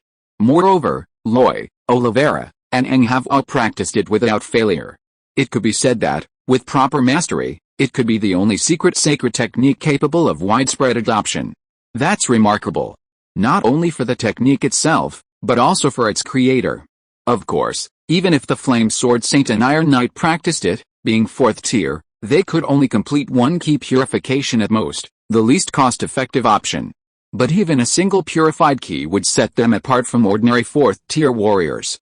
Moreover, there's the devastating, divine sigh, behemoth heartbeat. Even though Loy had already taken the item out, Otto still couldn't believe his eyes. He swallowed hard and said, "Count, is this really for us? I've already taken it out, what do you think? But this is really, Loy joked. Could it be that the Flame Sword Saint doesn't like it? If so, I'll take it back." Before the Flame Sword Saint Otto could speak, the Iron Knight Phil covered his mouth, ignoring his muffled cries. Phil immediately put on a smile. "Count, he's clumsy with words and doesn't know how to express himself." What he actually meant was that if there are any missions in the future, just give the order, and we'll go through fire and water for you. As he said this, he turned to look at Otto, baring his teeth in a warning gesture. Otto, realizing what was happening, quickly said, yes, Phil is right. We'd go through fire and water for you. You've done your utmost for the Raymond family and for Flower Territory, so there's no need for you to go through fire and water. But now, there is something I need you to do. What is it? You've been at the 4th rank for so long, you must know quite a few powerful beings from the Heavenly Calamity Realm. Ask around and see if any of them are willing to come and serve as my retainers. Excellent benefits, we'll discuss it in detail when we meet. Chapter 450, Recruitment Announcement. For a company to grow and thrive, talent is undoubtedly the most crucial element. Acquiring talent essentially boils down to 2 paths. One is internal recruitment and development. There are always hardworking and dedicated individuals who, as the company grows and responsibilities increase, learn and grow step by step. The biggest advantage of such people is their loyalty and reliability. They have a strong sense of belonging to the company. As long as the company leaders aren't the kind of capitalists who only know how to exploit, they will always do their best. Of course, the obvious drawback of this approach is the slow development process, requiring a significant amount of time. The problem is that many companies grow by riding the wave of opportunity, expanding rapidly. The result of such rapid development is a shortage of talent. At this point, it becomes necessary to recruit a sufficient number of talents from outside and integrate them into the company's system. This is the current situation of Flower Leader, rapid development, even faster wealth accumulation, involving many resources, but the growth of resources hasn't kept pace. Therefore, Luoya wants to leverage the connections of Iron Knight Phil, Flame Sword Saint Otto, and Lady Palacios to recruit externally. If there are any capable individuals who pass his assessment, getting a job in the Flower Territory, being assigned tasks, and earning a high salary would be perfectly normal, right? Normal, my foot. Only Loy, who treats the territory like a company, thinks it's acceptable. In this world, the most basic requirement, and the most valued quality, for feudal lords towards their vassals and knights is loyalty. Loyalty. And more loyalty. A lack of ability is one thing, but without loyalty, who would dare trust them? Who would dare entrust them with important responsibilities? Only Loy truly doesn't care. He never expected them to risk their lives for him just because they received a salary. But if they could truly integrate into the Flower Territory's system, their interests would be deeply intertwined, and Loy wouldn't need to say a word. They would fight to the death for the territory. Take the Red Dragon Virgil as an example. Loy gave up a significant portion of Raymond Magic Energy Group's shares, which might seem like he was at a disadvantage, but conversely, isn't this also a form of deep integration? Every move Virgil the Red Dragon makes isn't just for Roy, but for the entire community of interests led by Roy, the immense value of his shares, and the very essence of Gentle. That's the real reason he fights. Of course, the powerful figures from the Calamity Realm don't truly understand this, and they even offer their advice. But seeing Roy's resolute attitude, they say nothing more. By now, they've long since realized that although Roy is still young, anyone who treats him like a youth is a fool. Roy has his own judgment and plans, and since he's said so, they just need to do as he says. So, just a few days later, news spread from flower territory. It spread like wildfire through the calamity, legendary, and even extraordinary circles, leaving everyone who heard the news stunned. Count Roy Raymond, the master of flower territory, sincerely invites powerful individuals from across the old continent to join him. Anyone who passes the interview will receive excellent benefits, and details can be discussed in person. In this world, recruiting powerful individuals isn't uncommon, but those usually involve private contact, building rapport, and then an invitation. Such a public, large-scale recruitment is truly unique to the Scorpion clan. Some powerful individuals scoff at it, others think the Raymond family is just seeking attention, but ultimately, some are tempted. After all, Roy is no longer the unknown figure he once was. His growth and the development history of flower territory have been investigated countless times.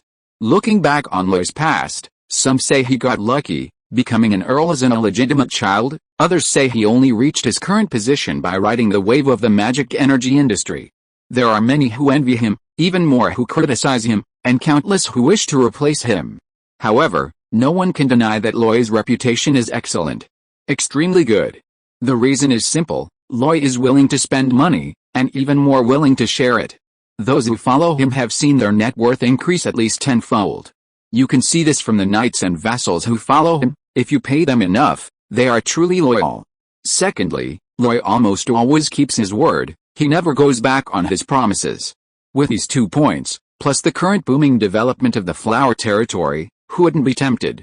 In mid-December of the new divine calendar 314, a year full of disasters was about to end, but the flower territory remained busy. Magic energy factories, secret medicine workshops, new city construction sites, old city street renovations. These continued without any sign of stopping. However, amidst the busyness, a festive atmosphere quietly spread. The Lord's Mansion announced that this year's Christmas would be a grand celebration, with bonfire parties from Lion Castle to the major squares. Mr. Hoover, the head butler of the Raymond family, had already purchased large quantities of food, poultry, beef, mutton, and various beverages, and hired several famous song and dance troupes to perform in the flower territory. The Temple of the Sun God also issued a proclamation stating that, with Christmas approaching, His Excellency Virgil Berry, the regional bishop, would lead all the priests in a large-scale sacrificial ceremony to pray for divine blessings. Well, the sun god is actually a stingy deity when it comes to miracles, so simple sacrificial rites and devout prayers are unlikely to bring divine blessings. But there's a saying, where there's a will, there's a way. To solidify their faith, many churches began to create artificial miracles, basically, gathering more priests for large-scale sacrifices to unleash area of effect healing spells. In terms of coverage and effect, these certainly couldn't compare to divine blessings, but the believers within couldn't discern the difference in detail. As long as they could see the phantom of angels and enjoy free healing spells, they felt their prayers had been answered. This was enough to soothe their hearts. Initially, this practice was prohibited by the Papal States because it was, in itself, a form of deception. Deceiving believers isn't inherently bad, but from another perspective, it's also deceiving the Lord of Light, and speaking out about it would incur divine punishment. In fact, some bishops were punished by the Church for this. However, later, when the Church of the Seven Gods pressed its advantage, reaping huge profits from believers, the Church of the Sun God tacitly approved of this behavior. Of course, such large-scale sacrificial ceremonies aren't something you can just hold whenever you want. You need enough believers to provide faith, precious offerings, and a large amount of holy power to use divine magic. As a result, after a ceremony, the presiding bishop is often exhausted. Therefore, unless absolutely necessary, very few people are willing to do this kind of thing. It was only because Virgil the Red Dragon had earned so much this year, so much that he was in an exceptionally good mood after a little calculation, that he held such a ceremony. Naturally, in this festive atmosphere, Brussels welcomed many unique guests.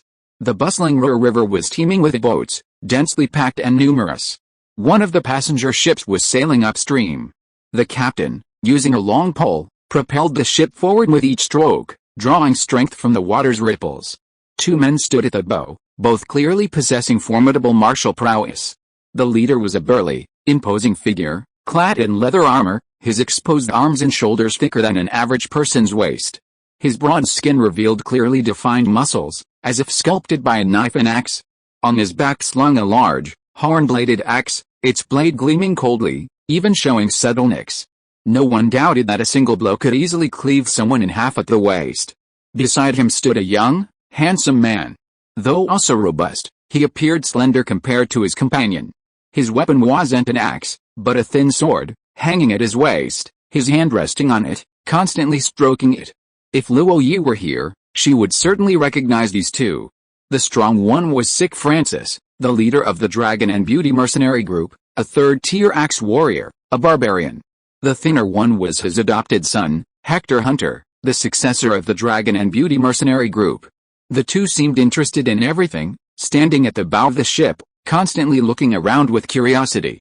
As they approached Brussels, they could see in the distance the factories stretching along the riverbank, the towering buildings, and the busy workers.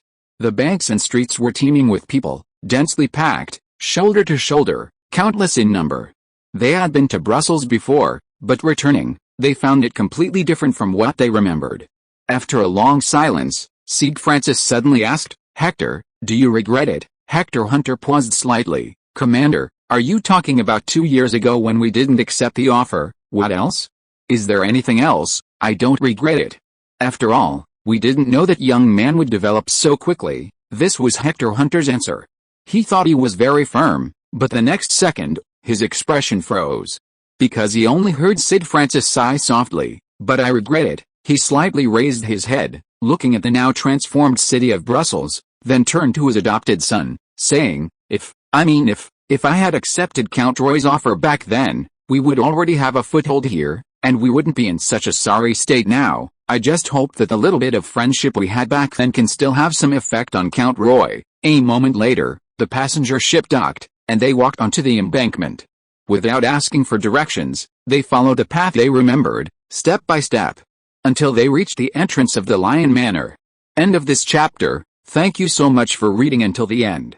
Don't forget to give it a like. Looking for more exclusive content and immediate access? Subscribe to our Patreon. Remember, every like, subscription or donation encourages us to continue. Thank you all. See you in the next video.